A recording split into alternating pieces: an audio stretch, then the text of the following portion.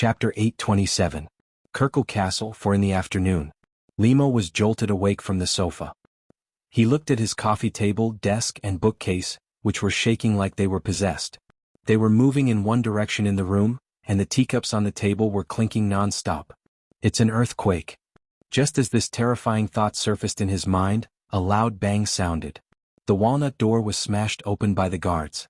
The one who rushed in was his trusted aide, but his expression was no better than his own. "My lord, you better come out and take a look." "Where's the princess?" Limo jumped up from the sofa like a leopard, grabbing his aide by the collar and roaring, "Evacuate everyone!" The aide shook his head desperately. At this moment, a calm voice came from outside the door. "Mr. Knight, let him go. Calm down." The voice seemed to stab Limo, causing him to let go of his aide. He looked up and saw the half-elf girl standing behind the swaying door. Behind her were a few knights. Duke Vero was beside her in his long robe. The princess's expression was normal, and the duke did not seem to be panicking. Dust fell from the ceiling like smoke from time to time, landing on the two of them, but no one cared. Limo's face reddened. He did not expect the princess to be here. He had been sleeping too soundly. "Your Highness, we have to leave the building quickly," he suggested. "No need. This is not an earthquake." Princess Griffin replied, "Mr. Knight, take your men and inform the wizards of the Tower of Stars and Moon to activate the city's magical defenses." Magical defenses? Limo was stunned. Could it be that they were attacked? He subconsciously looked at the others suspiciously. Griffin sighed, but only the aide approached him carefully and whispered in his ear, "My lord, you'll understand once you go out and take a look." Wallerstein, 3:55 p.m. The alarm bell on the Holy Cathedral Tower rang, and the Griffin guards immediately rose into the sky and flew in all directions. In the outskirts of the town, the lush forest seemed to have been blown by a gust of wind. The emerald-green treetops rolled in waves, revealing the gray-white leaves below. The shockwaves passed through the clouds in the sky and tore the cotton-like clouds into pieces. The monk soldiers came out in full force and walked up the city wall in a long line. In the four directions of the city center, the minarets were shining with strong magic light. In the blink of an eye, a light purple hemispherical screen of light appeared above the city, covering the entire area from Mandolin Market to the Watergate. Looking down at the city from the sky, the panicked crowd was gathering along the streets towards the city center, as if some invisible fear was driving them forward. In the central plaza, Consul Kanan looked up with a pale face, as if he was facing the end of the world. "Martha above, please protect your people." Right behind him, the security chief's roar sounded like the roar of an angry dragon. "You damned idiots, what are you doing here? Go and inform the headquarters of the Holy Cathedral of Fire. Get out. Tell them we're done for. All done for. Let them find out who did it, who cast the spell." The patrolling cavalry scattered in all directions. Toquinen Fortress, 4:10 in the afternoon. In contrast to the tense atmosphere in Waller, the Golden Lion City seemed to have been cast into a spell of silence that enveloped the entire city. The whole city was still. Every street, every square, and even the entrances of the bazaars and shops, the lionmen with long manes, the dwarves with axes, and the halflings in the gray wilderness were all like puppets under a spell. Everyone looked up at the sky in a daze. In the sky, there were still dark clouds, but it was as if a circle of ripples was spreading out with the city as the center. All the dark clouds were instantly dispersed in all directions. The shockwaves spread out layer by layer, and the thick clouds were torn apart and rolled. In the end, they turned into light clouds in the shape of fish scales and were still drifting into the distant sky. The sky behind the clouds was blue, and the sun shone down directly. It was as clear as the surface of a still lake, without a single blemish. There were no clouds for thousands of miles. The golden steeple of the Asamoah Temple shone brightly under the sun. But no one cheered, no one praised such a miracle, and no one even dared to make a sound. The doors of the Golden Palace opened, and the elderly lionmen priests walked out of the temple with the help of the accompanying monks. Their white robes were like waves. But everyone looked at the sky, and almost lost their souls as they knelt down and prayed for the forgiveness of the gods. In the dark blue sky, the white lines of the Tiamat magic array were as clear as a magic array diagram drawn on a blackboard with chalk, but the arcs of different thicknesses did not intersect with each other. Each of the arcs spanned half the sky and had a diameter of more than 10,000 miles. The lines were a little like white trails, coming out from the light clouds in the distance, crossing the top of the head, and then connecting to the other side of the sky.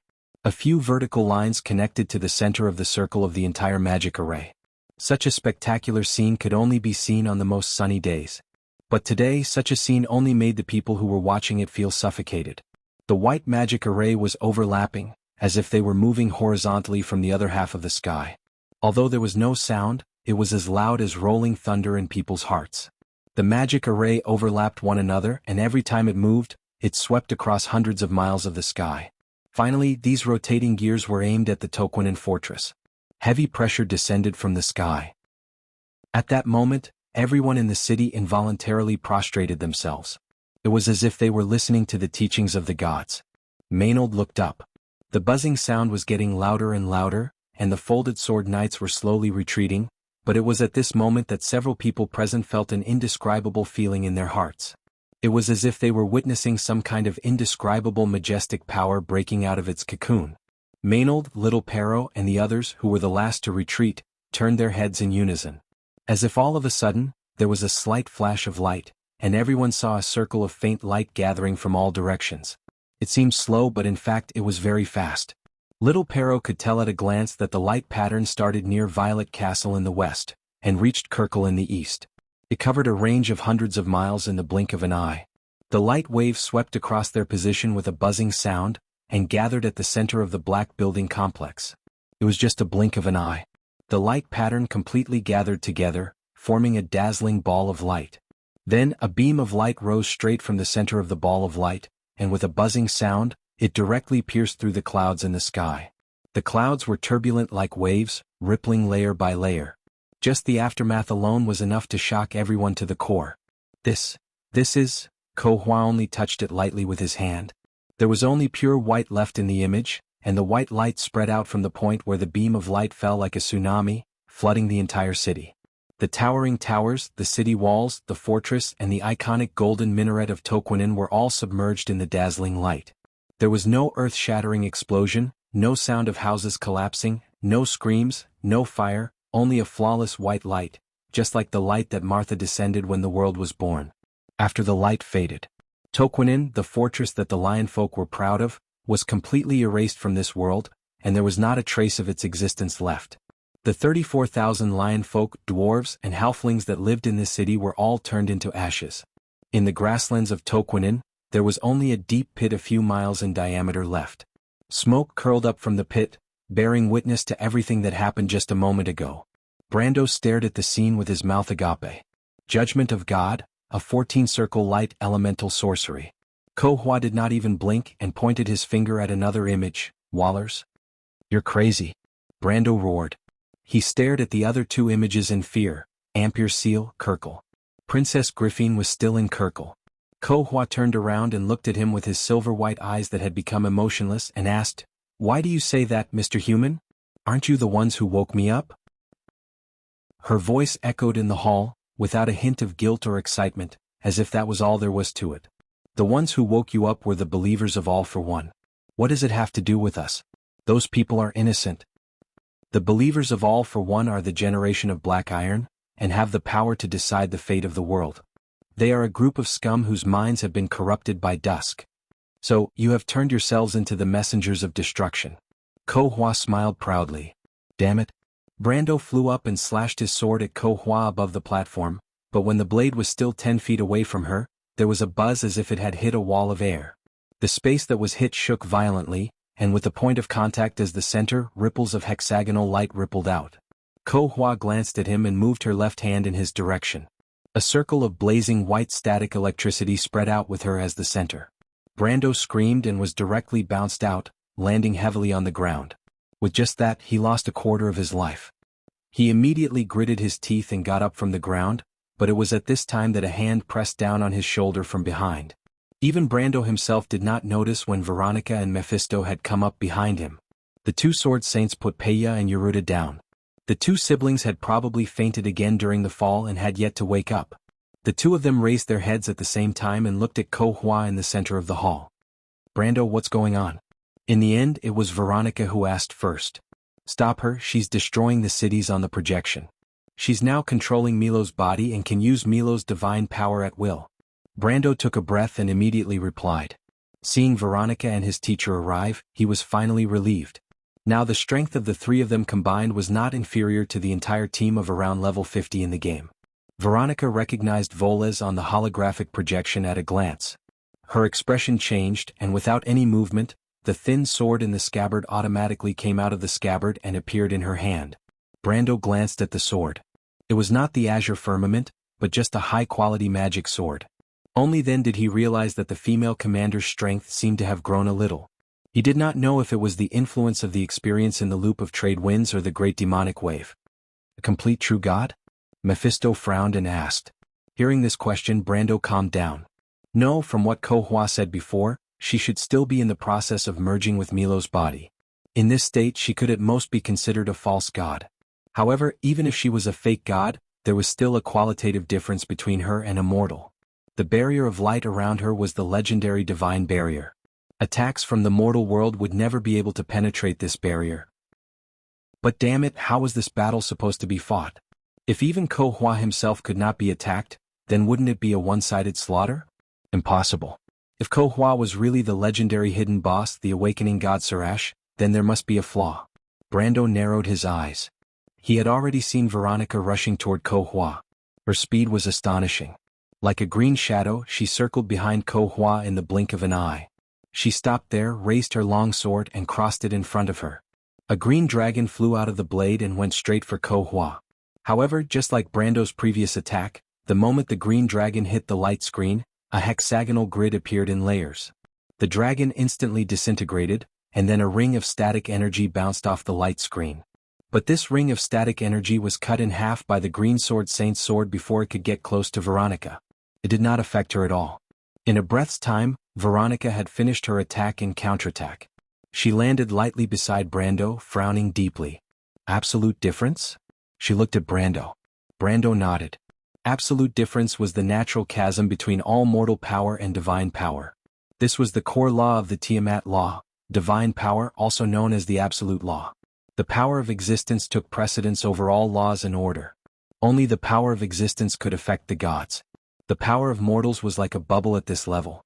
No matter how brilliant it was meaningless. She's not a true god. How can there be an absolute difference between us? Veronica almost gritted her teeth as she asked this question. Brando shook his head blankly. Indeed, Ko Hua was not a true god. How could there be an absolute difference? But that divine barrier was clearly a type of absolute difference. Moreover, if there was such a thing as an absolute difference, how could this battle be fought? He felt that there must be a problem somewhere. A battle of this level would not be prepared for players. He looked around, trying to find the hidden flaw. But at this moment he had a vague idea in his mind. This was a world quest. The world line in the game was split into two. The players in the past had chosen the former path, but he had accidentally chosen the latter. The future line had been completely changed. But whether it was good or bad was unknown. Chapter 828. In the underground of the abyss, after the ice layer fell off, the dark artificial buildings around gradually became clear. On the smooth obsidian wall, a platinum light was extending along the notches, and soon the entire corridor was lit up. Alaz and Medisha walked curiously along the corridor, but the two had been lost for a long time. We seem to have been walking in circles, Sister Alaz. The little female dragon's face turned red, but she held the star-shaped stone with one hand and waved her claws. Showing her little fangs, she replied, "How is that possible? You must have remembered wrongly." Medisha smiled. "Yes," she nodded and smiled. "Just like in the wild of the Four Realms, the reason why we haven't reached our destination yet is because we are walking too slowly." Alaz seemed to have been electrocuted. She turned around and stared at Medisha with wide eyes. You, how did you know?" "I also know that you were the youngest dragon on the battlefield of the War of the Holy Saints, Sister Alaz. In Moros, you snuck out on a date with Lord Flora, and were caught by the Wind Elf guards, and Lord Eloranta gave you a good scolding." Medisha whispered, "Do you remember what she said at the time? How can you get lost on a tryst? How can my subordinates be so much worse than Gretel and Saint Tassel? How embarrassing, get lost."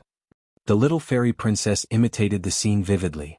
Alaz opened her mouth slightly like a puppy, showing her sharp fangs. Her face was like a ripe apple. "Impossible, how could anyone know about this? You, who are you?" Medisha tilted her head, smiled and did not answer. Alaz suddenly screamed. She looked at her with some surprise. I remember, it's you, Princess Crescent. Why did you change your name to such a strange one? That's my surname, Sister Alas. Medisha sighed. My real name is Medisha. The little female dragon stuck out her tongue and replied with some annoyance, You've changed. Medisha touched her forehead. Sister Alas, I am a heroic spirit, my appearance will not change. Is that so? Alas scratched her round cheeks. Then I probably remembered wrongly. So let me lead the way, Medisha replied, just like when we worked together before, okay? But Alas did not answer. Instead, she raised a finger and pressed it against Medissa's lips. Shoo, she said. Do you hear something? Medissa was shocked and quickly took a small step back, glaring at her. Really there? The little female dragon quickly replied. Really? The silver elf princess raised her eyebrows slightly. She knew that the 5 senses of the golden race were much more sensitive than other races, but suddenly her pointed ears twitched. Both of them turned their heads in a certain direction at the same time. There was a crossroad in the long corridor, and a battered figure was limping slowly from there. After a while, Alas and Medisha revealed themselves from the invisibility spell. That guy looks familiar. The little female dragon showed her teeth, suspicious. It's Dukarek. Medisha replied. She and Alas looked at each other. The white beam of light pierced through heaven and earth. Maynard and the others turned their heads and stared in that direction from afar. The second time, Veronica looked angrily at Ko Hua as another image in front of her was drowned in the white light. Levas, the border city of Cruz, had been reduced to ashes. She was so angry that she almost crushed the hilt of her sword, but Brando held on tightly to the female commander, afraid that she would lose her mind. The 3 of them had launched many attacks on Ko Hua, but they had all returned without success. The divine barrier was like a wall of despair, lying between mortals and gods. There was no way to break through. Ko Hua turned her gaze to the next image, Oskin, a city of wind elves. Brando looked nervously at the rapidly changing images. There were still 2 more images, the beautiful castle on the shore of Lake Kirkle. He was so nervous that his palms were sweating. How could there be such a battle? He had to think of a way. At this time, Ko Hua suddenly looked up as if looking at something. Her voice once again echoed on the platform. Sister, you're here. Brando was slightly startled. He turned his head and saw the figures of the young prince and Prince Lenoret appear on the cliff. Teacher. Lady Veronica. His and Shido's voices were the first to reach him, and then Brando saw another Ko Hua appear behind them. The dark side of Ko Hua in the middle of the hall frowned, while the kind Ko Hua just nodded gently. Could the key to the battle be the kind Ko Hua? This thought flashed through Brando's mind. She is? Mephistopheles asked. That is also Ko Hua, the one controlling Milos is her dark soul. 1 and 2. Brando nodded. Something like that. Oh wait. He was surprised to see that Veronica had already charged in that direction. Obviously, this female army commander had thought of the same thing, but the problem was that Veronica was much more decisive than him. But by the time he reacted, the tip of Veronica's sword was almost in front of Ko Hua's face. The kind Ko Hua was almost stunned. Her eyes widened and she just stood there in a daze, not understanding why this human woman attacked her indiscriminately as soon as she saw her. Of course, even if she was not stunned, she might not be able to dodge Veronica's sword. After all, one was a spellcaster and the other was a warrior. In close combat there was no comparison at all. Ko Hua opened her mouth slightly, and just as Veronica's sword was about to pierce through her heart, Brando's anxious shout finally came. Stop her. Without thinking, the young prince pulled out his sword to stop her, but Veronica did not even look at him. The difference between the two was not on the same level. The young prince had just pulled out his sword when he felt a gentle force on his hand. Before he could react, the long sword had already flown out of his hand, and with a clang, it stabbed into the ceiling of the cave. But it was only a slight delay, and the kind Corfa finally reacted. She let out a low cry of, "Ah!" and fell back onto the ground in fright. Veronica's cyan sword aura flew over Ko Hua's head, only cutting off a few strands of hair. She frowned and prepared to attack again, but at this moment, Ko Hua's dark attack finally arrived. "How dare you!" The dark Ko Hua's voice rumbled and a white electric whip lashed out at Veronica. Veronica did not dare to block it directly, so she could only lean to the side and let the electric whip hit the cliff, cutting off a table-sized fragment from the solid wall. And with this delay, Veronica finally lost the chance to continue attacking the kind Ko Hua. She could not help but turn around and glare at Brando. But Brando only felt relieved. In fact, he had already thought it through. The key to this battle was definitely not Ko Hua. Ko Hua came to this platform because of him and the young prince. The key to this battle was definitely not a factor that could only appear on the battlefield. In other words, if Ko Hua did not appear, this battle could not be fought? This was obviously illogical. He hurriedly gestured to Veronica, indicating that he had something to explain. But at this moment, Brando saw the fragment that Ko Hua's electric whip had swept down behind Veronica tumbling down. It hit one of the energy transmission pipes and with a crack, it caved in. The pipe suddenly flashed and the light on it was quickly extinguished. Seeing this, Brando's heart skipped a beat. I know, so it's here. He immediately looked up and shouted to Mephisto and Veronica, "Attack the platform! Attack those pipes!" The Ash Sword Saint and Veronica were slightly startled and looked at him with some confusion. Clearly they did not understand for a moment. Brando was so anxious that he could not help but shout, Ko Hua is just a false god. She has no divine barrier at all. The absolute difference in her body comes from Milo's. Her power comes from this platform. Right now she has not completely merged with Milo's body. It will be fine as long as she is cut off from the platform. As soon as Brando's voice fell, Dark Ko Hua, who was above the platform, changed her expression. Don't joke around, you guessed wrong, she hurriedly defended herself. Veronica and Mephisto looked at each other and immediately flew to the left and right sides of the energy transmission network scattered to the left and right sides of the platform. With a few flashes of sword light, dozens of energy transmission pipes were cut in the middle. The disordered magic flow formed a pulse like a nova explosion. In the blink of an eye, several huge holes were blasted in the dense network. Damn it! Ko Hua screamed. She could no longer maintain her calm. She raised her hands and countless lightning bolts appeared out of thin air on the platform, like raindrops striking toward Brando, Mephisto, and Veronica. Mephisto and Veronica were fine. They could deal with these lightning attacks with a little distraction, but Brando was in a bit of trouble. It seemed that the other party was retaliating against him for finding out that weakness. Almost half of the lightning bolts were aimed at him. He only blocked 2 or 3 before the fourth hit him directly. His body went numb and he was immediately bathed in the lightning storm. If it were not for his ridiculously high will, he would probably be sent to see Martha directly. But even so, the dense lightning bolts still took away almost 2/3 of his HP. More importantly, his clothes were now like that of a beggar's. Brando did not know whether to laugh or cry. He knew that this AoE attack should be shared by everyone in the party. But now there were only 3 of them in the party, and Ko Hua saw him as the #1 target. He could only blame himself for being unlucky. After the lightning storm, Veronica and Mephisto launched another attack. But this time Ko Hua was smarter. She simply gave up on attacking altogether. Instead, she channeled all her energy into the ground and supported a strong protective shield over the pipes. In the beginning, Brando could cut through several pipes with a single slash. But after Ko Hua cast the shield, she might not be able to cut through even one pipe. He looked back and saw that the progress of Veronica and Mephisto had been greatly reduced. However, Brando felt that Ko Hua's brain was probably a little off. Although she did greatly slow them down, the problem was that if she did not attack, the pipes would be cut through one by one. Of course, Brando was happy to see the boss being stupid. No one would complain that their boss battle was too easy. Besides, he vaguely felt that the problem was not so simple. Please wait a moment. Scarlet heard the voice behind her and turned back. She glanced at the young man who had caught up from behind. She remembered that he seemed to have introduced himself as Babarn or something else. The name sounded a little strange to her. Erwin rarely had such a name, so she had a deeper impression of it. The young man ran, panting. He probably had something urgent to attend to.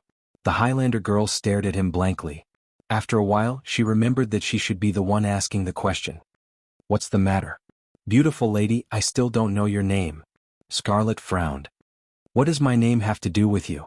I'm sorry, I didn't mean to offend you. I just wanted to thank you. The young man replied breathlessly. He faintly felt the hostility of the other party. He was a little surprised but immediately added. Thank me? Yes, thank you for saving us. I can't not repay you for saving my life. Scarlet thought for a moment. Babarn seemed a little nervous.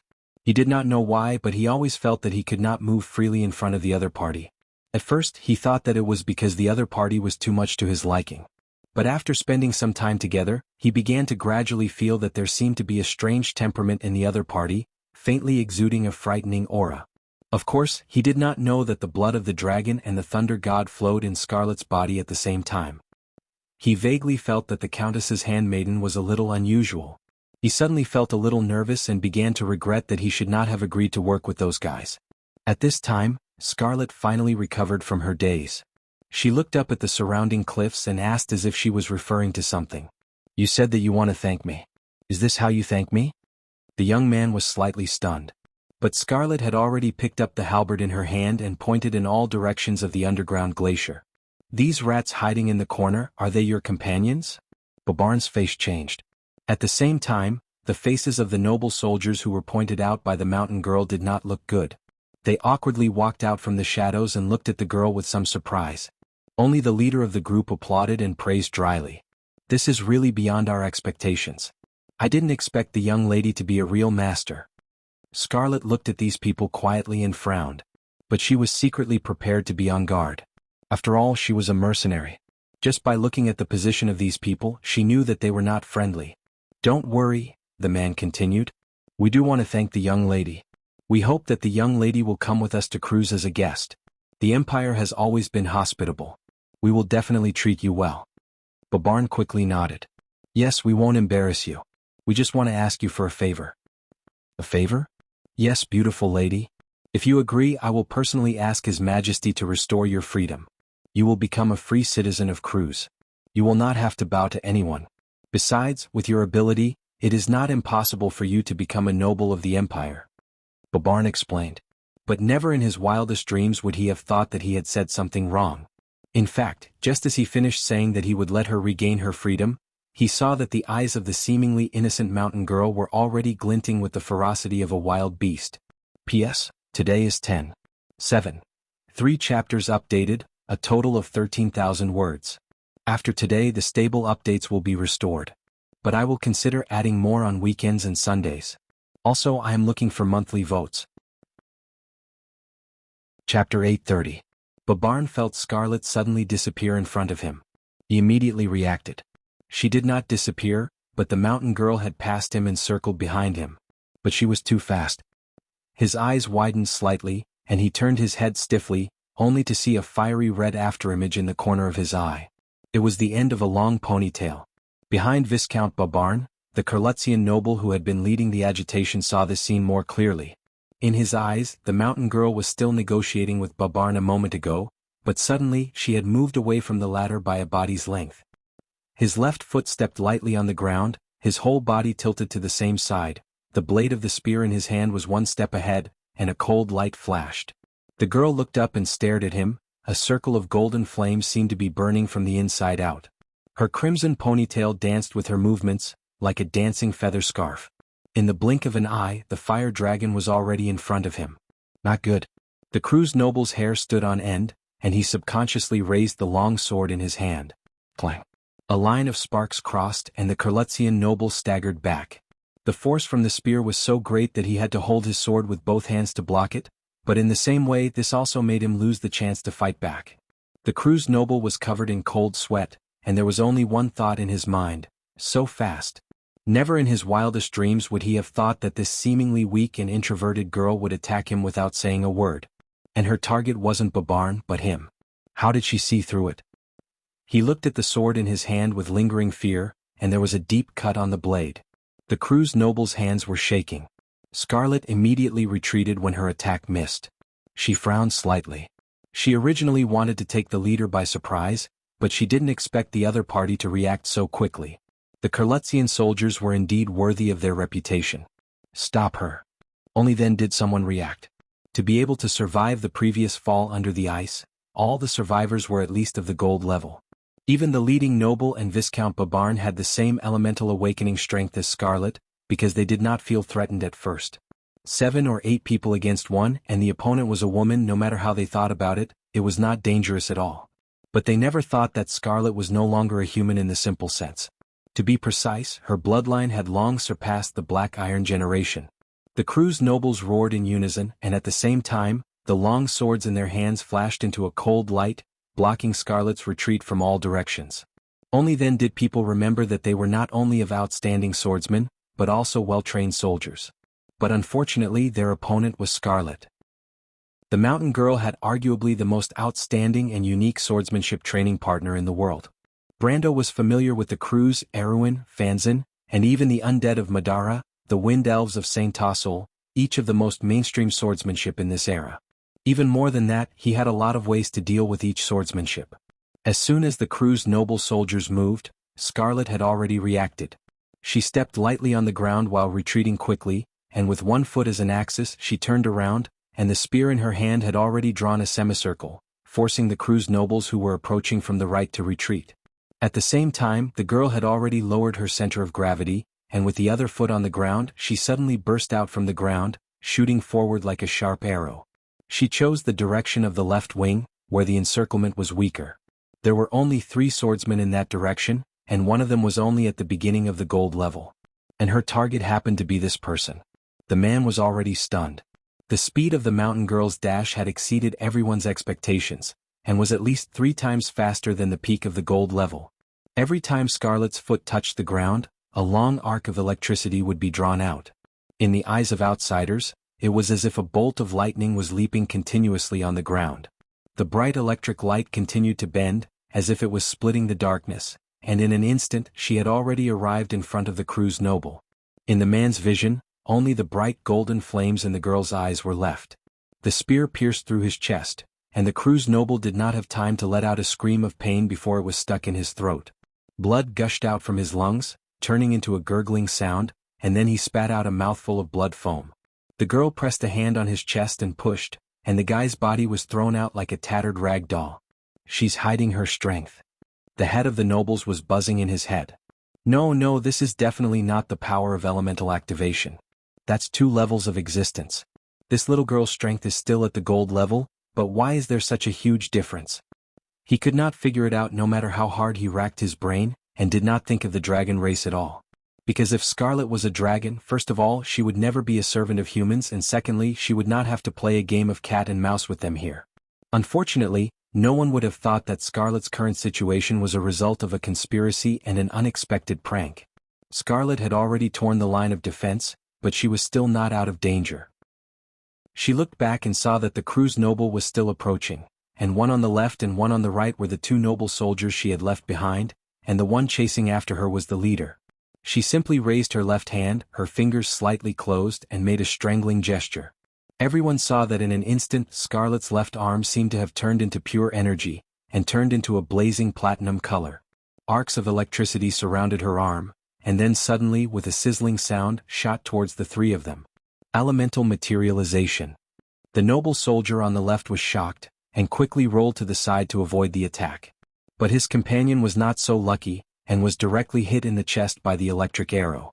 He spat out a mouthful of blood and flew back, crashing into the crowd. The people behind hurriedly helped him up, and found that the guy's breastplate had been penetrated and melted, and the soft tissue behind had been completely carbonized. His eyes were wide open, and his eyes were staring unfocused at the top of the hole. Apparently he had gone to see Martha. The leader of the nobles was shocked and angry, and he slashed the lightning with his sword. His sword was wrapped in orange lines of the law, and it tore the lightning apart like cotton wool, dissipating into countless arcs of electricity. At this time, Scarlet no longer held back, and her whole body was wrapped in electric arcs, as if half of her body had turned into blazing white lightning. Her speed was further increased to a level that the Crew's nobles had never imagined in their lives. It was like a beam of light in the dark, and there was no stopping it. The nobles looked at this scene stunned. It was not that they had never seen this kind of skill before, but it was a special skill of the lightning element and the air element. How could it appear on a human? Even if it was the law of lightning, it only allowed humans to control lightning. How could she turn it into lightning? Everything in front of them was simply subverting their understanding of the law. The glaring lightning had already drawn a beautiful arc in the darkness. In fact, semi-elementization was an ability that Scarlet had accidentally mastered after entering the elemental awakening.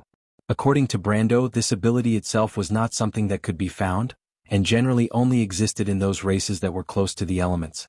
Very few humans could obtain this ability. He suspected that the high tolerance of the dragon blood in Scarlet's body further catalyzed the power of the thunder god's blood, and gave Scarlet a part of the elemental bloodline. It was just that Scarlet did not have the same attribute panel as him, or he would have seen it in the racial talent column. Unfortunately, semi-elementization required a certain amount of time, or she could have used this ability to break through the encirclement from the beginning. Why is she turning back? The leader of the nobles looked at the long arc in the dark in surprise. She's coming to fight us. Damn it, Babarn, you've pissed her off, she's going to kill us. Cruz's noble soldiers suddenly panicked and shouted. They thought they were just dealing with a little girl, but in the blink of an eye, the little girl had turned into a big bad wolf with fangs, and they had become Little Red Riding Hood. The difference in status was too great and they could not accept it for a while. Shut up. Babarn was also sweating profusely. He still had a good impression of Scarlet, and the fact that she was so powerful made him both surprised and happy. He was surprised that today's battle would end, and happy that he was more and more satisfied with this mountain girl. However, he still couldn't figure out what he had said that had angered the other party.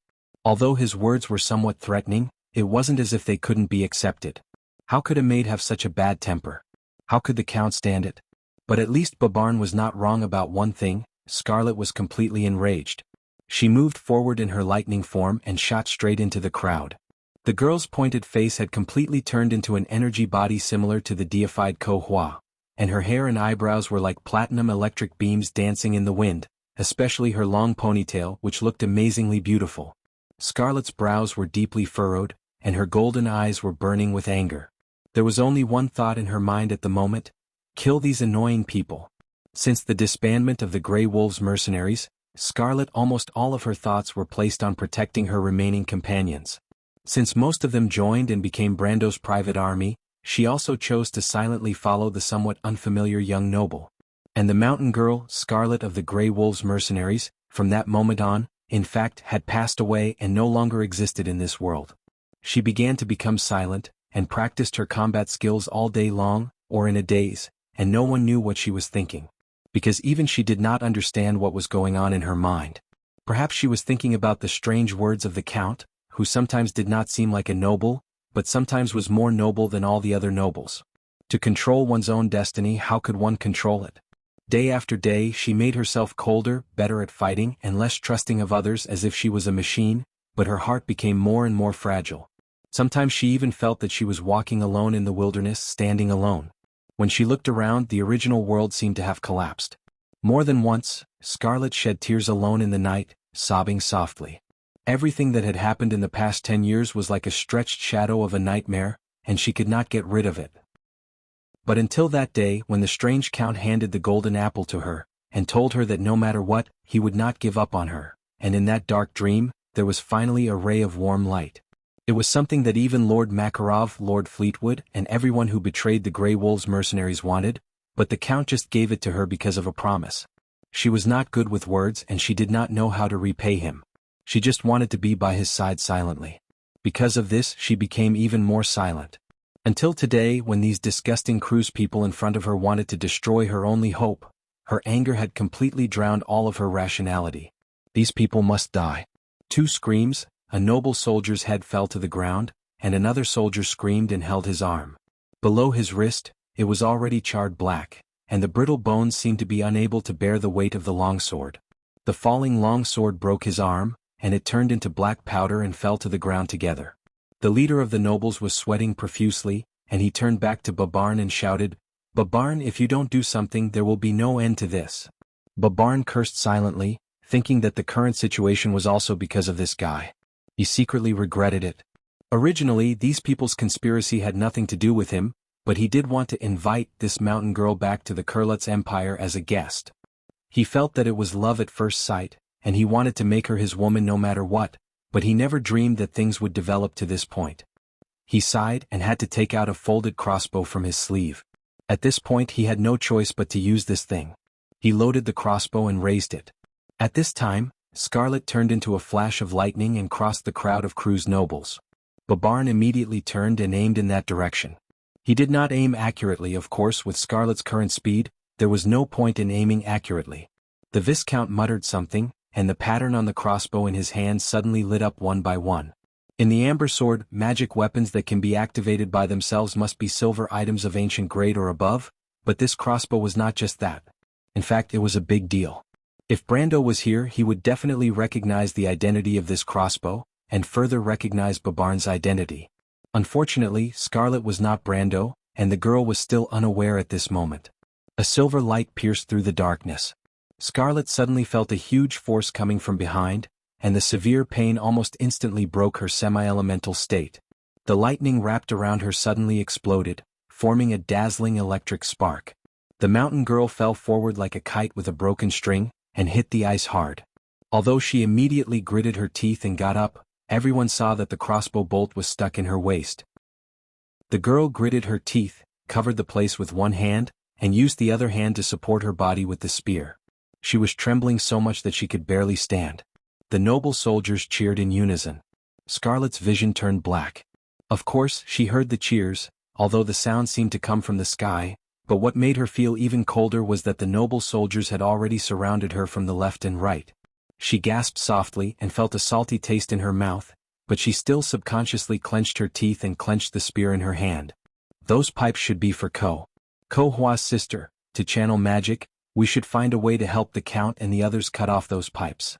Miss Scholar was lying on the edge of the ice wall, staring at the battle below, but when she said this she was a little concerned about the expression of Ko-Hua beside them. The latter smiled at her, indicating that it was nothing. After getting the nod, Shido was relieved and asked, "Your Royal Highness, do you have any ideas?" Lenoret nodded. He glanced down, although his face was still expressionless.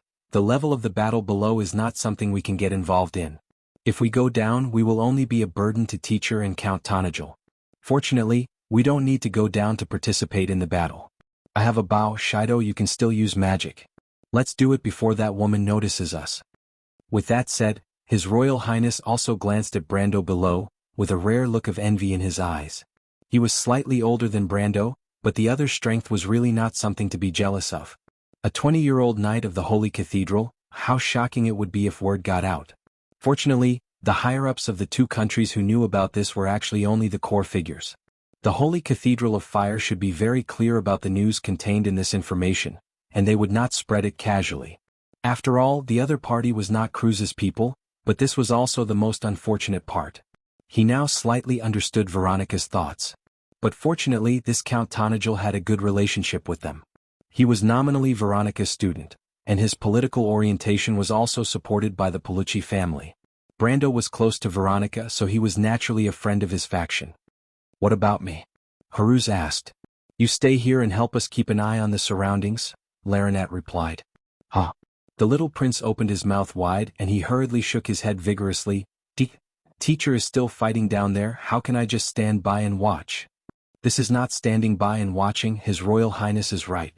Little prince, you have to keep an eye on this time, don't let those guys from All for One guys make trouble behind us." A voice suddenly came from the ice cave behind them. "You don't think we're the only ones down here, do you?" Prince Haruz's eyes lit up slightly, and he turned back in surprise and shouted, "Mr. the Shire." Then he froze for a moment and added, "Sister Hippamera." Coming out from behind the ice cave were two of Brando's 3 planeswalker summons. Chapter 831. Brando was naturally overjoyed by the sudden appearance of the Shire and Hippamera, but Dark Ko-Hua was not necessarily so. In fact, the current situation was not very optimistic for her. In addition to Brando, Mephisto and Veronica were both extremely good at swordsmanship with a wide range of damage. In their hands, even if the platform was equipped with magical protection, it could only hold up for a while, but it was still decreasing at a speed visible to the naked eye. In just a moment, more than a third of it was gone.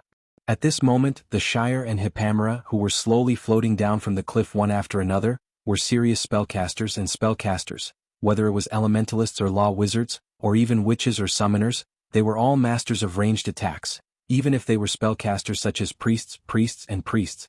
At least they were much more professional than warriors. After a series of battles, especially after sharing the huge amount of experience from the battle between Maine and Mare, the Shire and Hippamera had reached level 39 at this time. In fact, they could already be regarded as early gold rank. Although they were far from their peak level, it was more than enough to cut the pipe. Plus Lenoret, a genuine gold rank, and Shido, the other half of a spellcaster. Even if they only helped with long-range attacks, Dark Ko-Hua's defense soon became precarious. The situation was not optimistic. She suddenly became anxious and shouted angrily, "Sister, are you just going to watch outsiders deal with me?" Everyone was stunned, especially Shido and the others who hurriedly looked back at Ko-Hua. But the latter frowned and shook her head, replying, "I won't participate in the battle, that's not what I yearn for. Sister, give up unrealistic wishes, the gods no longer belong to this world, I know you want to take the opportunity to early. Some let dusk come, but dusk is dusk after all. It represents the eternity of the sea of chaos. It doesn't matter if it's earlier or later, this in itself is an immutable truth. Resurrecting me, isn't this someone's choice? Mortals are always full of themselves. I'm just following Milo's wishes and teaching them a lesson. Two voices answered. The dark Kohua gritted his teeth and sneered, of course I'm happy to see this happen. Milos wants to follow his agreement with the crystal and the dark dragon. When the gods are resurrected, he will let them go. The world was repeating the classical order. As for me, I'm merely tasting the taste of destruction. We each take what we need. This is not contradictory.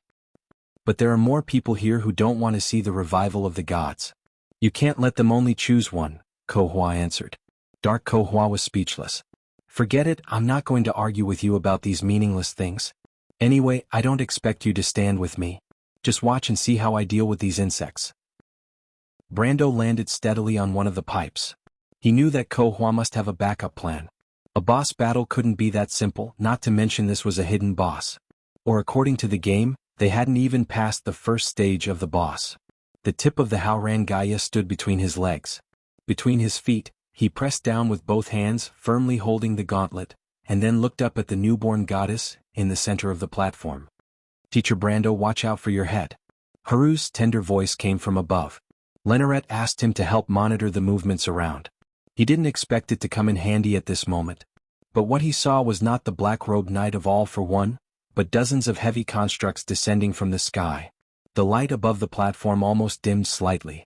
Two golems clad in heavy armor and wielding double-headed greatswords with a pair of wings made of 6 luminous feathers behind their armor slowly descended in a circle, one after the other. Blazing wings. It turned out to be this kind of thing. Drive them away. Dark Kohua's voice echoed in the hall. But don't kill them, I want them to witness with their own eyes how the order of this era ends. Red light flashed under the helmets of the 32 constructs, and the wings on their backs spread out at the same time. Their formation moved, and the perfect arc in the air suddenly collapsed. All the blazing wing god envoys flew in 4 directions at the same time, and countless intertwined spirals were drawn in the air. These were from the ancient times. The divine weapons whistled as they swooped down towards everyone in the hall. The first to bear the brunt was naturally Mephisto, who was in the uppermost airspace of the hall. 7 blazing wings targeted him, but the Ash Sword Saint, who had stepped into the ultimate realm, did not care about these artificial creations because even the Hazel people, who were masters of magical technology on the continent of Wond, designed the most sophisticated golems. Compared to the Annihilation machines, they were at most at the level of elemental activation. The Hazel people could use their numbers to defeat the Holy Cathedral of Fire, but 7 elemental activated constructs were nothing more than flies to the Ash Sword Saint at this time. He calmly raised his head, and the 7 blazing wings came into view. From this moment on, with him as the center, everything within a 360-degree angle was under his attack range. He raised his sword and the sword stood straight. Between the blade and him, and between the blade and the blazing wings, it was as if 2 worlds were separated. One was still, the other was moving. The Ash Sword Saint remained motionless, and then gently slashed at one of the blazing wings with his sword. Crash! It was like the sound of metal shattering. The blazing wing oracle disintegrated in midair without any warning. In fact, it was not entirely correct to say that there was no warning because as long as one had a little eyesight, one could see that a thin gray line first appeared on the armor of the construct, and then along that thin line, a thin gray line appeared. It first split into 2, then broke again, then into 4, then into 8, until it shattered into a pile of gray smoke and dissipated in midair. Even Brendel could not help but exclaim in admiration when he saw this scene. The most famous fantasy swordsmanship in the Amber Sword, each of them had a mesmerizing beauty when displayed. It was a pity that this swordsmanship required the ash element as a foundation, and he couldn't learn it even if he wanted to. At this time, Mephisto slashed at the second blazing wing god emissary, but this time he miscalculated. The construct holding the 2-handed greatsword suddenly paused in midair, then rolled horizontally. A gray ripple cut along its left arm and shoulder armor, starting from the shoulder blade. This blazing construct was very fast. It was a blazing construct. Suddenly, a blazing construct appeared. The entire left half of the blazing wing's body turned into dust with a bang, and even the double-headed greatsword couldn't be held firmly, falling into the abyss. Mephisto was also slightly surprised. But this was the characteristic of divine creatures. Creatures of the same kind would share memories and experience. They often grew rapidly on the battlefield, and sometimes even became more terrifying skilled fighters than players. Brando didn't intend to remind Mephisto, after all, he was his teacher, not to mention 7 blazing wings against him. It shouldn't be a problem for Mephisto to deal with them, and the key was that he had already seen the other 7 blazing wings flying towards Veronica at the same time, and on the other side, a total of 12 blazing wings were flying towards him. Dark Kohua's hatred for him was evident. Brando could only shake his head and smile bitterly. "Teacher, be careful." Above his head, the little prince couldn't help but remind him loudly. He saw that there were as many as 12 blazing wings surrounding Brando from all directions. He was so nervous that he could hardly breathe, his hands clasped the scabbard of the lion's fang, and his little face was pale. Lenneret also looked in that direction. He thought for a moment and raised the white longbow in his hand. This bow was called Tranquility's Distance, and it was also a famous fantasy weapon collected by the Cruz royal family. The eldest prince drew the bow. There were no arrows on the bowstring, but the air automatically gathered to form a bunch of arrows in his hand. In the shape of an arrow, he aimed in the direction where Brando was, ready to lure 1 or 2 constructs over to deal with him. But Kohua seemed to be able to see through the minds of everyone present. Before he released the bowstring, the entrance of the cave darkened slightly, and a blazing wing ambassador had appeared in front of him. That thing made a soft sound similar to a buzzing sound, and directly raised the greatsword in both hands to stab them. Shido was so frightened that she covered her head with both hands, and Lenneret didn't even think about it. He narrowed his eyes and released the bowstring, and an arrow pierced the dark face of the blazing wing ambassador under his helmet. On the battlefield around the platform, 3 blazing wing ambassadors found the Shire, and 2 blocked the way of Hippamera. A chaotic battle was slowly unfolding. Brando looked at the 12 blazing wing ambassadors swooping towards him from all directions, and he was a little nervous. He didn't know how long it had been since he fought with these things. He had fought with them before, but the blazing wing ambassadors of this era couldn't be compared to the ones of that era. He was also a little excited. The blood of the warrior seemed to be burning in his bones. "Come on." Brando showed his snow-white teeth, like a beast choosing a person to devour. The first blazing wing ambassador arrived in a flash. It stretched out the blade of its double-ended sword horizontally, and made up its mind to sweep past Brando with the speed of its dive. But in its spherical vision, its target suddenly disappeared. The reaction of the blazing wing ambassador was not slow, although it continued to move forward under the influence of inertia. But it had already turned around in mid-air, and the double-ended sword in its hand slashed backward. Unfortunately, it only hit the air. Red light flashed under its helmet, and it seemed to raise its head in surprise. In its spherical vision, a dark blade came head-on. With a crash like the sound of broken glass, the blade of the Haurangaya cut along the helmet of the blazing wing ambassador. It went downwards, splitting the head into 2 halves, and a bright magical brilliance burst out. Then it continued downwards, cutting into the body with the spine as the center, splitting it into 2 halves. All the other blazing wing ambassadors saw this scene. Just as Brando fell from the sky and slashed at their kind, the remaining 11 blazing wing ambassadors adjusted their direction and surrounded him with a buzzing sound. At the same time, red light flashed under their helmets, and a blood-red ray suddenly shot out, piercing straight at Brando. 3 of the rays missed, and the remaining 8 rays respectively pierced through Brando's head, chest, thigh, and left arm.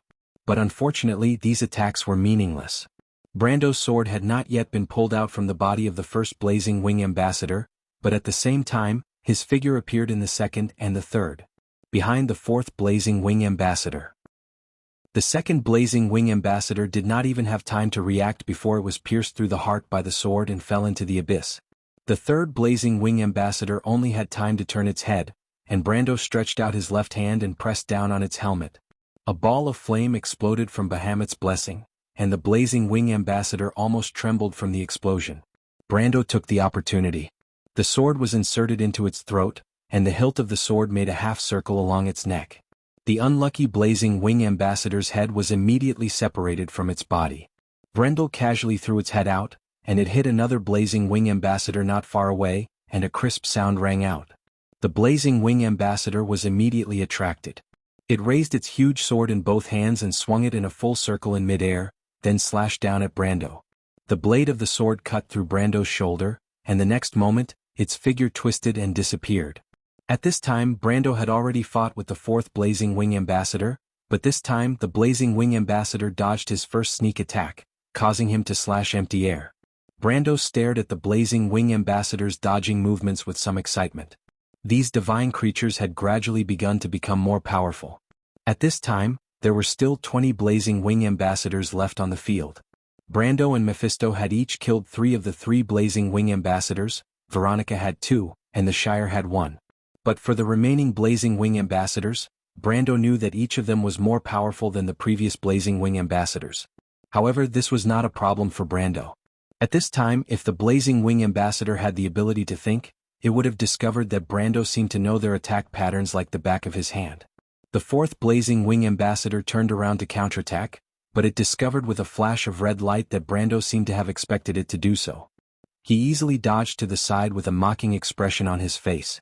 It was deeply imprinted in its vision, and at the same time, a palm wrapped in a metal glove appeared on its attack route and grabbed its wrist with a click. Before the Blazing Wing Ambassador had time to react, it felt lifted into the air and then crashed heavily into something. Brando directly slammed the 2 Blazing Wing Ambassadors together with a shoulder throw, and then with a backhand slash, they were annihilated together.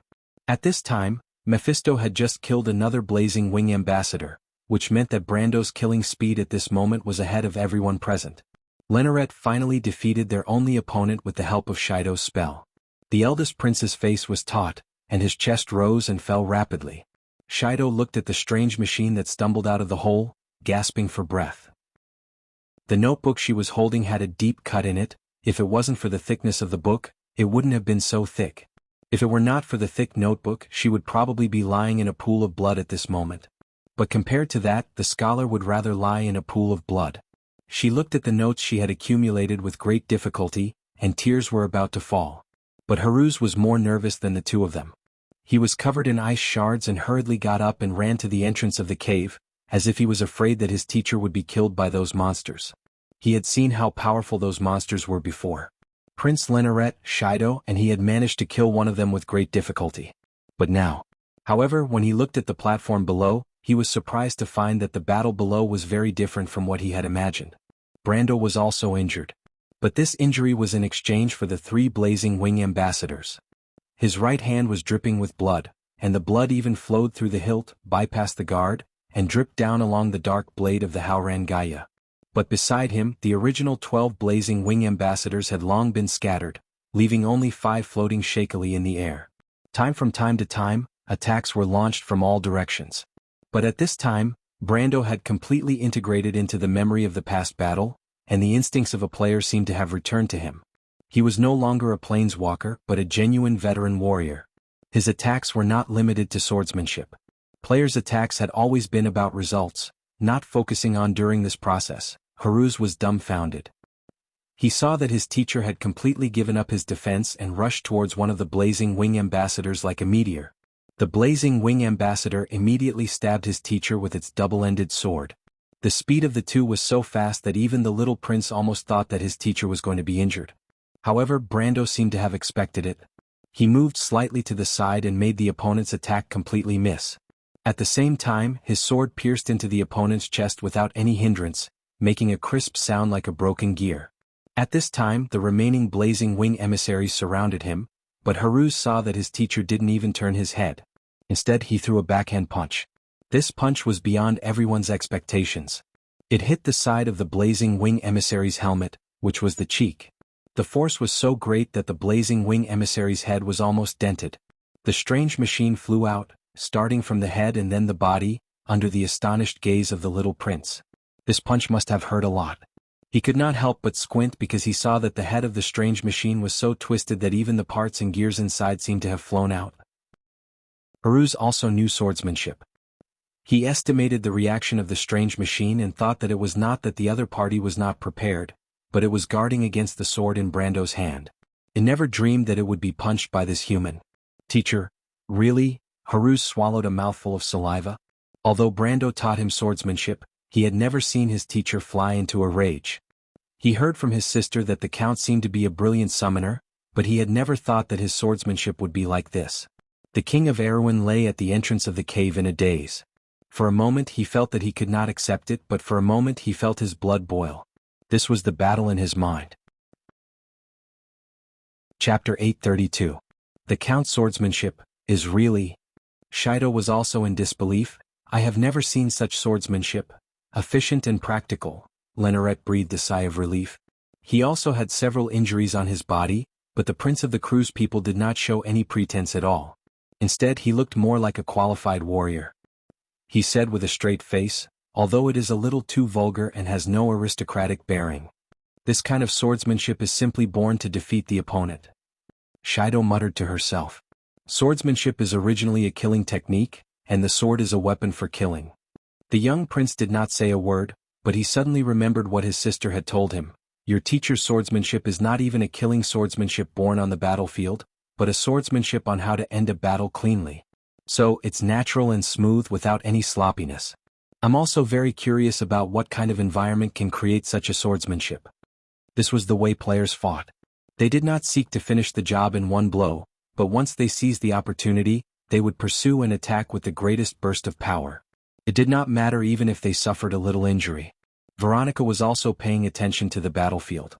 She originally thought that Brando would be in a difficult battle and made up her mind to support him as soon as he could not hold on. But what she did not expect was that Brando not only did not fall into a difficult battle, but also gained the upper hand. Her cyan eyes flashed with a trace of incredulity. In her eyes, Brando shuttled between the pipes of different heights, using the terrain to deal with those weird machines, and always launched attacks in incredible ways. The blazing wing oracle was either stabbed in the back, colliding with his own people, or simply kicked to the wall by Brando. With electric arcs and sparks, they fell into the abyss below one by one. This was not because of any swordsmanship at all. This was experience. The female legion commander was full of surprise because she understood that it was not Erwin's military swordsmanship, and it had nothing to do with the White Raven swordsmanship, nor was it the swordsmanship similar to flash strike sword art mentioned in the intelligence. It was just combat experience. For a moment she was in a trance. How could such a person exist? Brando was only 20 years old. She knew very well that the intelligence gathered from various sources proved that the other party was not lying. But for a 20-year-old young man, where did his terrifying combat experience come from? Sometimes she couldn't even understand how he could kill the enemy like that. This could only mean one thing: her knowledge couldn't keep up with Brando's thinking. This was simply absurd, which meant that the young man's combat experience might even surpass hers. Logic told her that it was right, but experience told her that it was impossible. Veronica was very conflicted. She was also a sacred swordsman and a famous one at that. She was the commander of the Cruz Empire's azure firmament. She had fought against the Hazel people, the monsters, and the pagans. Looking at her life, it seemed that half of her 50 years of life was spent in battle. She was too proud to admit it. This was no longer a matter of talent. Veronica racked her brains, but she couldn't figure out why this happened. She couldn't help but raise her head and look at Mephisto, who was not far away. The Ash sacred swordsman's eyes were also filled with inexplicable surprise. However, Mephisto was surprised, but she was a little regretful. You took in a good student, Mephisto? Veronica was very jealous. If she knew this would happen, she would have pulled Brando to her side at the loop of trade winds. Now she regretted it. Who cared about the Cruz people and Erwin people? As long as Brando became her student, he would definitely side with Cruz. After all, Erwin was too young to be a threat to Cruz. Why didn't she think of this in the beginning? At the same time, Ko Hua in the dark was also full of anxiety. She originally wanted to get rid of the weakest among Veronica, Mephisto, and Brando, but she never dreamed that Brando would give her such a big surprise. You hid your strength. In her opinion, this was the only reason. It was impossible for a young man in his 20s to have such terrifying combat experience. She saw the shadows of those who had fought with her in the past in Brando. Although he was not as terrifying as the Dark Dragon Odin, the Dragon of Fury, or the Crystal, he was almost as powerful as the demigods in the Twilight War. In human terms, he was a demigod. She thought about it, and there was only one possibility. It could be that her old opponents from the ancient times, disguised as humans, came to find trouble with her. This idea was easy to understand. Since she could recover, why couldn't others? The gods were far away, but there were still many powerful existences who were not gods. The most famous of them were probably the Dark Dragon Odin and the Azure Knight. Thinking of this, Ko Hua's face changed. Her bright hair fluttered in the wind and she screamed angrily, "You are definitely not an iron person. You are a divine person." "Who are you?" "Divine person?" Brando finally woke up from Ko Hua's roar. He had already finished off all his opponents and helped Hippamera out. The cleric girl was almost in a desperate situation in the previous battle. Her combat level was not as good as the Shire's, and the siege of the 3 blazing wings almost made her breathless. She had several wounds on her body and her robe was torn. It was not easy for her to catch her breath. She took a deep breath and thanked Brando from a distance. "Thank you, Sir Lord." Brando looked at his battered and exhausted subordinates and was a little annoyed. However, Ko Hua's words still attracted his attention. What was a divine person? Was Odin a divine person? Was the Azure Knight a divine person? Odin had once told him that they did have some noble blood flowing in their bodies. Brando could guess that they might be descendants of a divine person, but they were not pure-blooded divine person. He had always been curious about the relationship between the divine person and the gods. In a literal sense, the divine person seemed to be the people of the gods. There was a mainstream school of thought in Wonde that believed that the divine person was the first generation of inhabitants of Wonde. They were the servants of the gods, and then there was the golden generation and the silver generation. But from the description of the Pale poem, the divine person should at least be on an equal footing with Martha or the gods, because the first paragraph of the Pale poem wrote that the divine person and Martha weaved this world together. And now, Ko Hua's words had a different meaning. She must know that the gods would not walk the earth anymore. She also said that she was the only awakened god in Wonde, but she berated him for not being an iron person, but a divine person. Although it sounded like a slip of the tongue in a fit of anger, Brendel keenly grasped the flaw in it, and Corfa must have understood it. A divine person was not a god. Then what was a divine person? Brando actually had a suspicion for a long time. A divine person was very likely a planeswalker, the legendary manager. If that was the case, then everything barely made sense. There was only one doubt left. Why did Odin and the Azure Knight only call themselves descendants of the divine person, and not directly call themselves divine person? After all, they were genuine planeswalkers. Was it modesty? Or was there something else they were hiding? And Brando faintly felt that his strange system might have some kind of connection with this puzzle. He simply raised his head and smiled mockingly at Ko Hua. "Ko Hua, this has nothing to do with the divine person. It's just that the junk you released is too weak.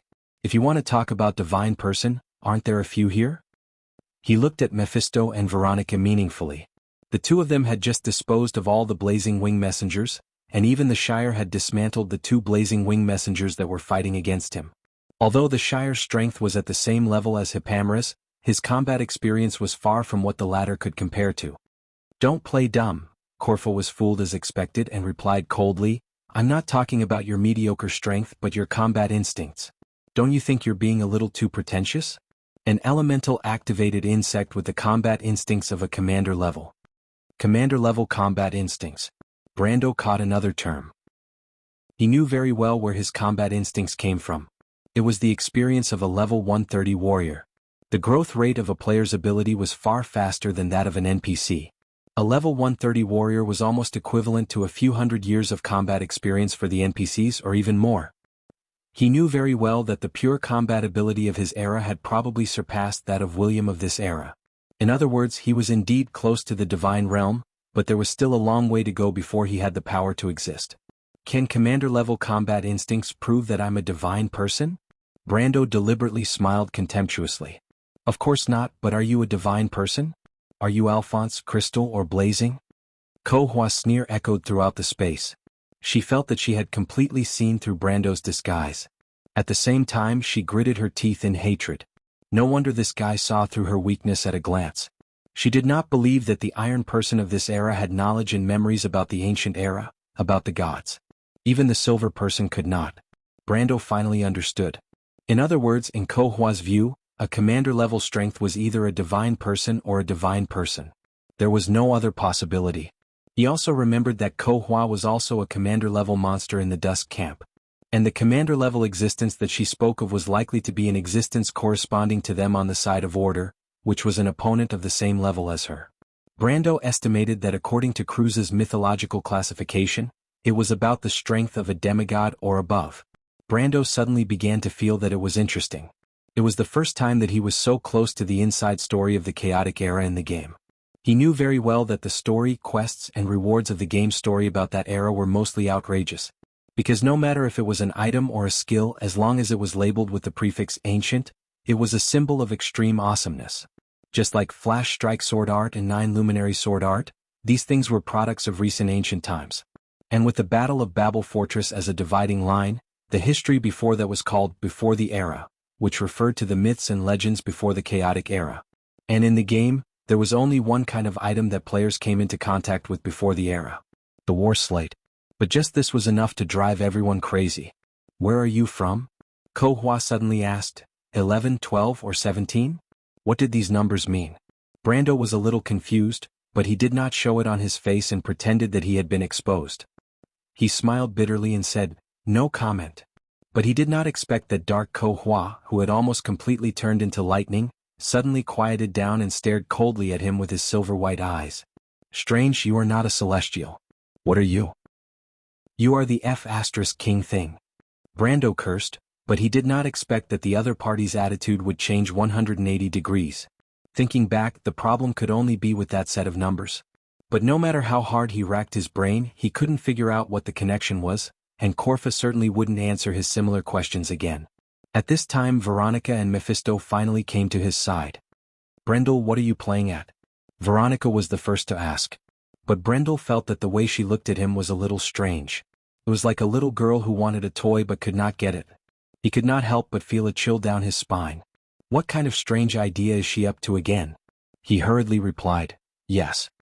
I don't know what she is talking about, Lady Veronica. I just wanted to get some information out of her." "You're following her words?" Veronica realized what was going on. Brando nodded. Their conversation was naturally seen by Ko Hua. Although the eldest daughter of Ekis had expected it, she was still furious. With her status and knowledge, she was fooled by an iron folk. Of course, she didn't know that Brendel's experience was more eccentric, and his knowledge might not be as good as hers. But in Corfa's eyes at this moment, Brendel was just a bug, and now the truth was in front of her eyes. She was deceived by a bug. And it was in front of her sister. If she still had a physical body, her face would have turned red and white. Her embarrassment and anger finally turned into a thunderous roar. "You will pay the price, mortals?" It was as if the entire space trembled. Everyone present turned around and found that dark Ko Hua was bathed in a snow-white brilliance. Hundreds and thousands of lightning bolts as thick as an arm interweaved from all directions and merged into her body. Seeing this, Brando was the first to react. "Divine barrier. The divine barrier has disappeared. That guy is going to fight personally." Sure enough, in the next moment, an invisible barrier shattered like glass around Ko Hua. Before it shattered, one could barely see that it was a complete sphere. Then, in the blink of an eye, it dissipated into the air. In an instant, lightning gathered on Ko Hua's body, forming a bright electric ball. Corfa, on the other hand, was like a butterfly in a cocoon, completely wrapped in this electric ball. Her body had become vaguely visible, but her eyes had become 1,000 times brighter. Divine power sublimation. Shido, who watched the scene unfold, could not help but mutter to herself, "Divine power sublimation, this is divine power sublimation." "What's that?" Harus turned around and asked, puzzled. But Miss Scholar was obviously stunned, and did not hear his question at all. Corfa, who was behind him, smiled at the little prince, her eyes reflecting the bright brilliance of the lightning below, and replied, "According to your words, it is to ignite the divine fire." The originally weak flame called divine power was ignited. At first it was just a flame, but it gradually became a raging flame. Milo's remaining divine power was like a seed, but at this moment, this seed had taken root and sprouted in Ko Hua's body. Even Brando could feel an irresistible aura being born in the entire space, causing everything in this space to groan and scream in turmoil. There seemed to be visible ripples in the air, and some indescribable things were gathering from all directions, merging into the electric ball where Ko Hua was. Ko Hua's dark soul was resonating with the entire holy cathedral of the hibernator. No, Milos's body. Brando suddenly understood what those things that merged into the electric ball were. It was order, law, the power of the domain. That was Milos's divine title. His face changed and he hurriedly shouted to the others, "Be careful, she and Milos are even closer together." So this is the power of order. Ko Hua's voice changed. The arrogant, conceited and cold voice from before seemed to have disappeared, leaving only this thunder-like, majestic, queen-like voice. Brando could already tell that this voice was very close to Milo's voice, but this was a woman's voice. Order and chaos intertwine and coexist like light and shadow and are not meaningless. Ko Hua raised her arm in the electric cocoon. However, these things that are eternal and unchanging do not belong to you mortals. Let me clear the obstacles for Milos and rebuild this world. She proudly raised her chin and spread her 5 fingers. Accept your judgment. Hundreds of blazing white lightning beams rose from behind Ko Hua in front of Brando and the other's shocked eyes, like a white peacock spreading its tail. But after those beams formed a huge fan and separated, they suddenly turned in midair and stabbed at everyone in the hall. Chapter 833. The sky was filled with crisscrossing blazing white rays of light. It was like a rain of light, hitting the platform, the blazing magic power transmission pipes, or passing by Brando, Veronica, and Mephistopheles, or hitting the magic shield that the Shire General was about to open, stirring up layers of violent vibrating ripples on it. Hippamera dodged to the edge of the platform with difficulty, but a beam of light still shattered the sacrificial staff in her hand in front of her astonished gaze. Others shot in the direction of Cruz's eldest son, turning the ice cave into a honeycomb. Large and small pieces of ice fell from the sky, smashing into Shido and Haruz, who were holding their heads and screaming. The first layer of light had not yet faded, and the second layer of light was generated along the path of the previous layer of light. They were like lines drawn with milky white paint on a dark canvas, scattering in the center of the platform like countless snakes, scattering towards everyone present. Brendel, that's the hunter's siblings. Veronica suddenly realized what was going on. Brando was startled, and then his expression changed drastically. They had been entangled with Ko Hua and her minions before, and the battle had nothing to do with Peya and Yeruda. But this time Ko Hua launched an indiscriminate attack, and the hunter siblings themselves were only a little stronger than ordinary people, not to mention that they were still unconscious. If they were hit, it would be a disaster. But the problem was that no one had thought of this problem before, and now each of them was a considerable distance away from the hunter siblings. And the white lightning was already in front of them. Brando was full of regret and could only watch the tragedy unfold in front of him. He still remembered that he had promised Peya to protect her and her brother, and the words were still in his ears. But the first beam of light hit a place very close to Peya, melting into a bright red dot on the platform, and the second beam adjusted its direction and stabbed straight at the hunter girl's chest. It was at this time that a holy light shield unexpected by everyone fell from the sky, enveloping the hunter siblings in it and blocking the attack for them. She was Hippamera, the only one present who could use divine spells. Brando reacted, but he had a bad feeling in his heart. He looked back and saw that the priestess girl had thrown away her shattered staff. She didn't even care about herself and first opened a shield for Peya and Yeruda who were lying on the platform. Protect yourself. Be careful. Brando knew the price Hippamera would have to pay. A beam of light pierced through her left arm, and Hippamera screamed in pain. Her body swayed slightly, and then a beam of light pierced through her lower abdomen. Woo! The young girl bit her lips and let out a low cry. Blood spurted out like a fountain, and she rolled on the platform covered in blood. Hippamera. Brando was furious, but another beam of light swept toward him. He had no choice but to turn around and hide under a row of magic power transmission pipes, letting dozens of light beams hit it and create sparks. The county. Brando went around to the bottom of the pipe, untied a bottle from his belt, and threw it to his wizard attendant not far away. Pass it over. The county hurriedly turned the shield in another direction, but the light beams still hit it with a buzzing sound, rolling up layers of waves on the cyan light shield. He caught the bottle, weighed it, and immediately guessed that it should be holy water number 13. Veronica was waving her sword like a mirror, deflecting the light one by one, but when she looked up, her cyan eyes had already reflected the third wave of crisscrossing white lines rising behind Ko Hua. At this time the entire space was filled with incandescent lightning. Little one, Mephistopheles, we have to think of something. We can't let her attack as she pleases. She also felt troubled.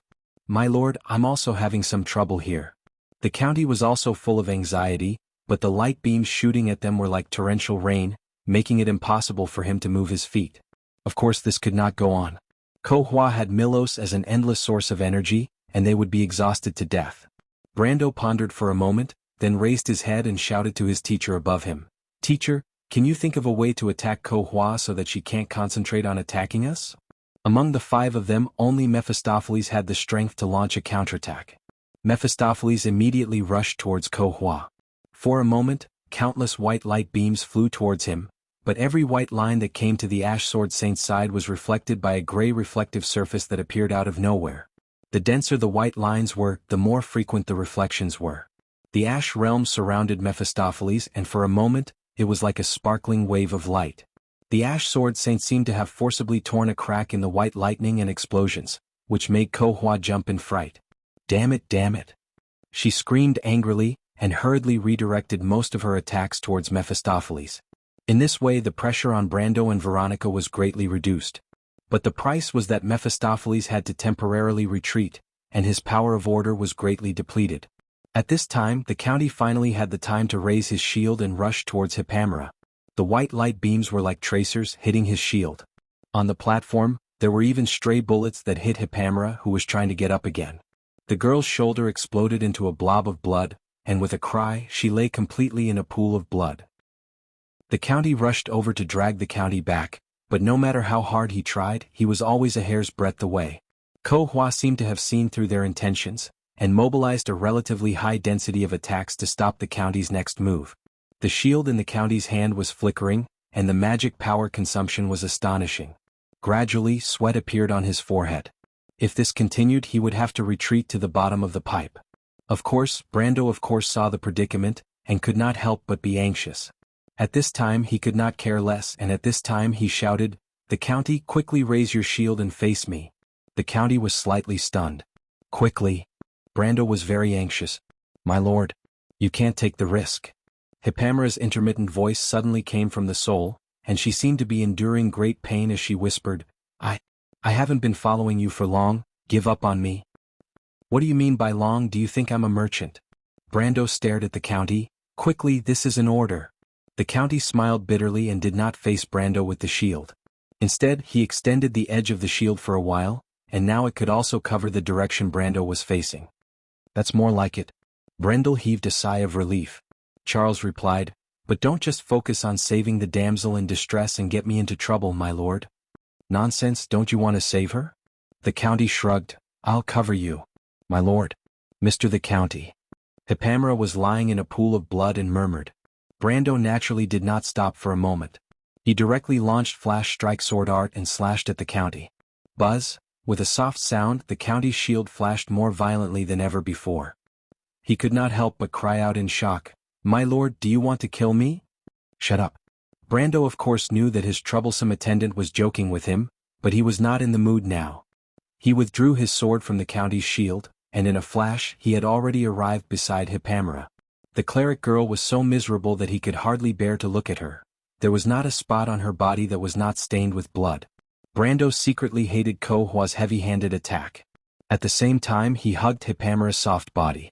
At this time a white light swept towards him. He had to carry Hippamera and roll to the edge of the platform.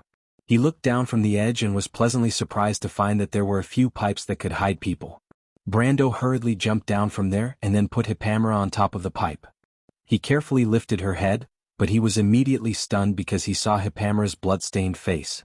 The girl's eyes were closed, her face was pale, and her dry lips were trembling slightly. She seemed to be very scared. Only then did he understand how much courage it took for her to say those words. His heart softened and he patted her back to reassure her. Then he took out a bottle of number 13 holy water, and let her open her mouth, and then he fed her little by little. After a while, Hippamera's eyelashes moved and she opened her eyes, but there was only guilt in her sea blue eyes. "I'm sorry, my lord, Enough, you've done well enough," Brando replied. In any case, for a girl who was only at the beginning of Gold Tier and had not been on the battlefield, her performance could be said to be perfect. And the key was courage. Brando knew that Hippamera's courage came from her loyalty to him. He also did not know why this girl's loyalty to him seemed to be more devout than the others. It was like a believer's obedience to her God. He could only think that it might be a problem with the card and character settings, but even so, it was enough to move him. "Have a good rest and leave the rest to us." Hippamera's face was full of unwillingness and she bit her lip. Although Brando said to leave the rest to us, in fact he was not confident. Ko Hua's attack at this stage was a bit ridiculous. Even Mephisto could not block it. His strength was second only to the sage. He gently put Hippamera down again and then looked up. The space was intertwined with electric arcs and explosions. Ko Hua was at the center of the entire platform, easily manipulating countless white lines to attack everyone. Suddenly there was a scream above his head. Brando heard Haru's voice and his heart tightened. He knew that there was no time to delay. He must pose a threat to Ko Hua's body. "I can only take the risk." Brando patted the edge of Haurangaya.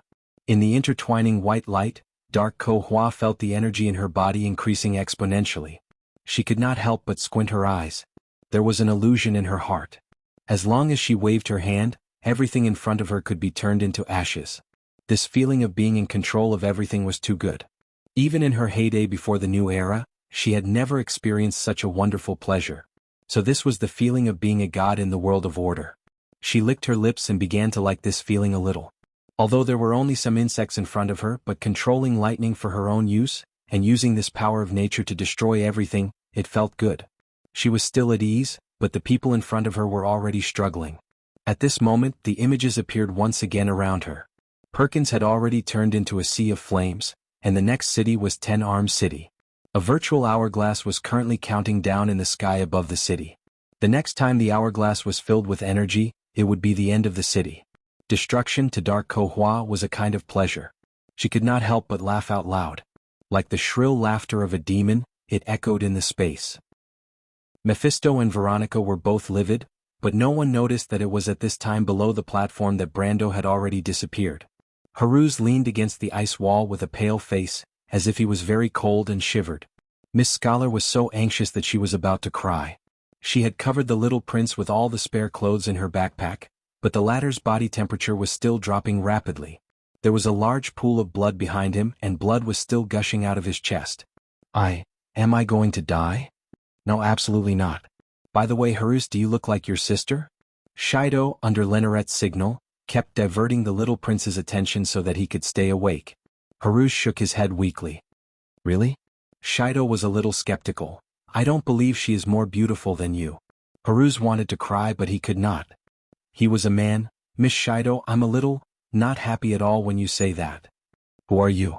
At this time, the voices of Lorena and her husband, who had been guarding outside the cave, came in. Of course, it was mainly Philas's shouting voice.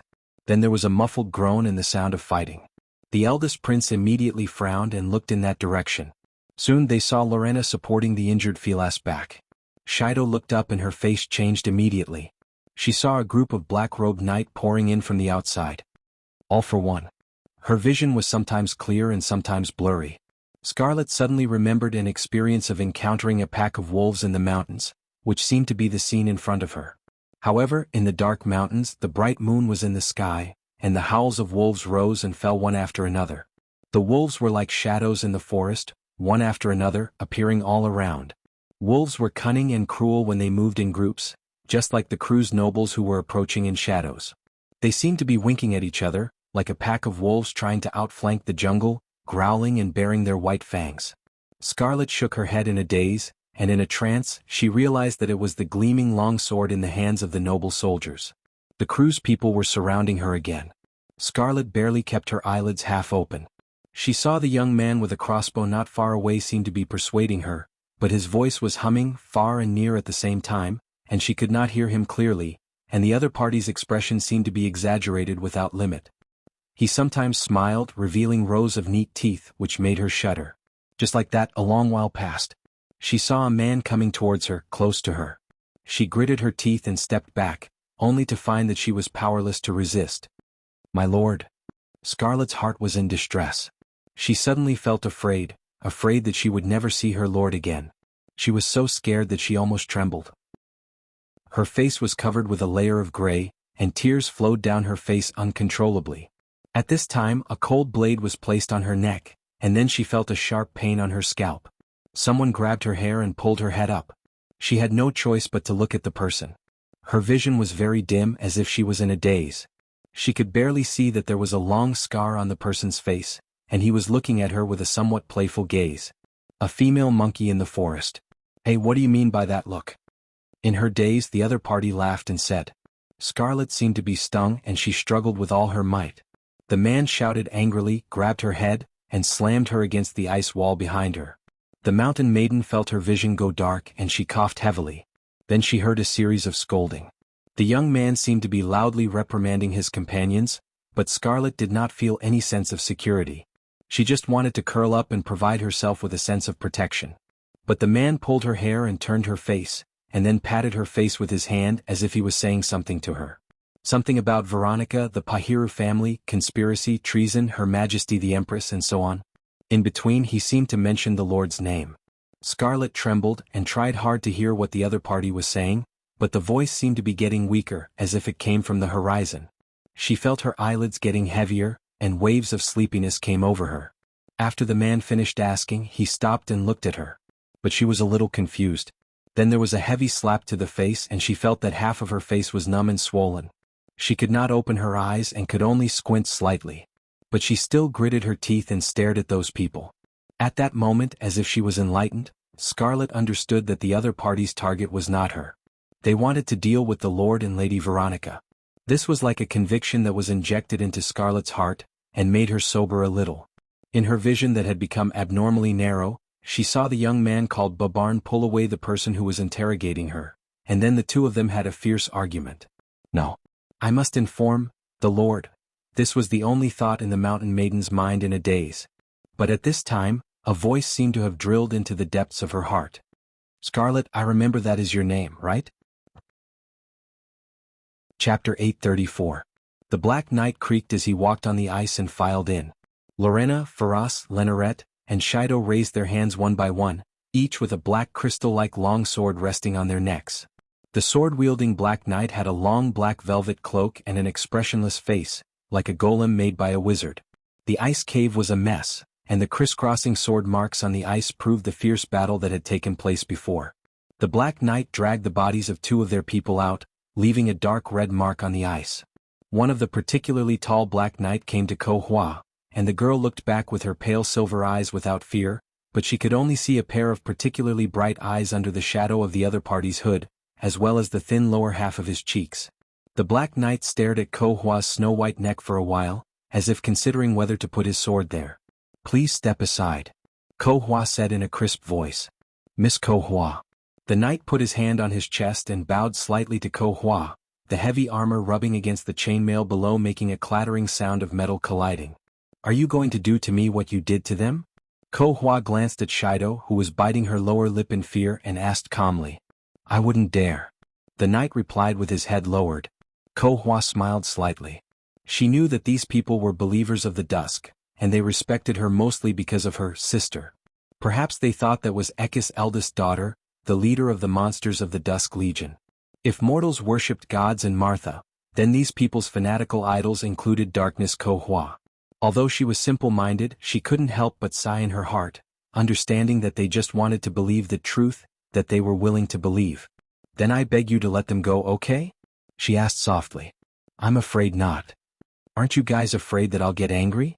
I'll tell my sister. Ko Hua's face hardened. Ko Hua-sama won't blame us for this. These people, he turned around to look, are all your enemies. I will not fight with anyone. They are not my enemies.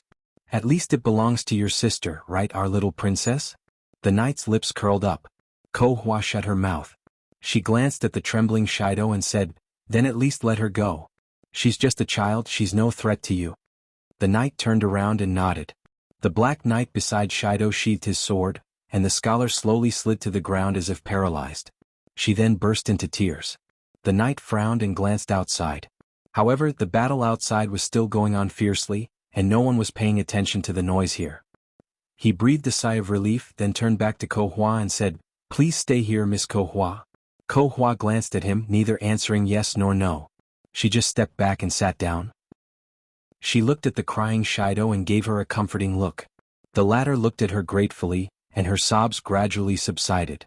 The knight nodded with satisfaction. He raised his right hand and gestured to his colleagues. A small team of Black Knights with longbows came up from behind. They passed by the knight's position and cautiously approached the entrance of the cave. Aruz watched this scene in a daze. When he saw the Black Knight approaching the entrance of the cave, he suddenly realized what they were going to do. He suddenly panicked and opened his mouth, pretending to shout. But before he could do that, 2 feet suddenly appeared in front of him. He raised his head and saw the knight looking down at him. If I were you, Your Highness, I would keep my mouth shut. What is he doing? The little female dragon and Medisha lay side by side under an ice crevice. Not far from them, Arek was limping towards an exit in front. He seemed to be seriously injured, and every time he dragged his feet for a while, he had to stop to rest. He now looked more like a beggar than a duke. His fluffy silver-gray hair was messy, the wrinkles on his forehead were tightly knitted together, His face was gray, oily, and sweaty. His chest rose and fell rapidly like a broken bellows. He rested for a while, then struggled to get up with the wall and continued to walk forward. But he didn't go far before he fell on the slippery and cold ground. He struggled to crawl for a distance, then stopped again. This time, Alaz and Medisha watched him stop for a long time, at least a quarter of an hour, before he sat up dejectedly. After a moment of silence, he stood up shakily and continued to walk in the direction of the exit. He seems to be going somewhere. Where? I don't know. He seems to know the way here. Alaz and Medisa looked at each other and nodded. Then they climbed up from the bottom of the ice crevice and sneakily followed him. Erek did not notice that he was being followed. After he walked out of the exit, he continued to move in a certain direction along the winding paths and corridors. He seemed to be familiar with this place. Every time he encountered a fork in the road, he only hesitated for a moment, and then chose the direction. Medisha used to be the commander of the Silver Elves and had a strong sense of direction. After a few times she judged that Erek should be heading north. Not long after, the traces of man-made buildings in front of Erek disappeared. What appeared in front of Erek was a naturally formed glacier crack. Alaz and Medisha saw him resting for a moment at the entrance of the glacier. He took out something from under his clothes and took 2 bites, chewing with difficulty. Alaz's eyes were sharp and saw that it was probably a piece of jerky. He's replenishing his strength, she said with some excitement. This means that we should be reaching the destination soon. He didn't do this before. Why is he replenishing his strength? Medisha was a little puzzled. Who knows? Alaz was as carefree as ever. Let's follow him and find out.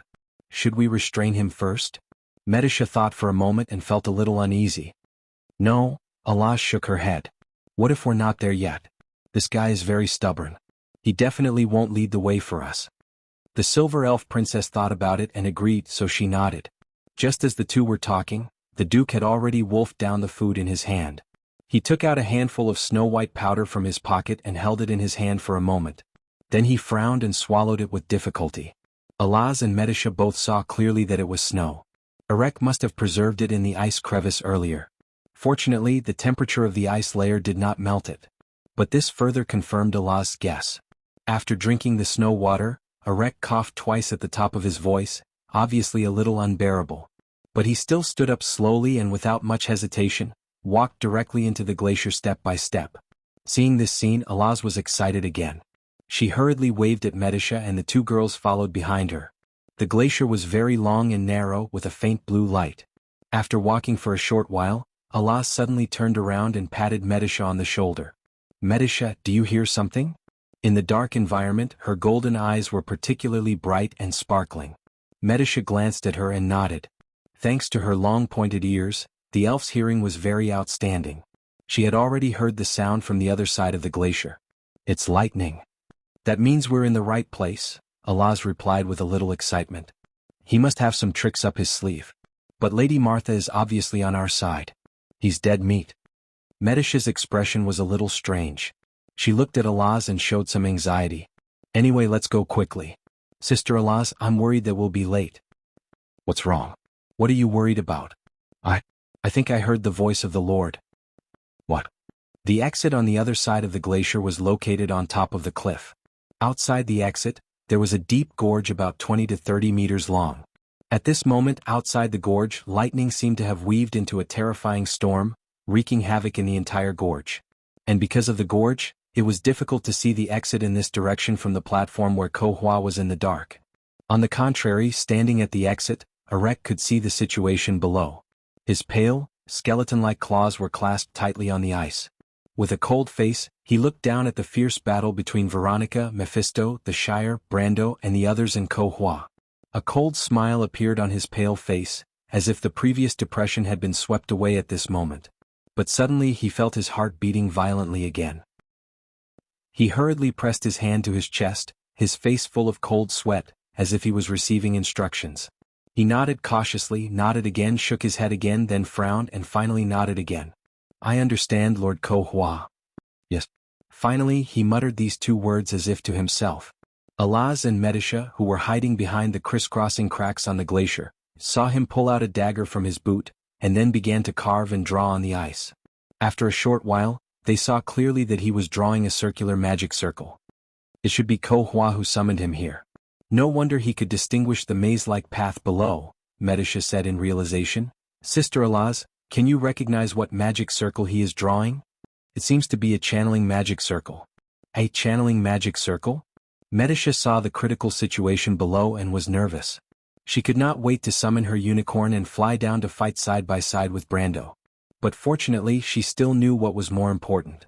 The Lord had not discovered a wreck at this place at all. It was easy to block an attack in the open but difficult to block an arrow in the dark. She had to restrain a wreck. You have seen those large-scale magic circles such as the war teleportation circle of the Silver Elves. Large-scale magic circles cannot be activated by a person's magic alone. This kind of channeling magic circle is a kind of ritual circle that automatically gathers magic to activate the large-scale magic circle. Allah's eyes flashed with golden flames. She licked her sharp canine teeth with her tongue. I understand.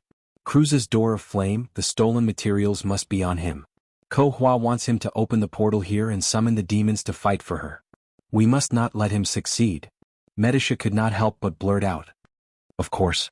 The little female dragon sneered and nodded proudly. If she had a tail it would be in the sky now. Erek panted as he finished drawing the first circle. However, for a large teleportation portal like the Door of Flame, one channeling circle was definitely not enough. He wiped off his sweat and walked to the side shakily, ready to start drawing the second circle. But it was at this time he saw a pair of shoes. To be exact, it was a pair of light brown calfskin boots. The tips of the boots were inlaid with iron and silver-plated. He was very familiar with this pair of boots, because it was the owner of this pair of boots who took the heart of the dragon from him. He would never remember it wrong. He suddenly froze there. Keep drawing. The little female dragon's voice was smiling. Why did you stop drawing? I think your magic circle is not bad. Erek suddenly trembled as if he was possessed. He roared and pounced on Alaz. But the latter did not move, just looked at him with a smile. Before he could take 2 steps, he saw that his foot was tripped by something and fell solidly on the ice. Erek screamed and then he felt something on his neck. He did not need to look back to know what it was, because he had already seen the long silver shuttle on his cheek. Human, do you feel very regretful now? The little female dragon was very proud. She simply put the star-shaped stone on the ground, then sat on it and looked down at the battered Erek and said with a smile, but you can rest assured your life will not be in danger for the time being. I will use you to make a deal. Let's see what Brando will do now. The little female dragon was proud, but Medisha was not as optimistic. In fact, the little silver elf princess called out with some concern, Sister Alaz, what's wrong? Look over there. What? Is that the Black Knight over there? After Brando settled Hippamera, he did not directly return to the platform, but went around the crisscrossing pipes under the platform to the back of Dark Ko Hua. He knew that Ko Hua had automatically removed the divine barrier at this time, although her attack power had increased by 1,000 times, but her defense was greatly reduced. After all, the opponent was not a true god, and there was no real absolute gap in the true sense.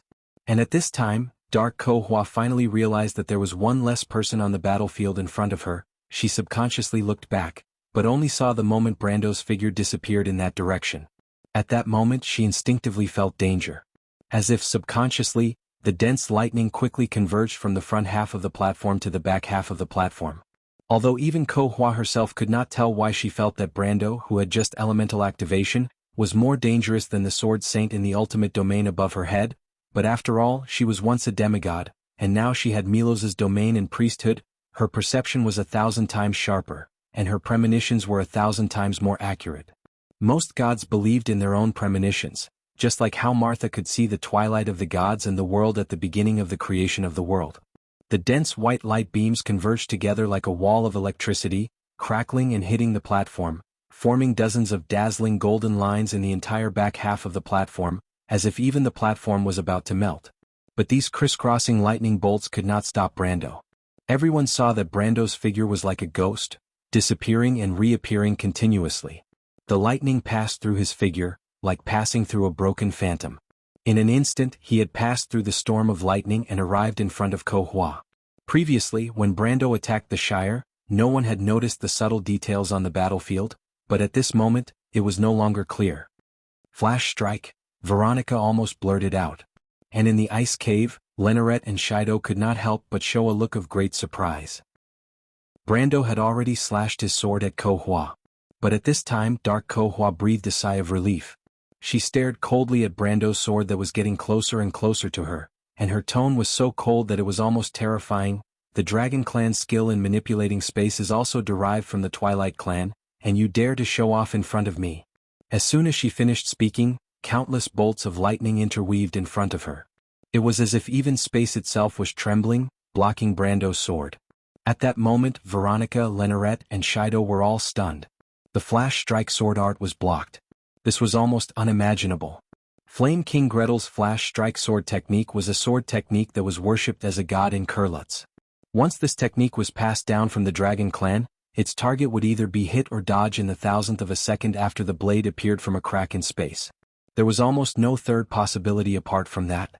However, right in front of them, the flash strike sword art was interrupted halfway. The space trembling amidst the thunderbolts was akin to the trembling souls of everyone present. What kind of strength was this? However, among all of them, only Brando could maintain his mentality. Although he was slightly surprised, he understood that the flash strike sword art was just a secret skill of the Dragon Clan. In fact, there was still a big gap between the Dragon Clan and the existence of Ekka's daughter. Therefore, he was not surprised that Ko Hua had the skill to counter the flash strike sword art. After all, the Dragon Clan and the Twilight Clan were old rivals. But just when everyone thought that he was going to return empty-handed, Brando suddenly retracted the Haoran Gaia, and then slashed at Ko Hua again. Again? Dark Ko Hua could not help but laugh in anger when she saw that this guy did not know what was good for him. P.S. This is the first chapter at the end of the week. There will be another chapter around 20 o'clock. I wish everyone a good weekend. Chapter 835. Brando also circled to Ko Hua's side using the flash strike sword art technique, and heard a cold snort in his ear. Ko Hua seemed to have already captured his intentions. Her slender arm moved horizontally in the electric cocoon, turning in his direction. Her 5 fingers spread open, and hot white lines came from all directions, intertwining to form a round shield. Then she turned her head, her silver-white eyes only cold contempt as she looked at Brando with pity. Brando only smiled slightly. Dark Ko Hua was slightly startled and frowned. In Brando's hand, the Haoran Gaia's blade was still moving forward. The black blade should have been blocked by the round shield woven by electric light, and it was. When the space trembled violently, the blade could not move an inch forward. But at the same time, everyone saw another scene. The black blade continued to move forward, slashing heavily into Ko Hua's shoulder. The latter screamed and crashed into the platform like a meteor falling to the ground. It was as if 2 events happened independently in 2 parallel worlds, happened separately, and then suddenly intertwined again. In the entire barrel-shaped canyon, the lightning that filled the sky disappeared completely. The white light that traveled in the air seemed to have never existed in this world. The long platform returned to calm, and it was so quiet that one could hear a pin drop. Dark Ko Hua got up from the ground and looked at Brando in shock and anger. Her left hand pressed on her snow-white shoulder, and blood kept seeping out from between her fingers. Brando saw this scene and understood that the other party was not a pure energy body. Her state was somewhat similar to Scarlet's, both of them being semi-energy bodies. However, Scarlet's semi-elementalization came from the power of the elements, and the power of Ekka's eldest daughter came from the power of Milos. In that case, it was just as he guessed. What just happened? Although the sword was on his neck, Philas did not seem to be afraid at all. He was still whispering to his fiancée. It's the elements. Lorena felt her throat dry. Count Tanagel's elements are. Brando pursed his lips. He was still maintaining the same posture as when he struck the dark Ko Hua. He floated in the air and looked at the pitiful Ko Hua. There seemed to be fog lingering around him, but the golden threads of law flashed. Time. Dark Ko Hua squeezed the word out of his mouth, the most essential thing of all. Miss Ko Hua, if I'm not wrong, you have no resistance to elemental power, right? Brando smiled and asked with confidence. Dark Ko Hua's face turned gloomy. She gritted her teeth and stared at Brando, not saying a word. Because your own power hasn't recovered, you're borrowing Milo's power, right? But there's only one kind in the laws of the gods, absolute disparity. So, you have both a priesthood and a domain, but these are just authorities. You can manipulate lightning and even use divine barriers, but those are just Milo's scepters. But before you truly become a god, it's impossible for you to obtain divine laws. So what? Dark Ko Hua asked in a low voice. Her voice was low, but Brando could hear the nervousness in her heart. If you were Milos, it wouldn't matter, because even if Milos wasn't the father of giants as part of the order, He himself represented some kind of law. Unfortunately, you're a dusk species. Creatures of chaos don't possess any laws. Brando smiled a little indifferently, but in the eyes of Dark Ko-Hua, it was extremely abhorrent. He continued, you should know what I'm going to say. Only laws can fight against laws, because other forces are just dust in the mortal world. In the space, Brando and Ko-Hua's voices rumbled, and Shido was also muttering to herself. You're wrong about one thing.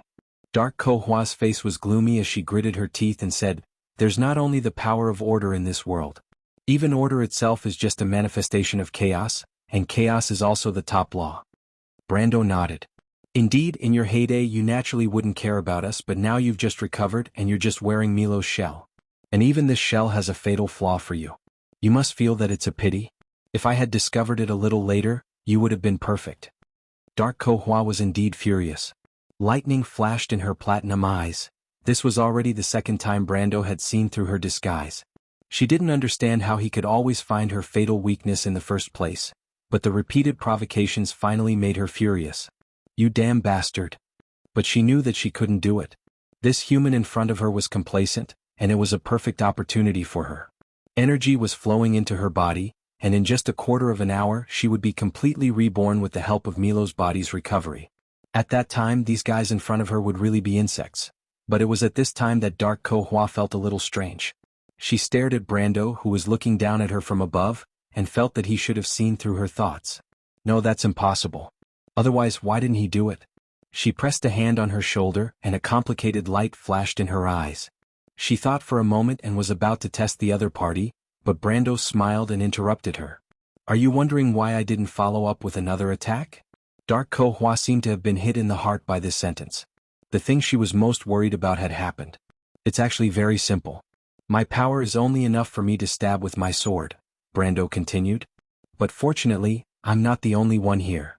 Brando's words made Dark Ko-Hua's mind flustered. She suddenly felt the hair on her back stand up.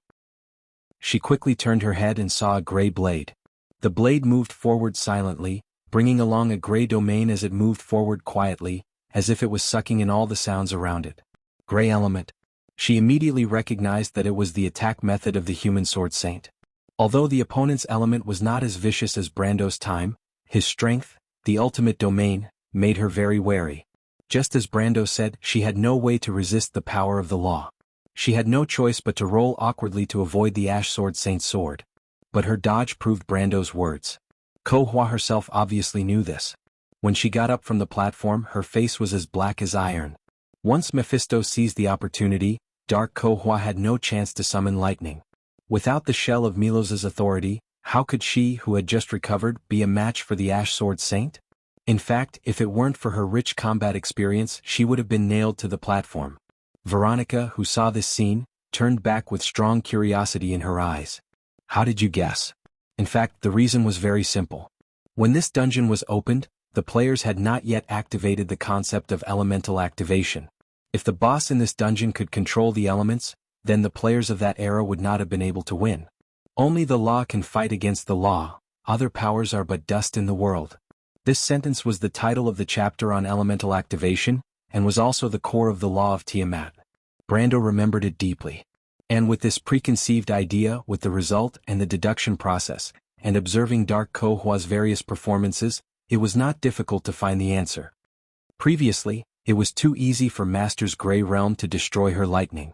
The Grey Realm is not a superior law, at least not higher than the lightning element. And Master's strength, compared to her now, is only about the same, so it aroused my suspicion. Brando replied. That's it? Veronica looked a little doubtful. It was not that she had any suspicions, but she instinctively felt that this little guy would not tell her so straightforwardly. That's it. Brando nodded firmly. Veronica was silent for a moment, then shook her head with a bitter smile. Little guy, I really don't know if it was good or bad to let you stay in the loop of trade winds. Although she is not a true god now, the title of a false god can't be wrong. An existence close to a god, but a few words from you have turned her into this. I really don't know what to say about you. Brando smiled and shook his head. The battle is not over yet, Lady Veronica.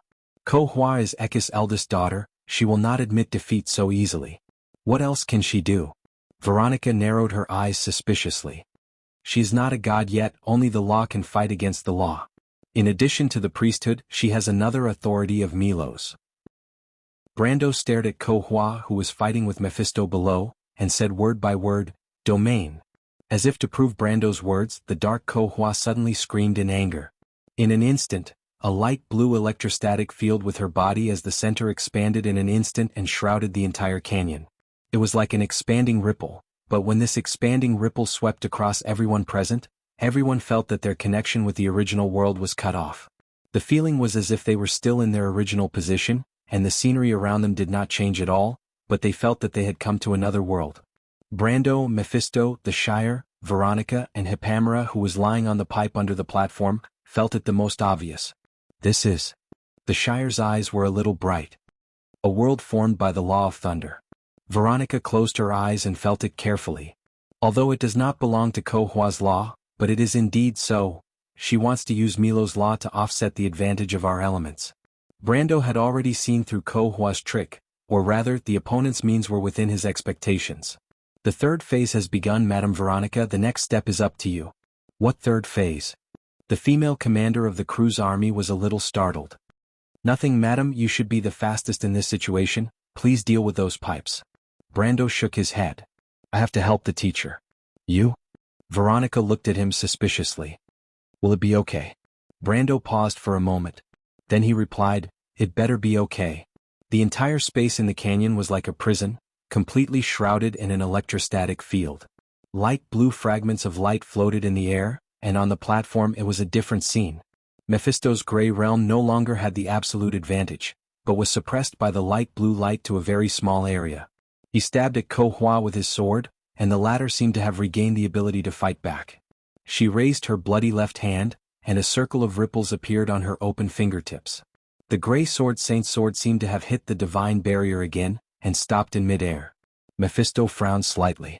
Corphus' counterattack didn't give him the feeling of a shield, but more like it stopped his sword automatically.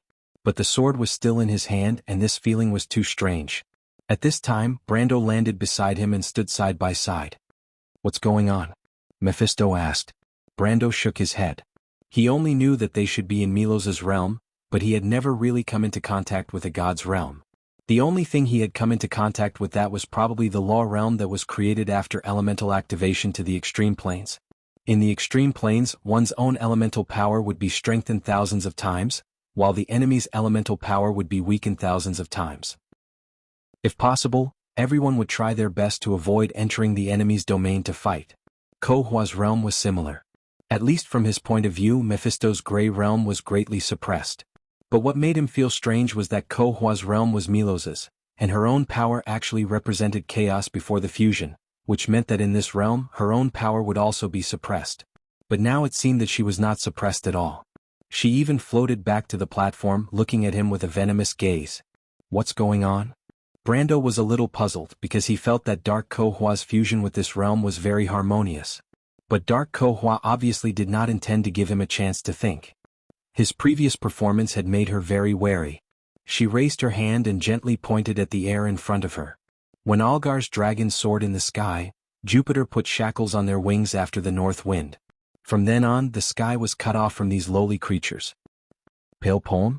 Brando was slightly startled, not quite understanding what Ko Hua meant by suddenly reciting this paragraph. He subconsciously turned his head, but saw the Shire, Veronica, and Mephisto standing there stiffly, as if time had been frozen, motionless. Brando's expression changed drastically, and he suddenly realized what Dark Ko Hua was doing, word of truth. But what kind of word of truth could make an existence of the ultimate realm, a sword saint at the peak of the law, submit in an instant? Word of truth itself was just a manifestation of the law. Logically speaking, as long as one stepped into the elemental activation, this spell would basically have no effect. But Ko Hua's current actions had clearly subverted Brando's understanding. Word of truth? How can you still move? The two opened their mouths to question each other at the same time. But Ko Hua's eyes suddenly flashed with a light and she reacted. So that's how it is. You really are a divine. I know who you are. She paused for a moment and replied gloomily, Odin, I'm right. You've got the wrong person. Brando replied with a straight face. What a joke, with so many people around, how could he admit it? It doesn't matter if you don't admit it. Ko Hua snorted coldly, but you can't fool anyone. Only a divine has such authority, and can even ignore the domain of the gods. But unfortunately, Odin and the other bastard bloodlines as the last generation can bully mortals, but it's meaningless in a battle of our level. Very soon, you will understand that in my world only my rules exist. Brando was slightly startled, but the former had already pointed her finger at him and shouted, Alphonse once saw everything with his own eyes in the final battle. On the battlefield of Babel, when thousands of troops rushed towards him, he understood that an era was over. It was pale poem again. But this time Brando was already alert. He immediately took a step back and clenched Haurangaya tightly. But it was at this moment that a miracle happened. He found that he was still standing on the platform, but he felt that the distance between him and Dark Ko Hua was widening. It seemed that a vast plain was suddenly formed between them. At the end of his vision, there was a towering cliff on the horizon, and Ko Hua was standing on the cliff looking down at him. And behind her, under the cliff, dense flags were appearing on the plain. Brando recognized the emblems on those flags at a glance. Winter wolves, frost leaves, ice blades, those were the legendary tribes of the frost giants. He seemed to understand what was happening at once. At the end of his vision, the army of frost giants was appearing. He didn't know how to describe what was happening in front of his eyes. The two of them were still on the platform and they could feel it, but what they saw was an army approaching in an instant, thousands of meters away from the Dark Korfa. Although this scene looked very strange, Brando understood that what he saw was probably not an illusion, but a scene that was really happening in this world of lightning. This was Milos's kingdom, the Storm Plain, the hometown of the Frost Giants. But why could Ko Hua use Milos's domain? Shouldn't her own law be chaos? P.S. The second chapter has been delivered, begging for some monthly votes. Chapter 836. Dark Ko Hua sneered proudly, but there was clear anger in her eyes. Amidst the biting cold wind, the dark sky was intertwined with thunder. Flags after flags were whistling as they marched, and the metal dragon head sculpture at the top of the flagpole reflected a faint cold light under the dim light. Milo's frost giants worshipped dragons, which was a tradition since ancient times. Dragon-horned helmets gradually appeared in sight. On the endless plains, in an instant, ancient and powerful songs seemed to be sounding from all directions. Brando looked around and saw enemies on all sides. Ancient spirits, bless me to kill my enemies. Blood soaks the wilderness, cutting through thorns and thorns. The land of the homeland, the dragons droop. Dark clouds cover, stars float in the sky. The scene that greeted his eyes seemed to have come out of a certain period of dusty history before the epic. It was desolate and distant, and the plain was vast and boundless. However, it overlapped with a platform that was no more than 100 meters in radius and suspended above the barrel-shaped abyss. It was like an extended field of vision under a wide-angle lens, which made people feel very strange but also very reasonable. Brando still didn't understand how Ko Hua could fit into Milo's domain so well, as if it was her own. In his imagination, Dim Korfa might use Milos's domain, because although Milos's kingdom would suppress all external laws and elements to the greatest extent, her own chaotic power was still weak due to her recent awakening, so even if it was suppressed, she would still be the one benefiting, and then she could use her superior combat experience to win. But what happened before him was completely beyond his expectations. Dark Ko Hua did summon Milo's kingdom, but in this kingdom, not only was she not weakened, she was like a real king, calling the wind and calling the rain. This was impossible in Brando's eyes, because if she had this ability, why would she put herself in such a difficult situation and even get injured by him? She could have completely controlled the situation from the beginning. Snow began to fall from the dark sky, and the cold rain rolled down Brando's slightly pale cheeks, washing away the scars from the last calamity of wolves. The frost giant army sang war songs as they advanced in the rain. Brando didn't move, thinking of a way to break out of this situation. The protruding cliff was like an isolated wolf's fang on the horizon. On the cliff, Ko Hua's expression fell into Brando's eyes. Why is she so angry? Brando seemed to tear open a bright hole in the darkness in front of him, allowing him to grasp that clue. He raised his head in disbelief and looked at Ko Hua. She had destroyed herself. Brando's heart was pounding. There was only one possibility, and that was Korfa had erased her own rules. She had completely destroyed herself and made herself a part of Milo's. Only in this way would she be able to fully integrate into Milo's kingdom. She was no longer the Dark Ko Hua, but she was not Milo's either. Brando suddenly understood who it was, the god who was about to wake up, Surash. She's so cruel. Doesn't this mean she's going to live and die with Milos? Brando suddenly remembered who had forced her into this desperate situation. That person was him. No wonder the other party was glaring at him with such anger and hatred. This kind of hatred was already irreconcilable. Brando felt very helpless. Why bother? You don't have to fight so hard. But what should I do now? The army of frost giants was approaching. It was not an army that had walked out of history, but a manifestation of the rules of Milo's kingdom. Ko Hua was the supreme king. If she wanted him to die, he had to die. This was already a battle between a mortal and a god. There was an absolute difference. There should still be a chance. Let me think. In this desperate situation, Brando calmed down. Not long after, he suddenly had a wonderful idea. He raised his head, a strange light flashing in his eyes. Then let me give you a chance, Ekis' eldest daughter. He suddenly put down the Haoran Gaia and walked towards the army of frost giants. What is he doing? Dark Ko Hua was startled. Her willow leaf-like platinum eyebrows also raised. Is he scared out of his wits? But she was now very afraid of Brando and would never give him a chance. She saw Brando walking towards her. After thinking for a while, she simply let the army of frost giants gather closer together.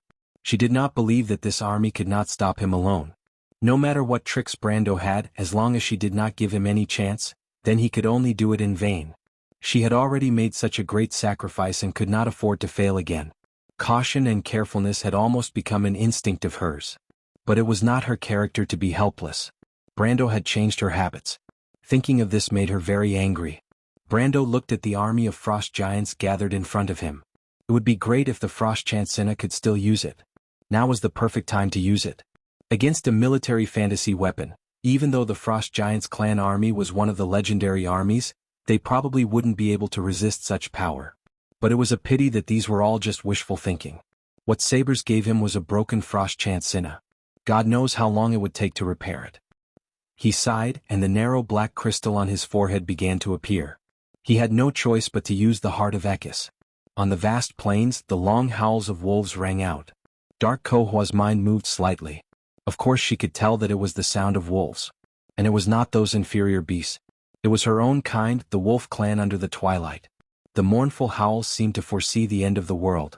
The sun, the moon, and the stars would no longer rise. Everything would return to chaos. The wolves were chasing after the world. It was the clan closest to her mother, the black wolves and their male wolves. She looked at Brando with a complicated expression. Brando slowly walked across the plains, like a prophet described in the poems, followed by the wolves. This scene was very strange. As the leader of the Twilight Demons, the first of the 12 daughters of Ekis, she commanded the army of frost giants, which represented the order and God. And the successor of the Dark Dragon, the chosen of Martha, was followed by the Twilight Wolves. At this moment, the two sides of the ancient war seemed to be misplaced. Ko Hua began to feel uneasy. She vaguely felt that this was a sign of something. Those creatures who were born in the ancient order of glory, they declined generation after generation.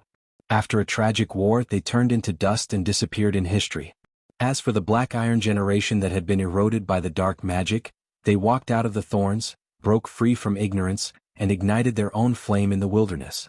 Behind them, the light of God had disappeared, and in its place was a shadow that even she could not see through. In a trance, Ko Hua suddenly felt that the offensive and defensive positions had changed. Although in the vast plains, compared to the Frost Giants' army, the human man and his wolves still looked like a drop in the ocean. The wolves were passing through Brando, like a rushing sea.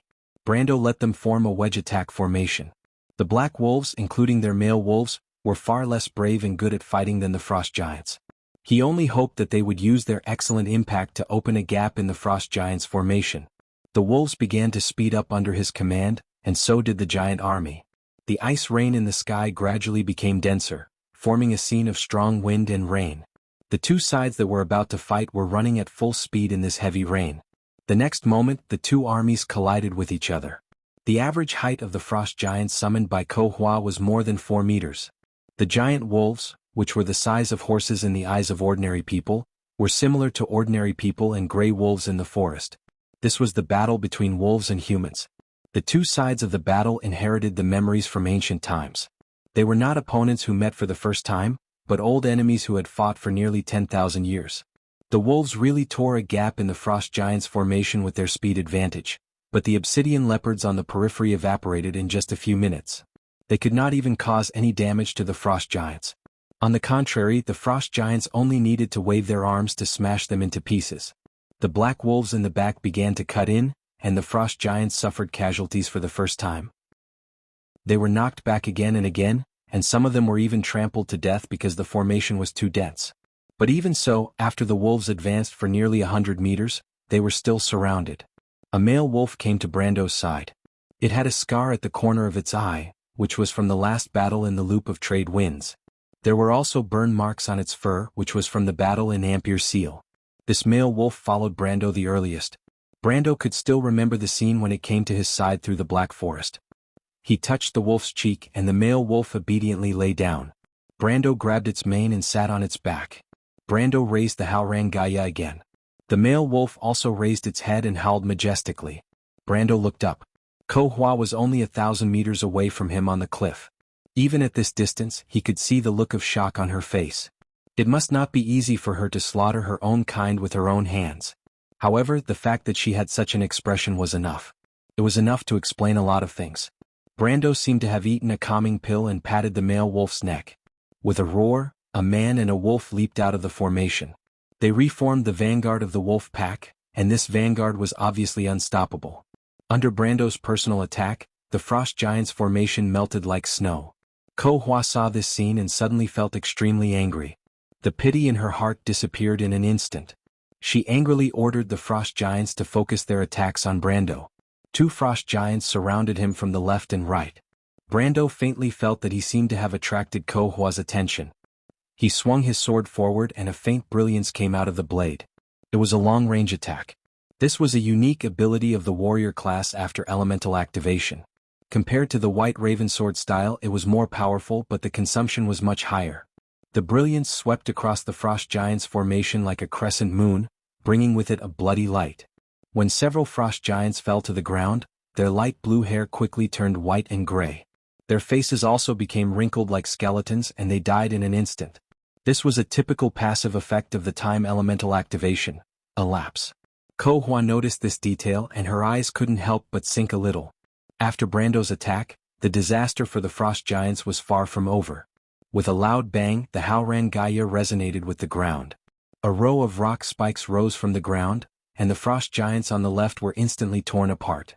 This sword was almost full strength. Even Brando couldn't help but feel a little exhausted after using it. But the effect was remarkable. It almost opened a 30-meter deep hole in the frost giant's formation. At the same time, he breathed a sigh of relief. These frost giants were not as powerful as he thought. Because it was a rule simulated by Ko Hua, and because they only kept the strength of the Golden Clan's bottom line, it was only about the strength of a lower to middle gold.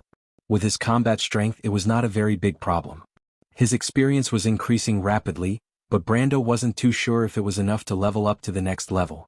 He didn't have time to pay attention to his interface at all. The male wolf carried him left and right, and Brando would occasionally grab the head of a frost giant that was pouncing on him. A ball of flame burst out from Bahamut's blessing, and it would be blown away. Sometimes he would cut off the head of the frost giants with his sword, and then he would attack left and right, forcibly opening a bloody path. But even so, the number of wolves following him was getting smaller and smaller. The army of frost giants seemed to be endless. Brando looked up and saw enemies on all sides and there was no way out. The last male wolf also fell behind him. The last chance had come. Brando was well aware of it. He patted the neck of the male wolf that he was sitting on, and the male wolf was already covered in bruises. "Give me one last ride, buddy," he whispered. The male wolf seemed to understand his whispers. It looked at him with its gray eyes, and its eyes were cold and wooden. But suddenly, it turned its head and let out a low growl. Brando felt the scenery around him disappear, and at the same time, his body became light. He knew that the male wolf had risen into the air. It was still 300 meters away from Ko Hua. Brando felt that the male wolf had carried him to the highest point.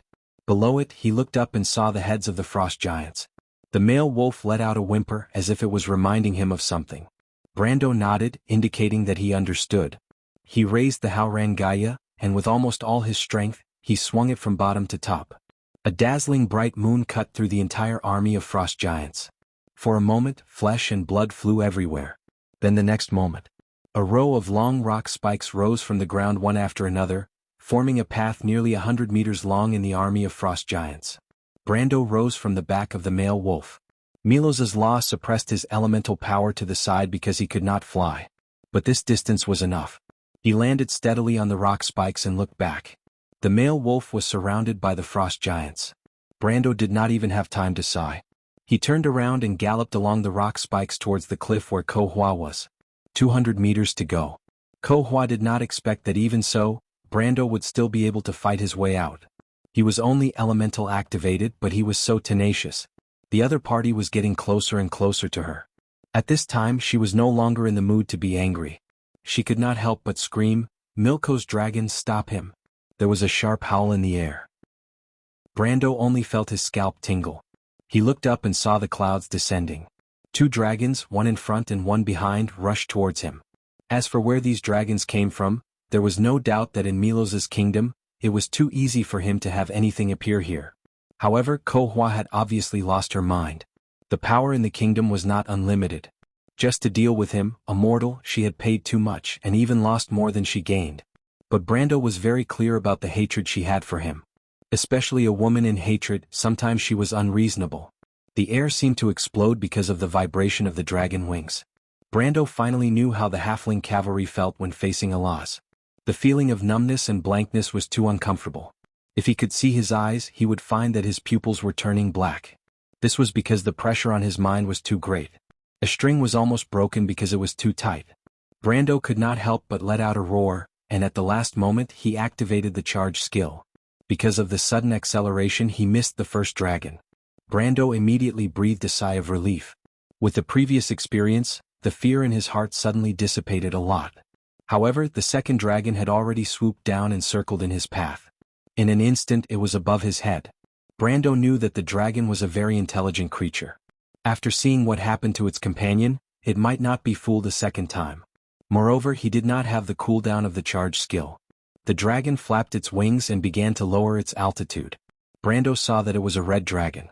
When it flapped its wings, it even pulled a long flame behind it.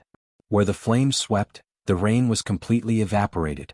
It swept past with a sharp whistle, and the scorching breath almost hit him in the face. Brando had no choice but to activate the tree's toughness skill. But even so, the flame burned through his body and instantly turned him into ashes. Dark Ko Hua saw this scene and could not help but show an excited and relieved expression. But just as she was happy for a moment, her face immediately sank. Because a moment later she saw Brando appear again, and he appeared behind the red dragon. It was an illusion and her dragon was fooled. Dark Ko Hua clenched her fist in anger. P.S. First release, then release the next chapter around 20 points. Looking for votes. Chapter 837. The fire cloud swept over his head, and Brando had to slap it twice to extinguish the flames on his hair. But he couldn't care less, and his earl coat was suddenly wrapped in flames, like a cloak made of flames. The cold wind swept and the flames scattered with the wind. The young earl's upper body was suddenly exposed to the icy rain. The icy rain of the wilderness hit his body, and the coldness seemed to seep into his bones. Brando was so cold that he shivered. Originally, with his current physical fitness, he wouldn't feel uncomfortable even if he was bare-chested in the snow. But here he felt a chill coming from the depths of his bones along his spine. The chill came from the law. Damn it! This is the real asterisk asterisk asterisk asterisk asterisk asterisk. He couldn't help but curse. Although he was lucky enough to use the 9 luminary sword art to deceive the dragon, but the dragon's breath was just too terrifying. When the dragon spread its wings and swept across a distance of more than 10 meters, the flame breath almost roasted him into a human torch. Only then did Brendel realize the horror of the dragon. Usually, the impression that Alaz gave him was too much of a human, and he almost forgot that these sky overlords that soared in the sky were one of the most terrifying existences in the world. Brando looked back. The 2 giant dragons, one in front and one behind, had already flown far away in the rain. For a while there was no sign of them turning back. And the distance between him and Ko Hua was in fact only a cliff away. Brando stopped at the last rock spike and looked up. The dark Ko Hua stood motionless at the top of the cliff. Her bright eyes seemed to pass through the rain, looking down at him from above. The frost giant's attack seemed to have stagnated for a moment with Ko Hua's actions. "You've seen Mother?" she asked quietly. Her voice was not loud, but it spread throughout the battlefield. The dark Ko-Hua seemed to have calmed down, if one didn't look at her tightly pursed lips and cold eyes, but Brando knew that she was just suppressing the raging anger in her heart. He nodded. How can you manipulate the wolves? Why don't you guess? Brando smiled and raised his head to answer. The dark Ko-Hua looked at him as if he was looking at something that didn't know the difference between life and death. There's no need. In any case, you'll be buried here today. You'll be buried with me, the girl replied coldly. I'm afraid not. I don't plan to die here. Brando shook his head and smiled confidently. Not only that, I still want to save you. Save me? Ko-Hua in the darkness was slightly startled. Her face revealed an angry smile. What a joke, a bunch of nonsense. She raised her hand and a bolt of lightning zigzagged through the clouds, illuminating the world in a vast expanse of white. The rumbling of thunder rolled over, accompanied by her cold voice giving an order. Daughters of the sea, attack your enemies. Brando saw that behind the cliff where Ko-Hua was standing, there were raging waves. Just a moment ago there was still a field hanging low in the sky, but suddenly the waves surged. One after another, long heads stretched out from under the sea. They came from the deep sea and they had a common name, Hydra's children. Countless 9-headed snakes, 12-headed snakes and 15-headed lizards suddenly appeared in front of Brando. They came from the sea, their tall bodies like mountains. One after another there were more than 100 of them. And behind all the mountain-like figures, behind the clouds, a huge shadow that seemed to connect the sky and the earth stood at the intersection of the sea and the sky. Brando only needed to look at the huge figure to know what it was. The ancestor beast. But this time it was no longer Ekis Nightmare, but the king of the 9-headed snakes that truly existed in this kingdom. As the king of the world in this domain, Ko-Hua could conjure up any existence she wanted out of thin air. The moment he saw the huge shadow in the clouds, Brando truly understood the difference between the so-called ultimate domain and the god's kingdom. This was a world with a system of its own. But, Ko-Hua is really crazy. Brando shook his head. She had gone completely crazy in order to kill him. Although the scene in front of him looked magnificent, it was not necessary to deal with him. The dark Ko-Hua was just endlessly consuming her power. She knew this, but she still insisted on doing so. To put it mildly, she was stubborn, but in fact she was just angry. The temperament of Ekis' eldest daughter was, after all, not a true god. Of course, she could just be testing the bottom line of a true god's kingdom. But Brando felt that this possibility was very small. From their previous contact, it could be seen that she did not seem to be a very scheming existence. In comparison, the kind Ko-Hua was much wiser and more patient than her. In fact, he had a faint illusion in his heart that perhaps Ko-Hua was the eldest daughter of Ekis, who was really dominant, and the dark Ko-Hua was just her other side. But he really could not imagine how a little girl with such a gentle temperament could be the leader of the Twilight Wolves in the ancient war. Not to mention killing, the kind Ko-Hua was not even willing to be involved in any battle. From any point of view, she was a true pacifist. Brando immediately shook his head and threw these messy thoughts out of his mind, because in front of him, the 9-headed snakes were slowly coming ashore and surrounding him. He raised his head again and asked with a smile, Miss Ko-Hua, I have a question. Ko-Hua frowned deeply.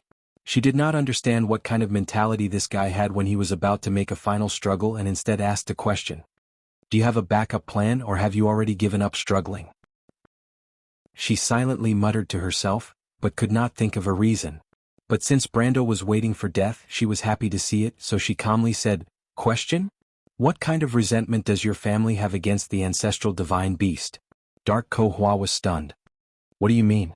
She was slightly stunned and did not react for a moment, but then she saw the faint smile on Brando's face and understood that he was just teasing her. At that moment, the anger in Dark Ko-Hua's heart rose. This damn bastard, he's still so stubborn even when death is at hand. She gritted her teeth and was about to give the order to attack, but at this time, she saw Brando suddenly jump into the frost giant's encirclement. Giving up? Other than that, Dark Ko-Hua could not think of any other reason for Brando's actions. However, she was really confused by this strange human's abnormal behavior again and again. She really didn't understand what he meant by provoking her one moment and suddenly giving up on resisting the next. Was it just to annoy her? Wasn't this too much of a joke? Don't let him die, catch him. She was angry in her heart and fiercely gave the order, You want to die so easily? It's not that easy. But as soon as the words came out, then something strange happened. Dark Ko-Hua suddenly found that after Brando jumped, his whole person seemed to have disappeared into thin air, and his aura was completely gone. She froze and almost suspected that she had sensed wrongly, She quickly probed along Milos's law domain again. It was reasonable to say that in her own domain, there could not be any fish that had escaped the net. After she carefully sensed again, there was still only the aura of Grey Sword Saint Mephistopheles, Veronica, the Shire, Peya, and Yeruta. Her eyebrows suddenly raised slightly, and she felt that there was another person hiding under the platform. She suddenly remembered that person. It should be the human priest from before, and she had escaped. But Dark Ko Hua immediately shifted her attention away. She was too lazy to care about these insects. She was only concerned about one question now. Where did Brando go? Her spirit swept across the entire hall like a network, but other than those mentioned above, there was no other human in her entire domain. How is this possible? Dark Ko Hua's heart was extremely strange. In this situation, it could only be that Brando had suddenly teleported away through some kind of spell. Or transferred to other realms.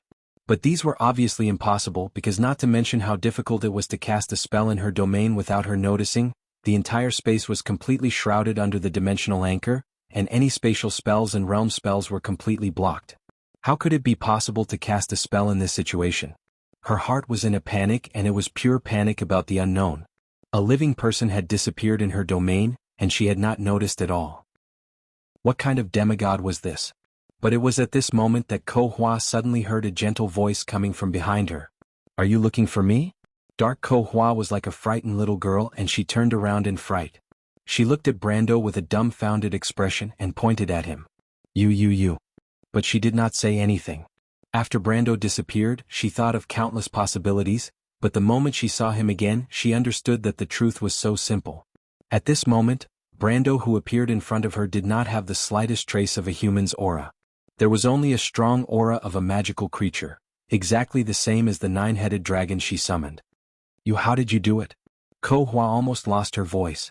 There were many spells that could disguise oneself as a magical creature. But any disguise would not work in her domain, because the fluctuations of the spell itself would expose the effect of the spell, and the same was true for magical items. But the Brendel who appeared in front of her did not emit any magic waves, nor was there any sign of magic items taking effect. It was as if the person in front of her was a genuine magic beast, a genuine one, honest to all. Brando also smiled slightly but did not answer. In fact, the reason was very simple. He was now a magical creature because his magical aura came from his elite skill. This skill itself was a magical creature skill, and she had never heard of a player with the title of elite. Elite skill, demonization, level 1. Basic, elite/normal. For a short period of time, the aura of the body was disguised as a magical creature's aura, so that magical creatures below the Lord level would not take the initiative to attack. This effect lasted for 1 minute or until the user took the initiative to attack. Unfortunately, if Ko Hua did not erase his own law, if she was still the eldest daughter of the Alpha Wolf Ekis, and not the current identity of a god, then as the lord of the magical creatures she would have easily discovered him. But the problem was that there were no ifs in history. Brando almost wanted to snicker. All the coincidences had led to the result of him appearing in front of her so easily. He raised Haurangaya and assumed the posture before he attacked. The cold rain poured down his naked upper body, outlining the strong curves of his muscles. Oh! Ko Hua finally reacted. Thunder and lightning gathered in her hand like a long whip. She swung it forward fiercely, as if she wanted to integrate endless anger into this attack to completely kill Brando. But the bright halo around Brando's body had already flashed, and the thunder whip first pierced through the fire shield summoned by the blessing of Bahamut, then tore a hole in the collision halo, and then pierced through the layer of tree armor formed by the tough tree on Brando's skin.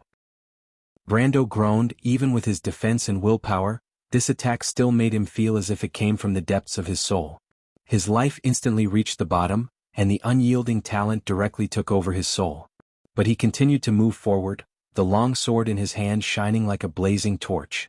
The collision halo, the tough tree, and the brilliance of all kinds of protective equipment completely disappeared in an instant, as if their power had been sucked out, and all the energy flow gathered together and gathered into the Haurangaya in Brando's hand. Crown of Thorns. Extracting all the defensive abilities and transferring them to attack, the ultimate skill of the Templar Knight finally shone brightly here. The Haurangaya hit the threads of law around Ko Hua, the huge force almost distorting the threads of law. Ko Hua was the first to scream, but this did not come from Brando's attack, but from the backlash of the blood of Sunday originally. The dark Ko Hua in the state of false god was strong in attack but weak in defense, and now the consequences of her all-out attack finally showed. The sharp pain penetrated deep into her soul, and the heavy injury caused her to almost tremble. Even the threads of law around her were shaking. And it was at this moment. Brando's piercing strike, which he had been holding back all this time, exploded, and the air let out an ear-piercing sound. The dark blue threads of law around Dark Ko-Hua were quickly bent back at a speed visible to the naked eye, and then were completely torn apart. The stable threads of law finally collapsed at this moment. Ko-Hua still wanted to salvage the situation, but Brando's figure suddenly disappeared in front of her, and in the next moment she only saw a pair of large hands grabbing towards her. No. This is the spatial element. This was the only chaotic thought in the Dark Ko-Hua's mind. He clearly said that his power of order was only enough for him to use once. He lied to me again. Her vision turned black and she almost fainted from anger. She would never have dreamed that Brando would still weave a trap for her when he clearly had the upper hand, because in her eyes, it was not necessary at all. Although now it seemed like it was very necessary. Brando threw away Haurangaya. He had no intention of killing Ko-Hua. In fact, he also understood that he could not kill this damned woman. The boss could not possibly only have so little HP, but the threads of law would only collapse for a moment. He had to seize this opportunity. He pressed down on Dark Ko-Hua's shoulders and pushed her to the ground. Dark Ko-Hua did not expect this kind of attack at all, and in her shock she was heavily hit on the ground, almost seeing stars. She was frightened. She felt the naked upper body of the human man on top of her, holding her down tightly. What is he doing? She was shocked and angry, and for a moment she even forgot to resist and just stared blankly at Brando. She probably never dreamed that the opponent would make such a move. But when she opened her eyes wide in shock and anger, she saw Brando withdraw one of his hands, and with a backhand he stabbed his own forehead. Blood flowed down his arm, mixed with the rain, and dripped onto her cheeks. Although the blood instantly vaporized when it came close to her body made of lightning, she was still scared stiff. What is this disgusting human doing? She suddenly noticed that Brando had taken the black crystal from her forehead. Dark Ko-Hua instantly froze in place as if she had been enchanted, and for a moment she only felt her hands and feet turn cold. No! She screamed, "You can't do this, let me go." Brando's face was covered in blood, but he smiled at Ekka's eldest daughter, a smile that made her feel cold to the bones. Then Brando picked up the black crystal that was covered in blood, and gently placed it on her forehead. "Miss Ko-Hua, you are Ekka's eldest daughter, the leader of the wolf clan. You are their natural leader. You can erase your own laws, but you can't erase these memories and feelings. So it's better to come back." "No." Corfa was on the verge of tears. With a loud hum, the moment Brando's hand touched Ko-Hua's forehead, a terrifying shockwave exploded with the two of them as the center. This shockwave instantly engulfed the entire battlefield, and those frost giants, those hydras, the great plains, the turbulent sea, the low dark clouds, and the huge figure on the horizon all disappeared in an instant. And Brando was also lifted up by this shockwave and thrown far away. He raised his head, narrowed his eyes, and could even see Ko-Hua being thrown in the other direction, struggling in the air like a kite. But it was enough. He breathed a sigh of relief. This shockwave came from the rejection of other laws by Milos's laws. Since it occurred, it meant that the Dark Ko-Hua could no longer integrate into this kingdom. His guess was right. Ko-Hua really did kill herself and completely erase her own laws. But unfortunately she probably never dreamed that Brando would have this thing in his hands. Ekka's heart of disaster. Just as Brando said, she was still the leader of the wolf clan after all. When the laws of Ekka's heart of Alpha merged into her body, all her previous efforts were turned to ashes in an instant. From this moment on, Surash, who only existed for a moment, disappeared, and the Dark Ko-Hua returned to this world. The only change was that she, like him, lost her power in Milos's domain. And next, it would be a fair battle? P.S. Begging for votes. Chapter 838. All the illusions disappeared. The battlefield returned to the platform in the abyss, but the surroundings seemed to have quieted down. Bit by bit time stopped. Grey Sword Saint Mephistopheles was still flying towards the bottom of the platform, holding his great sword. The Shire's magic sparks suddenly blossomed and froze at that moment. The falling ice on the surrounding cliffs seemed to have stopped forever, and in the ice cave the four black knights were still holding their bows. Only on the platform, Brando and Dark Ko-Hua each occupied half of the space, one still and one moving as if they were two completely opposite images. Brando was slowly standing up from the ground, his upper body naked. Blood slowly slid down his forehead, along his neck, across his shoulder, upper arm, forearm, and wrist as if drawing out a scarlet tattoo. The rose-colored blood droplets slowly dripped down the dark body of the Haurangaya, falling to the ground, rippling a thin layer of dust. Brando calmly looked at Dark Ko-Hua, who was kneeling on the ground in front of him. She was giggling loudly. As if she had gone crazy, she laughed until her whole body trembled, and then coughed violently, her whole body curled up into a ball. The girl's forehead and face were stained with blood, but it wasn't hers but Brendel's. The bright and blazing lightning had receded from her body, and the color of her eyes had returned to their usual gentle redness. Her long black hair was like sandalwood, and her skin was pale white, as if she had just come out of a bath of milk. Her long black robe was like an orchid, quietly blooming on the platform. Ah! Cough cough cough. Ha! Dark Ko-Hua coughed and laughed happily, her shoulders shaking violently, and then she raised her head again, looking at Brando with a resentful and gloating gaze, somewhat like a wolf, her eyes dark. Ah! Cough cough. You should have felt it, right? Brando did not say a word. In his vision, the borders around the platform were gradually turning light silver, and these silver areas were gradually expanding, slowly approaching with Ko-Hua as the center. They were expanding faster and faster, piece by piece as if they had a life of their own, extending towards Dark Ko-Hua in the center. He stood there quietly and could also feel an ancient, as if a new breath was growing, slowly merging into this world. Milo's divine power law. Ah! You're too smart, human. Dark Ko-Hua's eyes were filled with joy. She took a breath, then shook her head indifferently, kneeling on the ground like a weak girl. She even looked at Brando a little weakly and said, "You almost succeeded, but you've become a god." Brendel replied faintly. The laws of this world were recalculating, the entire outside of the land of God's eternal rest fell into a standstill. And in the endless void, a flame was reigniting, as if with the birth of this light, lines of laws from ancient times began to light up again. There was a voice calling the name of the slumbering dark abyss. Milos, the father of the frost giant. Just a thin line, Dark Ko-Hua finally became a god. Crystal clear tears still hung on her cheeks, but she showed a bright smile. What, do you think you still have a chance? As she said, she tilted her head, looking at Brando with a curious gaze. But in that curiosity there was a deep hatred. Dark Ko-Hua was smiling, her white fangs were faintly discernible. Brando looked at the silver area that was gradually nibbling away. 5 more minutes, he replied quietly. I still have 5 more minutes to kill you. The girl giggled, laughing so hard that she couldn't help but cough again. Cough cough cough. That's true, if only you were immortal. She coughed violently, looking at Brando with tears in her eyes as if she had heard the biggest joke in the world. Her blood-red eyes were full of regret. Unfortunately, the gods and the crystal made an agreement, leaving the right to choose the future in the hands of mortals. Brando, Dark Ko-Hua smiled very sweetly, almost to the point of being charming. As the successor of the Dark Dragon, as a divine citizen, you can't kill me.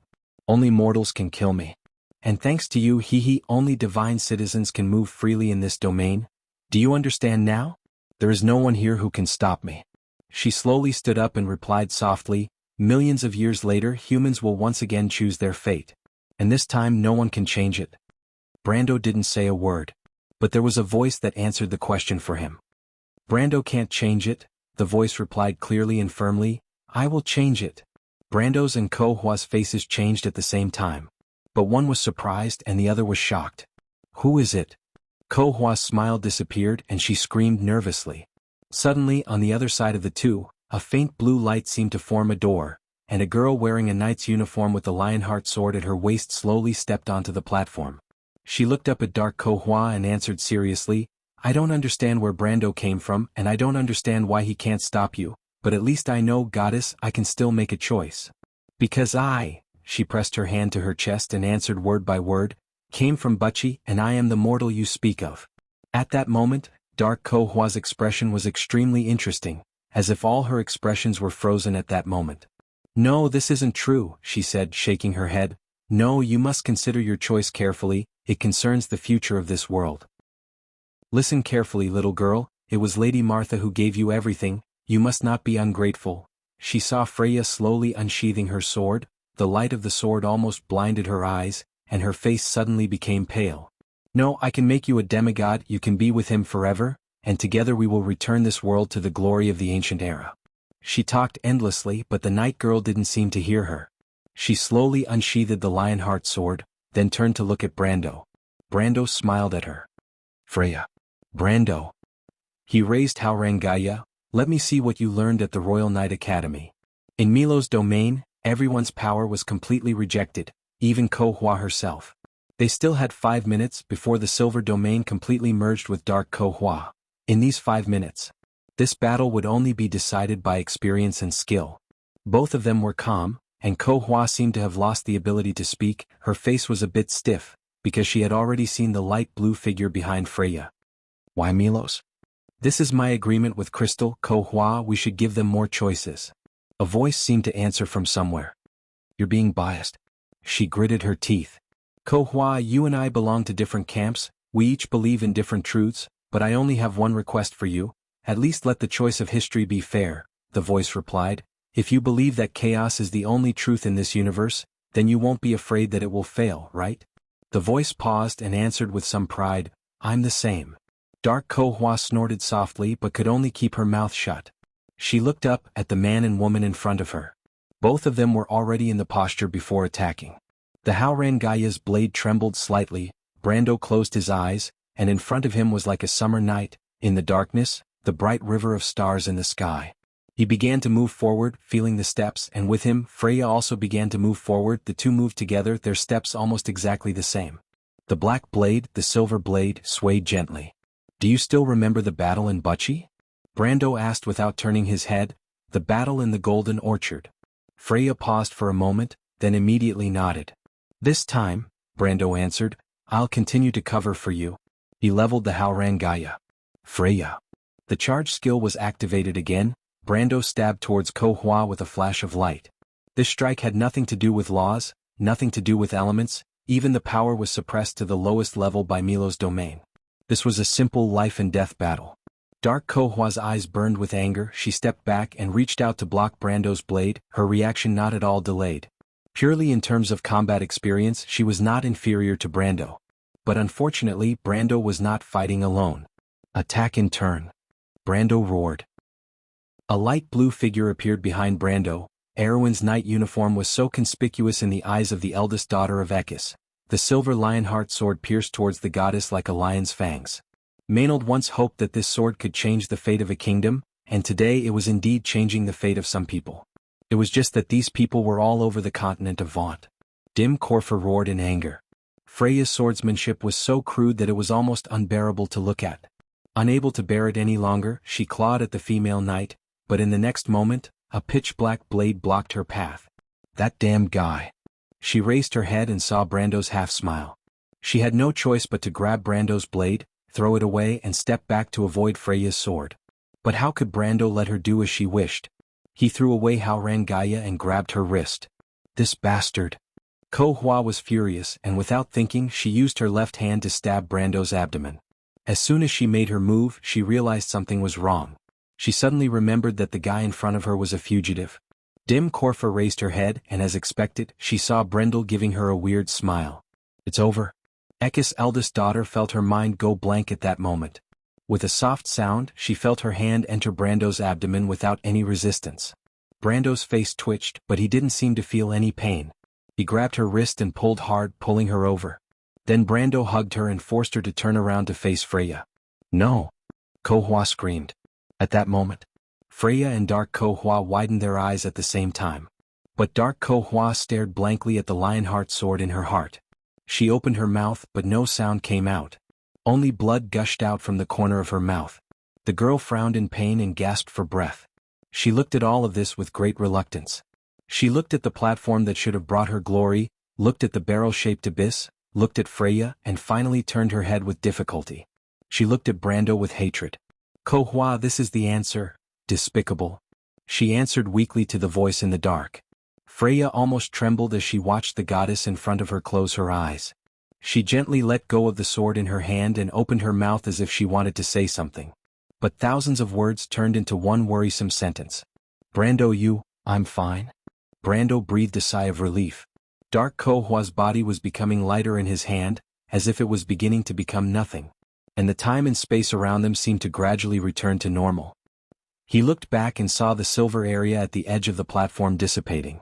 Milos's law was retreating into the dark void. This was a good sign. He let out a long breath and answered weakly, "Thank goodness you avoided the heart." As he said this he couldn't help but cough. A wave of weakness and fear surged in his heart.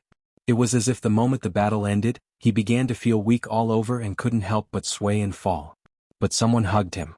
Freya hugged him tightly. The normal order of time seemed to be restored the moment Dark Ko-hwa died. Haru's eyes widened as he saw the Black Knight in black cloaks raise their bows and walk to the edge of the ice cave. And the Black Knight's movements were so natural as if for them, they didn't notice that there was such a long pause in the middle, or even the change on the platform. Everything happened in the blink of an eye, as if by inertia, they raised the longbows in their hands according to the original plan. At this time the ice that had been frozen in midair a moment ago fell off the cliff with a crash. The Black Knight aimed at Brando and Freya on the platform. Time was so short that they didn't realize where Freya came from, nor did they consider this question. They instinctively recognized that Freya and the Count Tanajil were allies. Then they drew their bows. Aruz took 2 rapid breaths.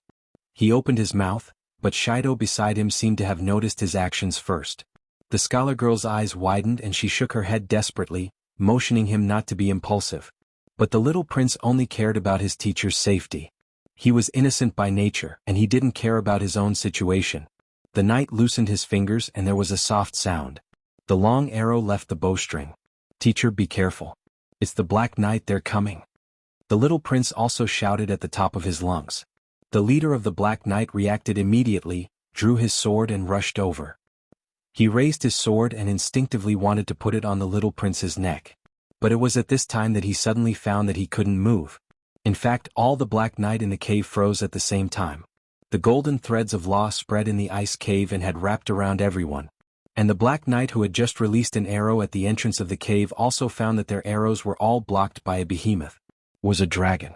A gigantic dragon with a pair of wings spread out, its scales shining with a dazzling golden light.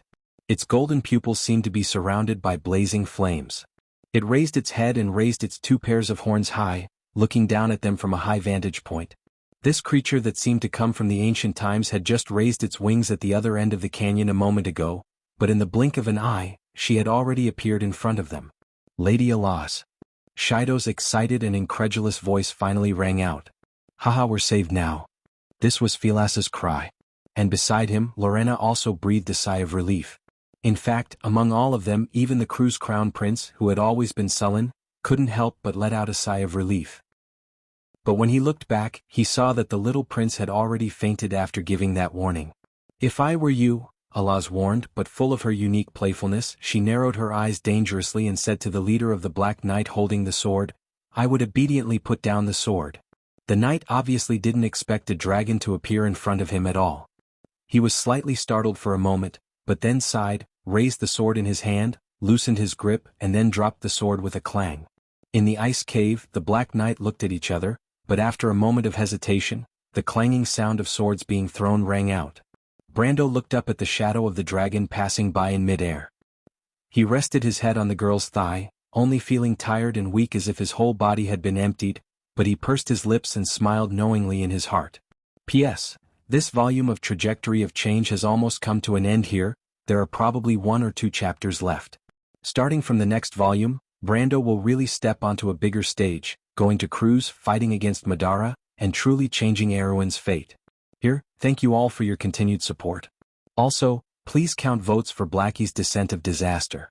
His new book is in the first month, please support everyone. Chapter 839. You're sure. Old Bayard called out from the house next door. The 13 or 14-year-old girl who was lying on the wooden table answered and looked away from the flickering candle. Not far away, the sky outside the window had been gloomy for the past few days. Dark clouds covered the horizon, and purple lightning flashed one after another. She looked up at the terrible weather and sighed. She walked out of the door and asked, "What's the matter? Father, what's wrong? Go get my cloak and bring the carriage out. This weather can't do any work. I'll send the farm tools to the city for Birdos to fix." Old Bayard was putting on his shoes on his bench as he replied. Yorashir stood by the door of her room and looked at the terrible weather outside the living room. She frowned and looked a little worried. She rolled up her sleeves and crossed her white arms in front of her apron. "Are we going out in this weather?" she said reluctantly. Old Bayard could hear the concern in his daughter's voice. He glanced at the weather outside and said with a smile, "It's just a gentle breeze and a gentle rain. After a while the weather will get worse. At that time it won't be easy to go out." Yorishir sighed and wiped her hands on her apron. She walked across the living room and took a cloak from the shelf and put it on old Bayard. "Go and comfort Ansi and Arlo. They're still young. The lightning must have scared them." Old Bayard squinted his eyes and let his daughter put her arms around his neck to help him put on the cloak. He enjoyed this silent warmth as he spoke. "The road is slippery. The carriage won't be able to travel well," Yorishir said softly. "It's all right, my good child. Those bad things won't come out in this weather." Old Bayard laughed. Yorishir knew that her father was saying this to reassure her. Ever since the little lord began to restore order in the early summer, there were very few traces of goblins and bandits in the countryside. She pursed her lips and didn't say a word. "All right, go." Old Bayard gently looked at his daughter's face that was becoming more and more similar to his late wife's. Yorishir nodded and turned to leave. She walked through the yard in the rain. The stable was at the back of the farm. She pushed open the wooden door. It was very dark inside the small shed. The two fillies were indeed restless in this weather. Stepping on the hay on the ground, Jocelyn walked to the side of the mare named Ansi. She patted its neck gently and tried to calm it down. But today was a little different than usual. The gray-furred mare kept stomping her feet. Her big moist eyes were especially bright in the dark, and there was a strong light of anxiety in them. "What happened?" Xiao Shi frowned. She could feel that Ansi's fear did not come from the bright lightning in the sky, but from the ground. She squatted down slightly and stared at the pile of hay on the ground with her bright eyes. In her sight, the hay was trembling slightly. In just a moment the girl understood. The ground was moving. A very bad feeling rose in Yorishir's heart. She immediately stood up and rushed to the wooden fence that locked the horses. Gritting her teeth, she pulled the iron chain out of the lock and threw it to the ground. She then opened the wooden fence and let the two horses out. She then rushed them out of the stable. It was only a moment of delay, but the ground was already shaking. The puddles outside were already rippling. Just as Xiao Shi ran out of the hut, she heard a strange buzzing sound coming from the north. She stopped in her tracks and subconsciously turned her head back. The Ansara forest came into view from the north. At the top of the forest, a huge ball of light seemed to rise. The ball of light pierced through the clouds, and because it was too bright and blinding, it seemed to make the world around it slightly dim. Then, a deafening explosion that seemed to tear the air apart swept across like a shock wave, causing a few strands of hair to fly up. The buzzing sound in the ears turned into a loud rumble, and gradually merged into a high-pitched ear-piercing shriek, like the waves of the sea. But gradually the sound became a buzzing noise in the ears, and then formed a higher wave that drowned everything. The canopy was still flipping, the branches and leaves were flying all over the sky, lightning flashed, thunder roared, wind and rain intertwined, but the surroundings were like a silent world. In this silent world, Yorishir watched in horror as the ball of light grew bigger and bigger. Bit by bit, it engulfed the sky and the clouds. Its spherical surface began to collapse as it expanded. The incandescent white shell shattered in an instant, and a blinding flame burst out from within. The flame continued to spread in all directions like a cloud. At first it was very slow, as if it was far away. But suddenly she saw the cloud of fire appear above Ansara and engulf the entire forest in an instant. The towering wall of fire continued to move forward. The sharp cedars, the tall black pines, and the rolling hills had already turned into a sea of fire. The scorching heat hit her in the face. Yorishir's hair danced wildly in the air. In the blink of an eye, the stable had been destroyed in front of her. Yorishir screamed and turned to run. But it was too late. With a loud bang, the flames swept across the entire farm like a hurricane, turning everything into ashes. Ah! Yorishir opened her eyes with a pale face. Her body was already soaked in cold sweat. She propped herself up from the wooden table and realized that she had the same nightmare again. It had been more than a month since the terrible explosion. Although she later found out that the explosion happened in the deadly tundra forest in the north, and the area affected was only north of the Golden Sparrow Mountains and east of the Falling Needle Hills. But in her dream, she dreamed more than once of the flames engulfing the Ansara forest and the farm. The whole of Anthony was a sea of hellfire. She raised her head and looked out the window at the road that led to Kirkus. The forest beside the road was lush and quiet. The sky above the canopy was as blue as the sea. Strands of cotton formed a white trail. Ever since the explosion, the weather had been getting better day by day. From time to time, there were riders on the road in twos and threes. Some of them were carrying the banner of nobility. Most of them were knights from the nearby area. Some were simply adventurers. These people had been appearing one after another since half a month ago. Although adventurers usually gathered around this time of year, it was rare to see such a scene in a small place like Bernisel. Moreover, they were all heading north. "You're sure?" someone shouted. Yura looked at the person who greeted her. It was the hunter who lived next door. He seemed to have gone to the city some time ago. "Uncle Betcher, you came back from the city? Did you see my father?" she quickly asked. "Old Bayard. I saw him at the blacksmith's." "What's wrong?" the hunter replied. "Nothing, just worried." "Uncle Betcher, do you know what's going on?" She glanced at the passing knight and asked softly. "You mean those knight lords?" The hunter stood by the fence and looked at the noble knight on the road. He shook his head and said, "They're looking for someone." "Looking for someone?" "Yes, looking for someone. Fort Valendon."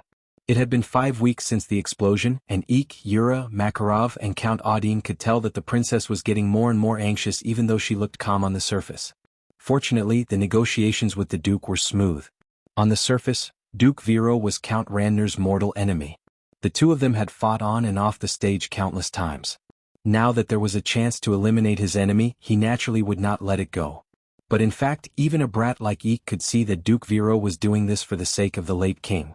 The Duke's daughter was actually the princess' mother. When they saw Griffin calling the Duke grandfather, even the most senior members of the royal faction such as Makarov and Oberway were stunned. It was as if they just remembered that the Duke had married an elf as his wife when he was young. However, no one had ever seen the face of the Duchess, nor did they know that there was a silver elf Duchess in the kingdom of Erewhon. However, Makarov and the others slowly realized that the little girl who once obeyed them wasn't as obedient as they thought. In fact, the princess had such a trump card from the very beginning. King Oberg VII's marriage was arranged by the royal family. Although the fact that the king was marrying a half-elf would inevitably lead to rumors, the old king still displayed his stubbornness in this matter as usual. Moreover, the queen of the kingdom was at least a human, and the royal faction did not want to provoke Oberg VII over such a small matter. But they did not expect that today Makarov and the others finally understood that the stubborn old king did not pursue some illusory love. The Highland Knights' side did not know what they were thinking, but they were so enthusiastic that it was incomprehensible. Originally, they wanted to say that the upcoming war had nothing to do with them, but not only did they send an official group of magi from the Black Tower, they also promised that as long as the princess declared war against Count Randner, they would join the princess' side. This kind of attitude was no longer like an alliance, but more like a pledge of allegiance. This way the royal faction could not understand. The Highland Knights' political system had always been aloof from the political system of Erewhon. Even when the royal power was at its peak, these knights and magi only maintained a respectful relationship with the royal family. Since when did they show such a humble attitude? After all, at this point in time, they were technically the stronger party. After Her Highness had settled the situation in Ampere Seal, she had only relied on her own small territory and the help of that illegitimate Count Trentheim to barely make it to this point.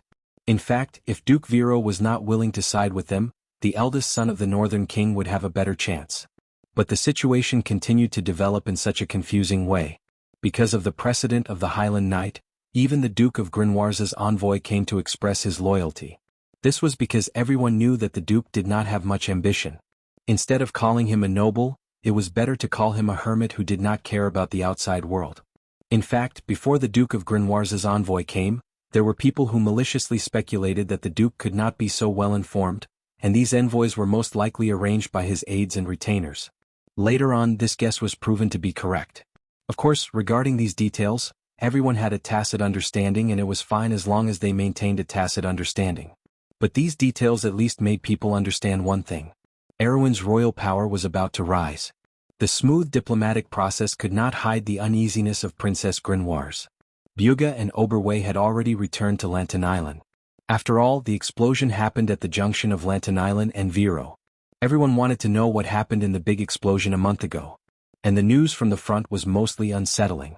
In the report of the scouts, it seemed that the entire deadly frost forest had completely disappeared. In the east of the Gun Mountains in the area south of Violet Castle, there was a brand new area of death magic. The remaining energy proved that there had been a shocking explosion there before. And there was a lot of evidence pointing to a huge crater in the center of the explosion. But so far, no survivors were found in the explosion.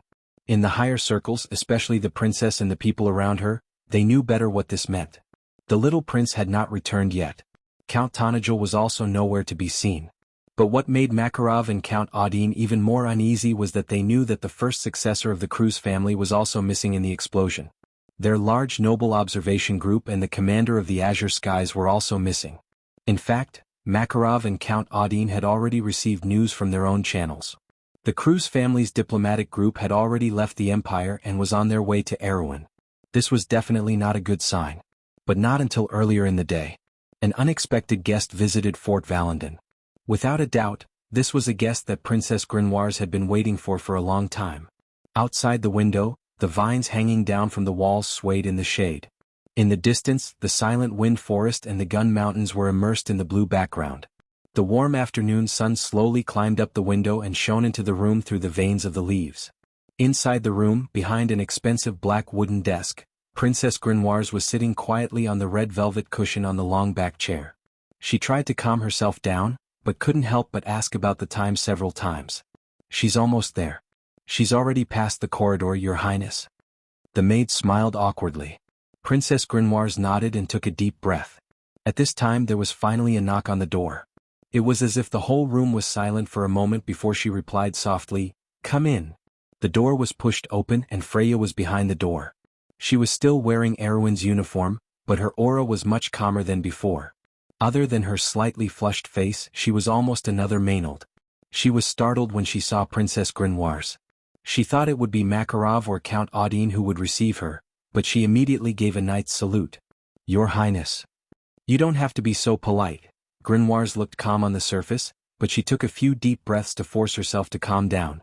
Count, is he all right?" "Your Highness, Brando, he's fine." Freya whispered uneasily. However, Princess Grenoise didn't seem to notice this. She moved uneasily, and although her subtle expression was almost undetectable, she still asked anxiously, "Then what about my brother?" "His Highness Haruz is also fine. He and Count Audin are both fine." Grenoise let out a sigh of relief. Although she tried her best to suppress her weak expression, her mind was a little messy.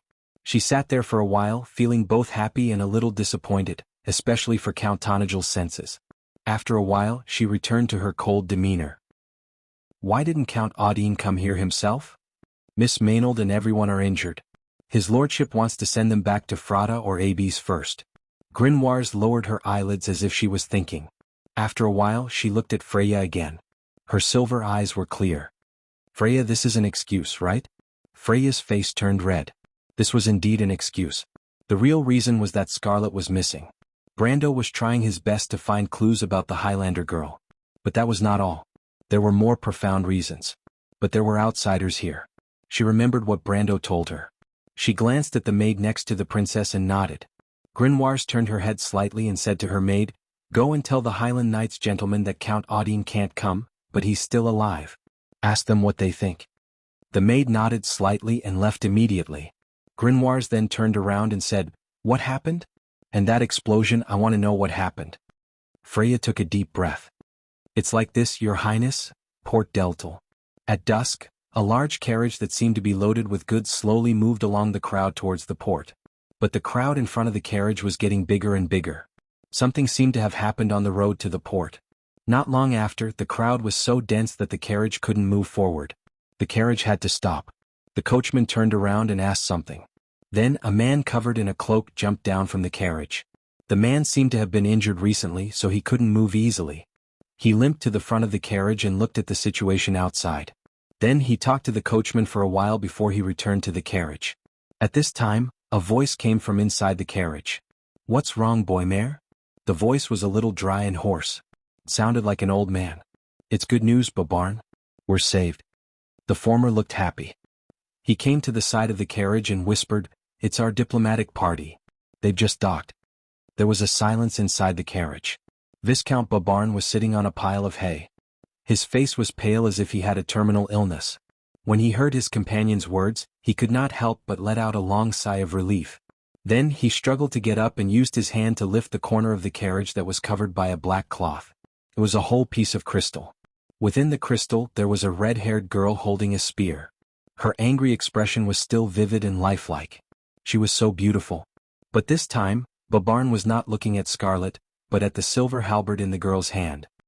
He looked at it with fascination as if he was possessed. Chapter 840. Scarlet, I remember that's your name, right?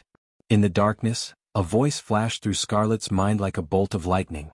People in desperate situations were usually the sharpest, so she immediately recognized the voice as Ovina's, the voice of the holy lance of heaven that had been silent for a long time. Moreover, she had once opened her heart to her in a hall under Ampere seal and made a sacred pact, so there was no mistaking it. Scarlet was as excited as a drowning person clutching at a straw. The crew's nobles were arguing not far away, but at that moment, her heart was no longer anxious, as if she had found her footing. She revealed a weak and pleading expression. Ovina saw it but only asked, "You want me to save you?" The girl nodded repeatedly, tears welling up in her eyes. "Too weak, Scarlet," Ovina sighed. "The azure lance is a sharp blade that protects the mortal world. I once asked you, the shattering of the heavens, the falling of the stars, is the history of mortals conquering fate. Can you feel the courage contained in all of this? I heard your answer last time. Your heart is in my heart, but courage is not stubbornness or unyielding but wisdom. You lack that wisdom, do you understand?" Scarlet shook her head in a daze. "Then can you still fight?" Scarlet paused for a moment, then nodded vigorously. The nobles, led by Babarn, were arguing fiercely. He was punching the leading noble officer to the ground, and then they were wrestling. Everyone around them was trying to calm them down, so no one noticed the Highlander girl's subtle movements. "Good." Ovina nodded in satisfaction, as if she didn't care at all about the nobles' actions. To her, those people were as insignificant as dust, so even though Scarlet was still weak, she would never allow her contractor to lose to a few ants. It was purely a matter of pride or not. The person who shot you just now was slightly more powerful than you. The crossbow in his hand was probably a weapon similar to the White Rose, or a replica of it. Its effect is similar to the spatial element's sure hit effect, and it also has a power-draining effect. Since the power-draining effect doesn't count as damage, it can bypass the undefeatable fate and hurt you. Ovina changed the topic. But none of this is a problem. At the end of the day you are still too weak. If your lord was here he wouldn't have been hit by those ants. First of all you have to understand that ants are ants.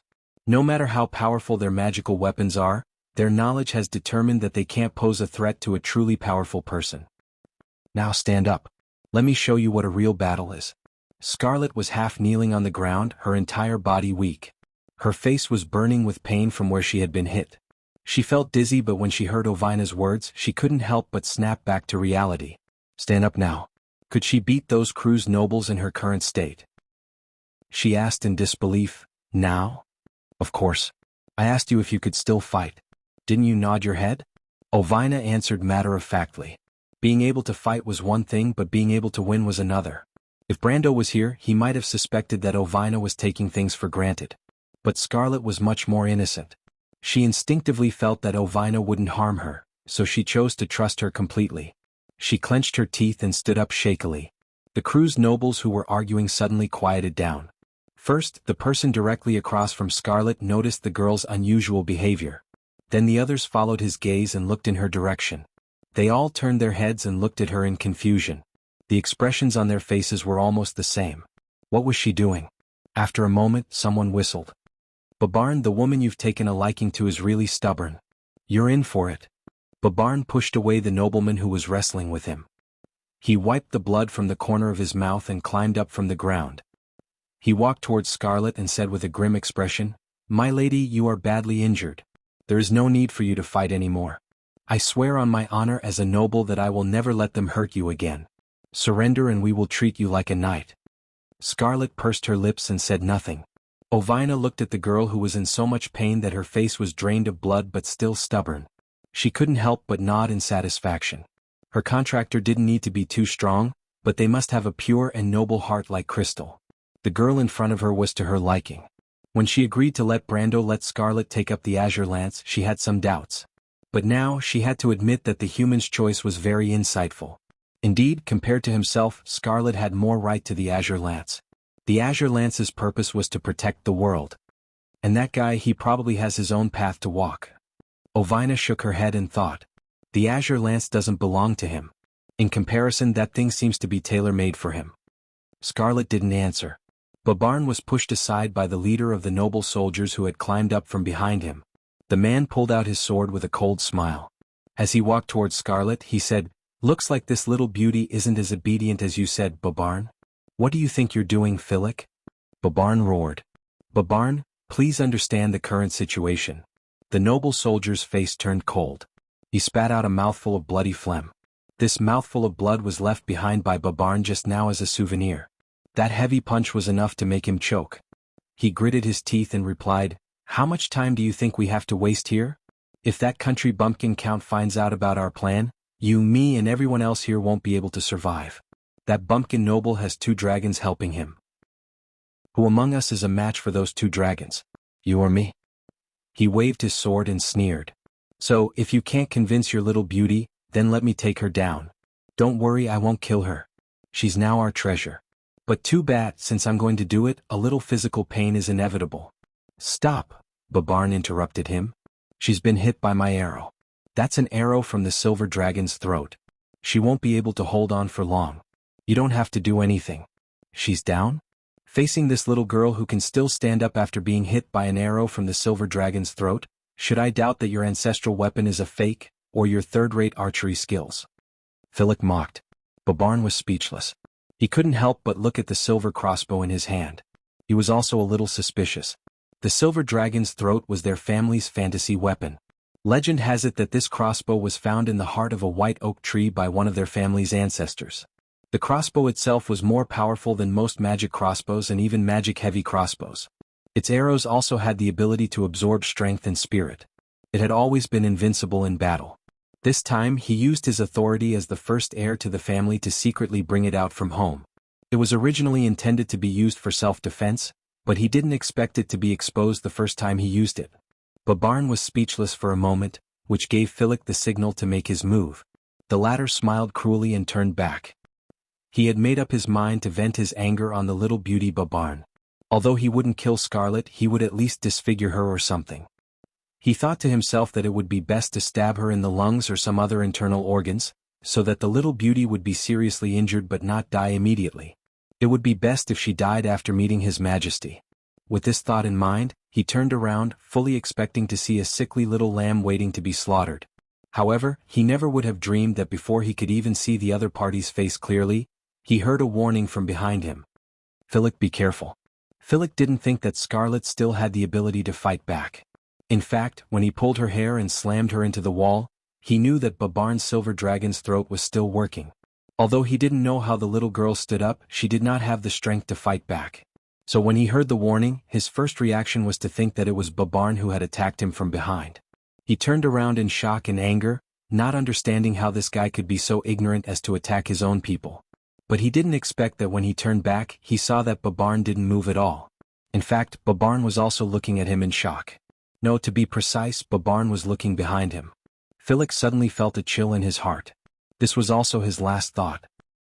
With a soft sound, everyone saw a silver blade piercing through Philip's back. The noble officer of Cruz struggled for a moment. His eyes widened as if he wanted to grab something with his hand. He waved it in vain, but just as his hand was raised in the air, it suddenly dropped down powerlessly. His head also tilted to one side and he was completely dead. For a moment, there was a dead silence under the glacier. Everyone stared at the Highlander girl behind Philip's corpse in shock. That attack had been far too bizarre. Unlike Philip's attack, they had seen the Highlander girl stand up shakily, and then assume a strange attacking posture. Everyone present could swear to the heavens that they had never seen a spear technique with such a posture before. It felt as if Scarlet had suddenly disappeared in front of them. Although she was still there, all they felt was the cold law. It was the law. When Scarlet raised her spear, she didn't use any power at all, but the law of the entire space changed with her attack. The law ordered her to hit the opponent, so she hit the opponent.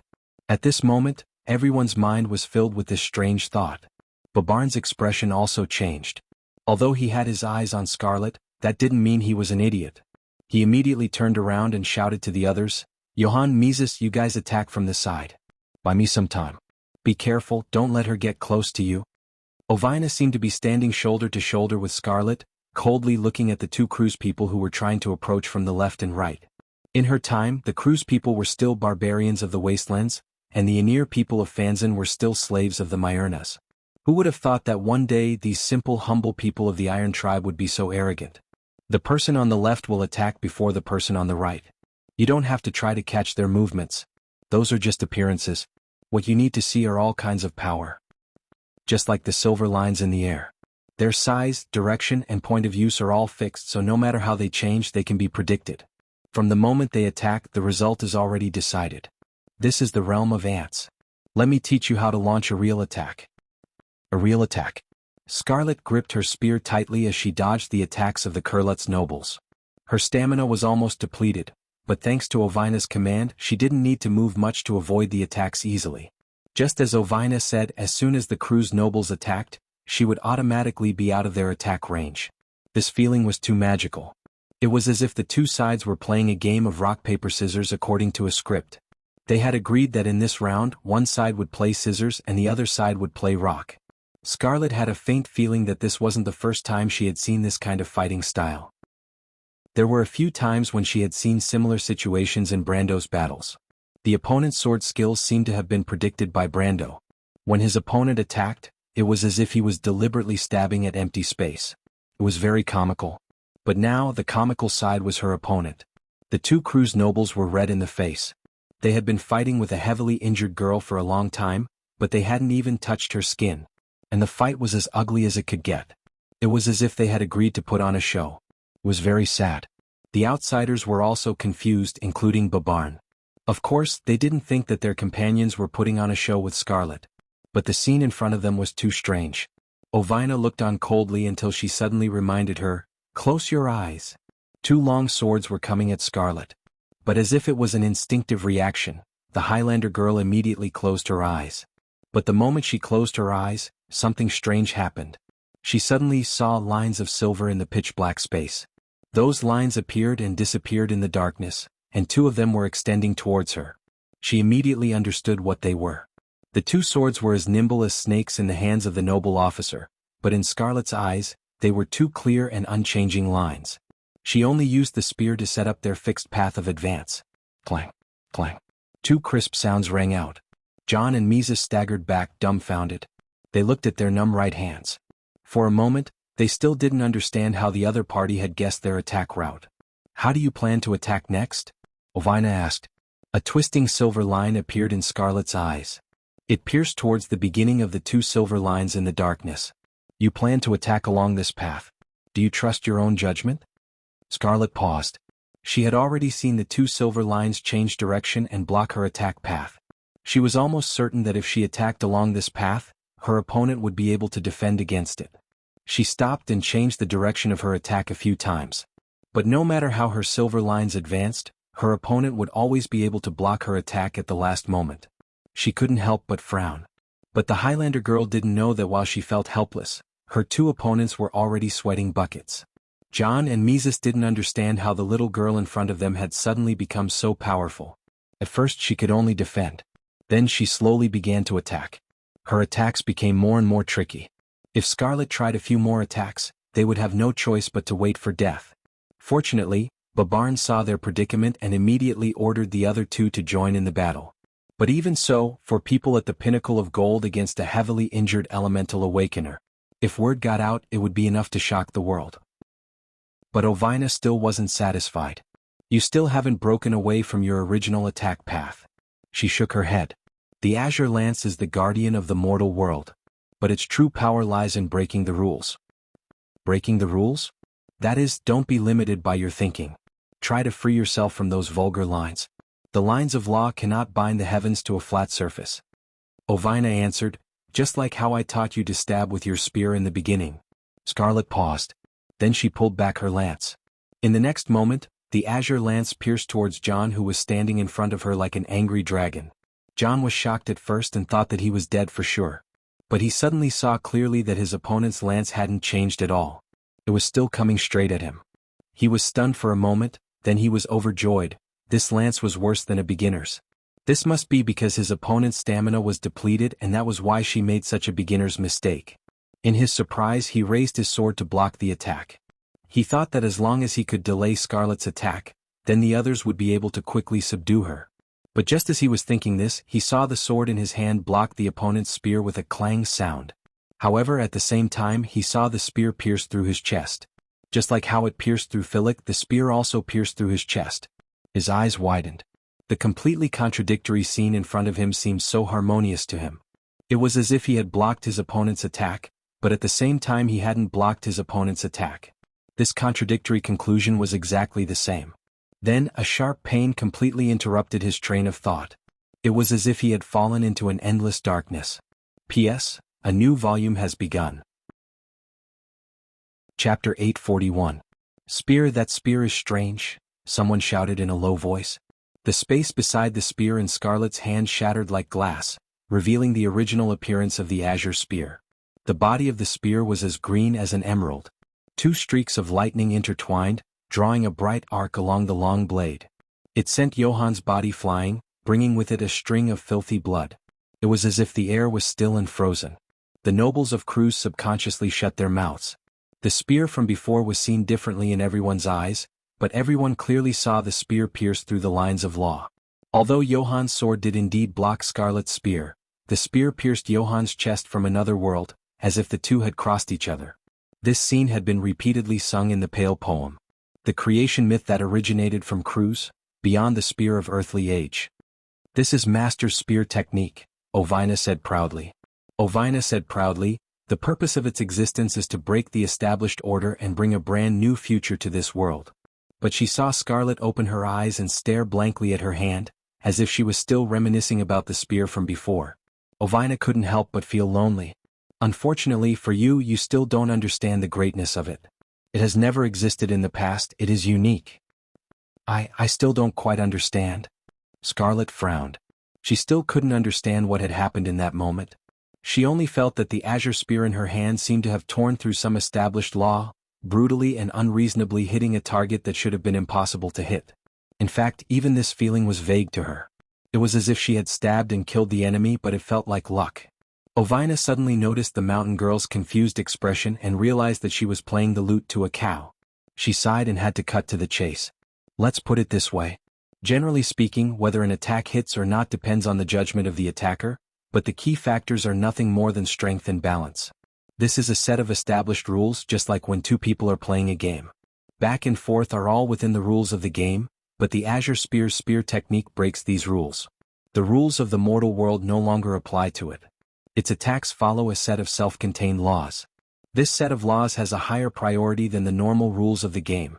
So when mortals dodge under normal rules, they will never be able to dodge the azure spear's attack. The nobles of Cruz were still recovering from their shock, so Ovina had to speed up her speech. Scarlet noticed this and struggled to retract her spear. She also resumed a defensive posture, but she still asked, "What is that law?" Ovina's voice was resolute. "Effect first, then cause." Babarn finally reacted, but he would rather not react for the rest of his life, because that feeling was like someone had poured a bucket of ice water over his head, freezing him all the way to the soles of his feet. Erwin's people had unearthed the azure spear from beneath Ampere Seal and then handed it over to the Bugas. This was something that could not be hidden, so Princess Griffine had never tried to hide it. In fact, in order to divert the blame, she had taken the initiative to spread the news under Brando's suggestion. And it was hard not to notice the name Count Tonagel in the whole process.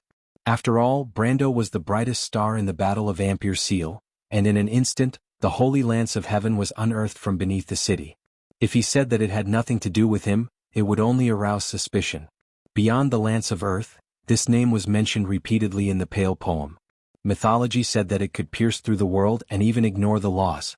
This scene happened right before their eyes, and coupled with Scarlet's identity, and everything that happened between Erwin's people and the Bugas, if Babarn still did not understand that he, like the other Cruz people, had been played by the Bugas and Brando, then he really was a fool. But after he understood this point, he immediately understood another point. Since this great secret had been exposed in front of him, then could they still leave here alive? He could not help but look at the others and saw the fear and greed in everyone's eyes. Even now they're still thinking of snatching the azure lance. Babarn only needed a glance to understand that his colleagues had already guessed the origin of the lance in Scarlet's hand, and even if there were one or two who had not yet reacted, they should have guessed something by looking at the faces of the others. But the greed in people's hearts still shocked him, but once this idea came into his mind, it was like a wildfire that completely burned away his rationality. That was the most brilliant gem in the Pale poem, a real divine weapon from the last era, a lance that pierced through the sky and brought about an era, the weapon of the Azure Knight. If he could take it, then would he also become the king of the world? But Babarn still retained a trace of rationality, and understood that the divine weapon was not something that everyone could afford.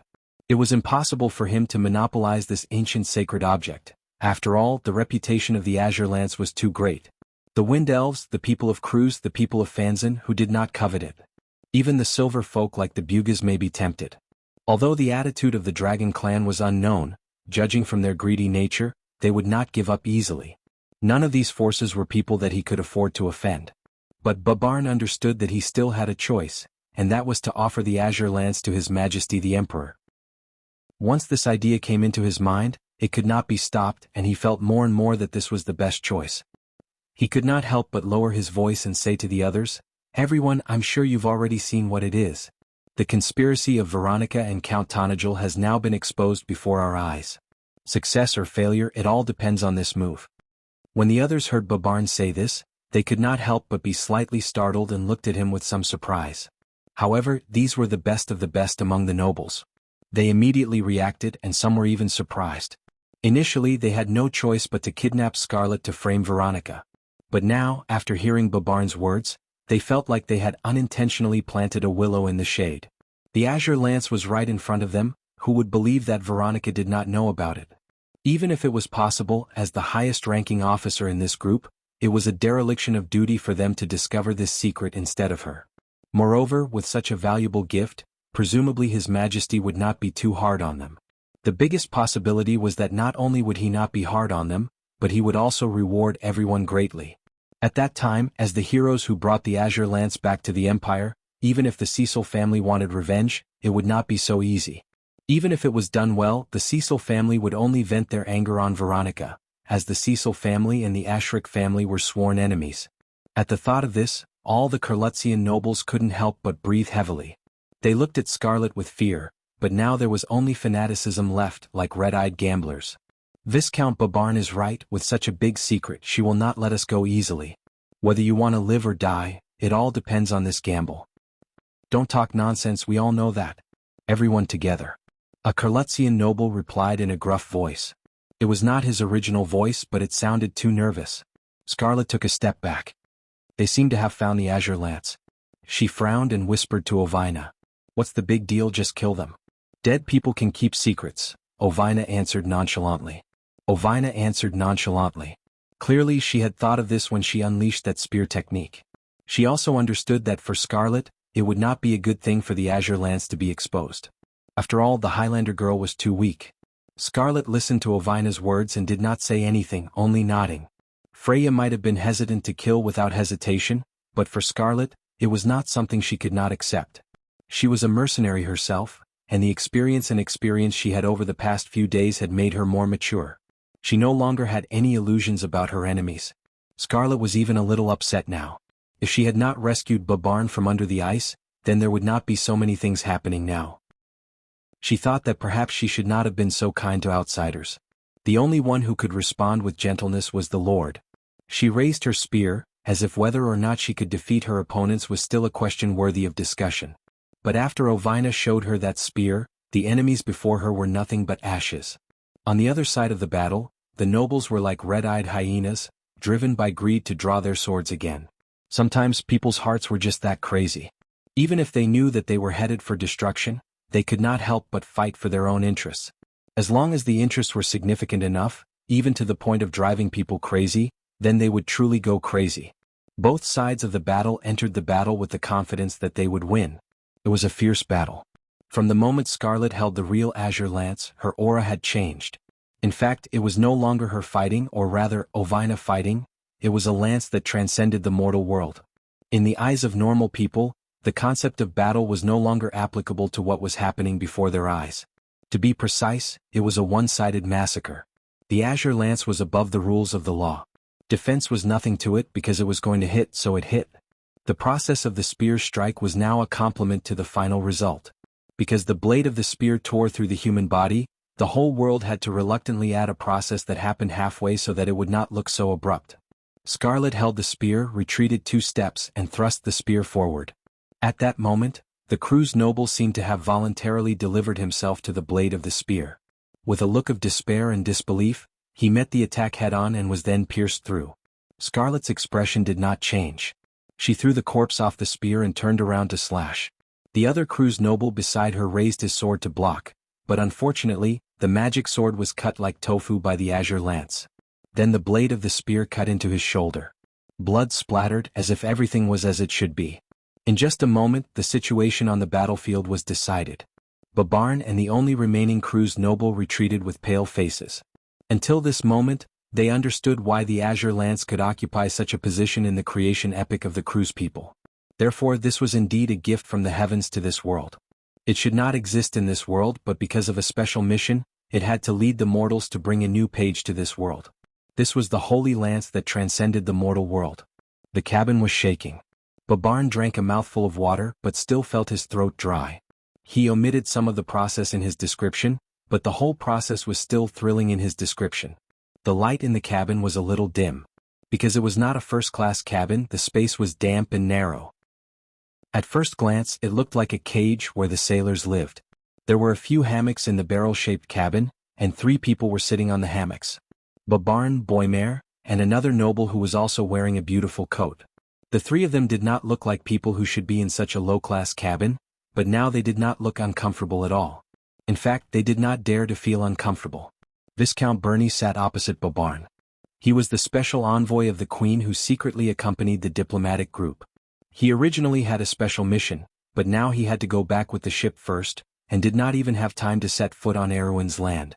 However, he did not have the slightest complaint and only felt lucky. Fortunately, he did not inform Erwin of his presence before he came, or else it would have aroused suspicion. But if he was not here, he would not be at ease with the thing on the ship. After all, it was too important. After listening to Babarn's description, he subconsciously did the same thing as the other party. He picked up the cup and took a sip. The cup was filled with watered-down rum. This terrible thing was now like a sweet spring in their throats. Even after taking a sip, they still felt their throats were a little dry. He sat silently for a moment and then asked, "And then why didn't she kill you and how did she become like this?" Babarn's face turned green and white, and cold sweat covered his forehead. Opposite him, Boimere was not much better, and both of them looked like they were seriously ill. The former was still in shock and only after a long while did he answer. "Because of the explosion." Explosion? After all, Viscount Bernie didn't experience that battle, so he recovered faster than the other 2. Soon, he returned to normal and frowned at the 2 who were battered and exhausted. He wanted to reprimand them but decided against it after some thought. After all, that battle was chilling even to him, not to mention experiencing it himself. More than 30 gold-tier nobles were killed in an instant, and that happened in a battle between 2 people of the same rank. Of course, he did not know that Babarn was lying, and pushed all the blame on Scarlet and Brando. He thought for a moment and said softly, "Explain it clearly. When the time comes, Her Majesty will ask about it clearly." Babarn looked at the Viscount with some gratitude. Viscount Bernie was from the House of Pallet, and was a close vassal of the Queen. The Viscount's attitude made him feel a little flattered, but it also confirmed his thoughts. Her Majesty had long coveted the azure lance. He secretly felt that he might have made the right bet, and as he calmed down he slowly answered, "She did intend to kill us at that time, but because of something that happened suddenly, it was interrupted." "Was it an explosion?" Viscount Bernie asked, frowning, thinking about what kind of explosion could stop the azure lance. But all of a sudden, an inexplicable look of surprise appeared on his face. Babarn and Boimere, who were sitting in their hammocks, saw the Viscount suddenly stand up in agitation. His face was red as he paced around the narrow cabin a few times before he seemed to catch his breath. He stopped and turned around, patted Babarn on the shoulder and said loudly, "My lord, my lord, my lord, my lord, my lord." It was an explosion. "So that's it, the explosion in the deadly tundra had something to do with the azure lance, so it makes sense. Viscount Babarn, tell me in detail what exactly happened at that time." Viscount Bernie said excitedly, but suddenly realized that his tone seemed to be a little too strong. Although the 2 people in front of him had no status at the moment, they might be favored by Her Majesty in the future, so he quickly changed his tone and said, "You should know the purpose of my trip. Her Majesty is very concerned about this explosion." Babarn nodded but answered a little awkwardly. "That explosion. Actually, I can't say how it happened. Wait, is it related to the Azure Lance? Viscount Bernie could not wait to interrupt him. Babarn looked at the Viscount suspiciously, not understanding why he was always so hung up on this question, but he still shook his head honestly. I don't know, maybe not, but I can't say for sure. But one thing is for sure, the explosion came from behind us. At that time, I felt a strong light and roar, and because the explosion happened so suddenly, I didn't know what happened at that time. I only felt the ground shake and then the whole world fell into a blazing white. If you don't believe me, you can ask Boymer, he had the same experience as me. Boymer's face was pale, and he hurriedly nodded with lingering fear. Viscount Bernie looked back at him, thought for a moment and asked, And then? Then I vaguely heard an unfamiliar woman's voice saying, Damn it, this is... Be careful, I'll protect you. But I can't guarantee that I heard this voice, it was very loud at the time, I could have been hallucinating. Babarn replied. No, Lord Viscount, in fact I heard it too. At this time Boymer hurriedly replied. Viscount Bernie nodded and frowned. So, at that time, you were actually near the center of the explosion but you all survived, right? Babarn looked troubled. He hesitated for a moment and then nodded. Yes, Lord Viscount. P.S. Got my thumb bitten by my own stupid dog, too stupid, went to get a vaccine, came back a little late. Chapter 842. A scarab was slowly climbing up the smooth surface of the hourglass. The barbs on its feet were useless against the glass. After several attempts, it finally grabbed the wooden support bar of the hourglass and climbed up. But just as it reached the top, it was pushed back down by a white finger. It angrily flapped its wings and made a rustling sound, but it still helplessly fell back onto the walnut table. It spun around twice, turned around, and began to repeat its previous actions. The window was bright, and green leaves hung down from the edge of the window. Downstairs, Madame Camille was trimming the short rose bushes. The garden in the courtyard was a product left over from the Grauden era, but Madame Camille was a senior nobleman hired by Amandina from Ampere-Seal. Madame Camille was not used to the hot climate of Tanajul, but she was full of praise for Amandina's noble character. She believed that Amandina was the real quiet lady within 100 miles, and her etiquette was not inferior to that of a country's princess. And it was very likely that she had taken a fancy to such a master, that this arrogant madam was willing to agree to come to Abes, a remote and desolate place. Brando, you really don't blame me, do you? In the study, Alaz looked at Brando submissively, which was rare, even rare. A tall man with snow-white hair looked at this scene with inexplicable surprise. In his memory, when did this female dragon have such a docile side? Of the 3 scourges of the dragon race, Alaz was at the top of the list.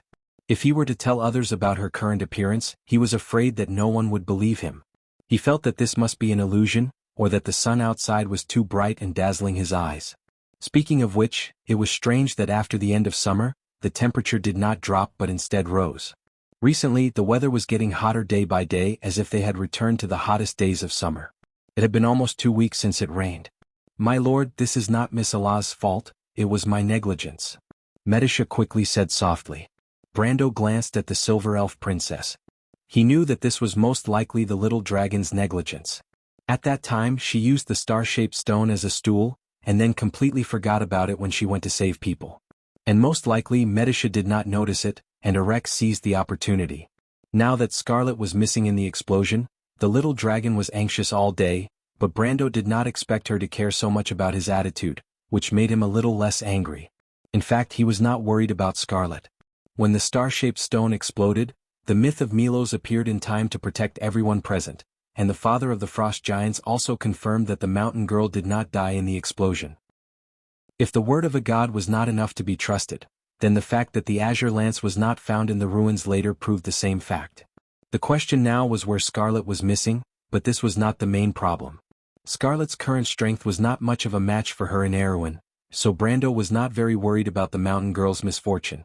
If what Milo said was true, she did not die in the big explosion, then she must have been delayed by something. Now, the knights and mercenaries sent out from the territory and Lantern Island to search for her had also set off. The deadly frost forest was only so big, and now that it had been flattened due to the explosion, he believed that there would be news soon. Although he was still worried about Scarlet's condition, it was not to the extent that he would fly into a rage over this matter. But what was really bothering him was Erek's death. Now that Erek was dead, he couldn't hide the fact that he was the Dark Dragon anymore. This matter was always a hidden danger for him. Now he really wanted to know who was in charge of Erech, but it was obviously impossible to find that person in the vast sea of people. He glanced at the submissive little female dragon. The man beside Alaz was also a giant dragon, and it was said that he was here to take her back to the dragon clan.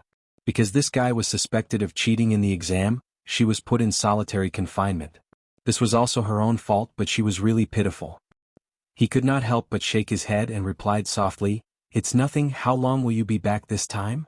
If he remembered correctly, the dragon clan's confinement lasted for hundreds of years. If Allah's crime was too serious, she would be confined for hundreds of years. Wouldn't that mean that the relationship he had with the dragon clan that he had worked so hard to establish would be completely wasted? It's about 300 years. The little female dragon began to answer with a frown, but she quickly perked up and replied casually, "But it's okay, they can't lock me up, I'll be able to escape soon." Brando was almost scared to death. He glanced at the white-haired man. Fortunately the latter was looking at the sky, as if he did not hear anything. Only then did he breathe a sigh of relief, although he did not know why this guy was like this, but it most likely had something to do with the little female dragon. He could not help but glare at the latter and thought to himself, if you want to escape, then escape, don't say it in public. Even if you're not afraid, what if others think that I'm in cahoots with you? If the dragon clan came to punish me, even if Valhalla was 10 times stronger than it was now, it would not be enough. Allah saw his expression and immediately rolled her eyes, which meant, "I know really." Then, the little female dragon mumbled for a while and said a few words that were neither painful nor ticklish. In short, the general idea was, "You can't forget me, I'll be back soon," and so on. Then she was finally taken away by the white-haired man. Then Medisha also said goodbye softly, and in her words she seemed to mention that Veronica wanted to see him or something. Brando knew that the female army commander was probably in a hurry to rush back to the Empire. This mission was completed successfully for her, but strangely, Brando often saw a worried look on her face recently.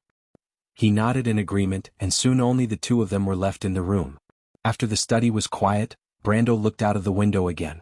Separated from the flower bed by a row of bushes, next to the stable, Coden was staring at the servants grooming the 2 tall erect horses. The mottled sunlight filtered through the dense oak leaves and fell on the old swordsman's gray military uniform, making him look like a retired colonel. However, the news of the princess's plan to take action against Radner could not be hidden from Brando's subordinates. Brando knew that Coden might have already known something, and although he did not say it out loud, he was a little disheartened. After all, on one hand he was loyal to the kingdom and on the other hand he was his old master.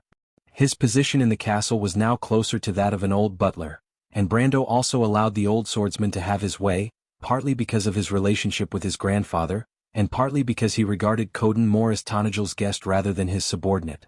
Further away was the white walls of Castle Abes. The walls were covered with creepers, giving the place a green shade. There was a staircase that led to the walkway on the walls, where there were a few patrolling guards. There were parapets and battlements outside the walkway, and these defensive facilities were connected to a tall archer tower at the corner. The shining helmets of the archers shone brightly at the entrance of the archer tower, and one of them seemed to be leaning against the door frame as he bragged to his colleagues. Outside the walls was one of the main streets of Abes, but the thatched huts on both sides of the street had been torn down and replaced with more sturdy and beautiful buildings made of wood and stone. The streets were paved with stone slabs, and it no longer looked as desolate as before. Now the white streets were filled with people and they were as small as ants. Further away, there were only patches of red roofs, and the canopy of trees crisscrossed between them, making them look like clusters of parsley in the middle of the city. Brando looked at this scene and the frustration in his heart finally dissipated a little, and a sense of accomplishment gradually rose in his heart. If Abes was indeed a run-down village a year ago, it at least had the feeling of a real city now. At the very least he had been to Bunasan and Majetan. Compared to the big cities in the southern border, Ferber was comparable in terms of urban style. Ferber was even more prosperous. And these changes even in the game had never happened before. They were all brought about by him. Of course, he also understood that the one who did all of this was not him, but Amandina and Romaine. To be more precise, a certain Romaine who was still a little unconventional in her actions was the one who took the most important part of the credit. She was the one who came up with the plan to revive Tanagel, and then personally brought about the prosperity of today's business. Today the link between Port Gris and Ampere Seal connected the entire north, and countless merchant ships sailed through this route every day. Under the watch of the shining scale Nagas, This route had become one of the safest in the whole of Erewhon in the past half a year, and its reputation had spread far and wide among the various merchant guilds. His agreement with the Winterdew Queen had not yet revealed its outstanding military and political significance, but the merchants were the first to smell the opportunity. This was not strange because they were the group of people who had the best sense of smell in human history. An endless stream of goods was being transported through this route to Abes, and then from Abes to the loop of trade winds.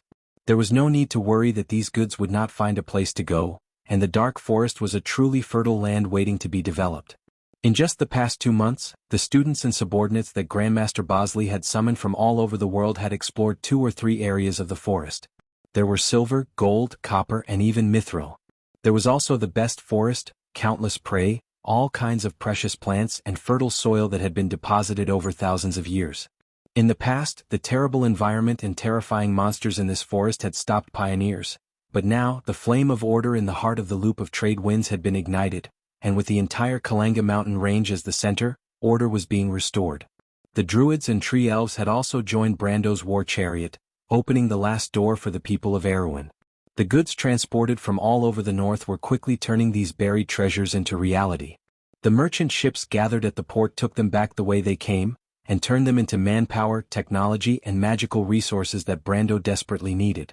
It was like a waterway that flowed with gold, and everyone who traveled through it benefited from it. As long as they had the strength or intelligence, they would be able to obtain what they wanted, because they had a generous fiancé. All of this was due to the Romans' efforts. Even though Amandina, the somewhat muddle-headed merchant girl, might not have been able to organize the spring plowing and autumn planting festivals in Tonagel so well, but at least the current prosperity of the city that was always filled with people, the inns that were filled with merchants, and the shadows of the sails that filled the port were all thanks to her. From the very beginning when she had nothing, to relying on empty words to win the trust of the merchant guilds, to the arrival of a ship at Port Gris, and leaving with a full load of goods, it was all done and accomplished by this little girl who usually did not seem to care much. Brando did not pay much attention to these matters, but he suddenly felt that he was very lucky. It was as if all of this had suddenly appeared in front of him. He did not have to worry at all, as the merchant girl had already arranged everything for him. Now that everything in Tonagel was on the right track, others thought that he could only wait until he obtained the land of Ranner before he could make his grand plans, but they did not know that Erewhon's future had already been laid out in front of him. The little girl who had been by his side since the beginning had already drawn the most important blueprint for him. He could not help but look at the Roman. The merchant girl was retracting her fingers that were as white as onions and holding her face. Her dark eyes were staring straight at the scarab that had climbed up again with interest. When it climbed up to the top again, she mischievously brought it down again, and repeated this several times as if she did not get tired of it. The merchant girl was wearing a noble's dress, but her back was bent as she sat on the bench, causing the dress to become wrinkled. She even rolled up her sleeves, successfully making her look like a country girl. If Madame Camille saw her like this, she would probably sigh and shake her head again. In fact, Brando knew that she once thought that Amandina was his fiancée, but fortunately Amandina personally went to resolve this misunderstanding. He still remembered the strange look in Madame Camille's eyes. Even though Brando did not feel the slightest bit of fear when facing a real god, that old-fashioned old lady's surprised look made him shrink back and flee at the last minute. It was said that it was the first time in this world that he retreated without a fight. Brando and the merchant girl sat side by side. Because they sat so close to each other, he could almost feel her body temperature, and his nose could faintly smell the fragrance of a young girl. He was a little flustered, as if he was thinking about something, and subconsciously put his hand around the Roman's waist. The merchant girl's waist was so light that it could be held with one hand. She seemed to feel Brando's sudden feelings and turned to look at him with a slight smile. She did not expose him, but instead she very comfortably kicked her feet, and then turned back to play with the poor scarab. Brando's mind was in a mess, but he suddenly realized that even though the Roman liked to haggle over every penny when dealing with merchants, she was not stingy with the money in her hands. In fact, other than when she was seriously discussing business, she was unbelievably generous to everyone. He turned back to ask this question, and the merchant girl was plucking the scarab out of the hourglass for the umpteenth time, and answered matter-of-factly, "War is like war. Doing business is like going to the battlefield. You have to haggle over every detail, but when it comes to investing, you have to look at the long term. Haggling over every detail won't bring you a good harvest." Brando was stunned and seemed to be a little surprised. "Who told you this?" Was it your aunt? No, my aunt doesn't do business. I came up with it myself. What do you think? Isn't it amazing? Brando could only sigh. This was probably the so-called talent. However, the Roman's eyes suddenly flashed, and just as she was feeling proud, she suddenly felt a little disappointed. Speaking of which, I haven't seen my aunt for a long time. Brando, you said that you would help me find my aunt, but there's still no news. It would have been better if the Roman did not mention it, but once she did, Brando's face became hot. It was not that there was no news, it was that he did not put in the effort to look for her. In fact, before the Roman mentioned it, he had almost forgotten about her. After all, Aunt Jenny was like Brando's family in this world to him. There was always a layer of estrangement, and he felt that she was like a character in the background. Even though he sent people to Butchie to inquire about her, it was just a mention. In fact, he did not even tell Amandina. Later on, Butchie replied that there were no clues, and this matter was left unsettled. After all, there were too many things that he had to do. Half a year ago, he was almost wholeheartedly focused on pulling Erwin back from the path of certain destruction. Time was so tight that he did not even have time to breathe, let alone find her. But now that he thought about it, and thought about what the Roman had done for him, he looked at the merchant girl's innocent face in front of him and felt ashamed. There will be news soon. Erwin is only so old, and your aunt will definitely be looking for your whereabouts. Now that you are so famous, we just need to be a little more careful and we will be able to find her. He pinched the Roman's face and comforted her. The Roman giggled and narrowed her eyes, smiling like a little fox. Brando, you're guilty. Ahem, Brando's face turned red. He almost forgot that although the merchant girl was innocent, her intuition was terrifyingly sharp. And the key point was that she did not give him any face at all. He could not help but look at her in annoyance. But he did not expect her to look up seriously and shake her head vigorously. It's actually nothing. Brando has a great goal and the Roman also has a great goal. In the past, when I talked about my goal, even Freya would giggle, but only you, Brando, believe that I can do it. You have never laughed at me. Brando can tolerate the Roman's goal, so the Roman can also tolerate Brando's goal. Brando, did you know? Auntie said that a mortal's goal is like the stars in the summer night. It seems unreachable and dazzling, but as long as we dare to reach out, then we will definitely grasp the starlight in our hands. Because the stars in the summer night belong to everyone who looks up at the starry sky. Brando stared blankly at the Roman's eyes, as if those bright eyes really reflected the starry sky in Butchie. He used to think that this little girl had been following him since Butchie and did all these things for him because she liked it. This was because it was like the Roman's personality. She did not care about the right or wrong of the people she was close to. But he never thought that she would really believe that he could do it. Just like she said, the stars in the summer night sky, but as long as he reached out, then he would definitely grasp the great starlight in his hands. Even if the star he wanted was the most dazzling one in the night sky. Do you know what I want to do, little Roman? He suddenly asked. Roman nodded seriously and answered word by word. I know, Brando, you want to marry Princess Griffin and become the real king of Erwin. PFFF, PS. It's a bit late, I'll give you a few hundred more words. You're tuning in to the Han Lee's Wuxia Adventures YouTube channel. We're so grateful for your support and don't forget to subscribe to join us on this incredible journey through captivating stories. Your generosity through donations truly makes a world of difference, as it's the primary source of revenue that allows me to expand and enhance this channel for you. Thank you from the bottom of my heart for being a part of this adventure.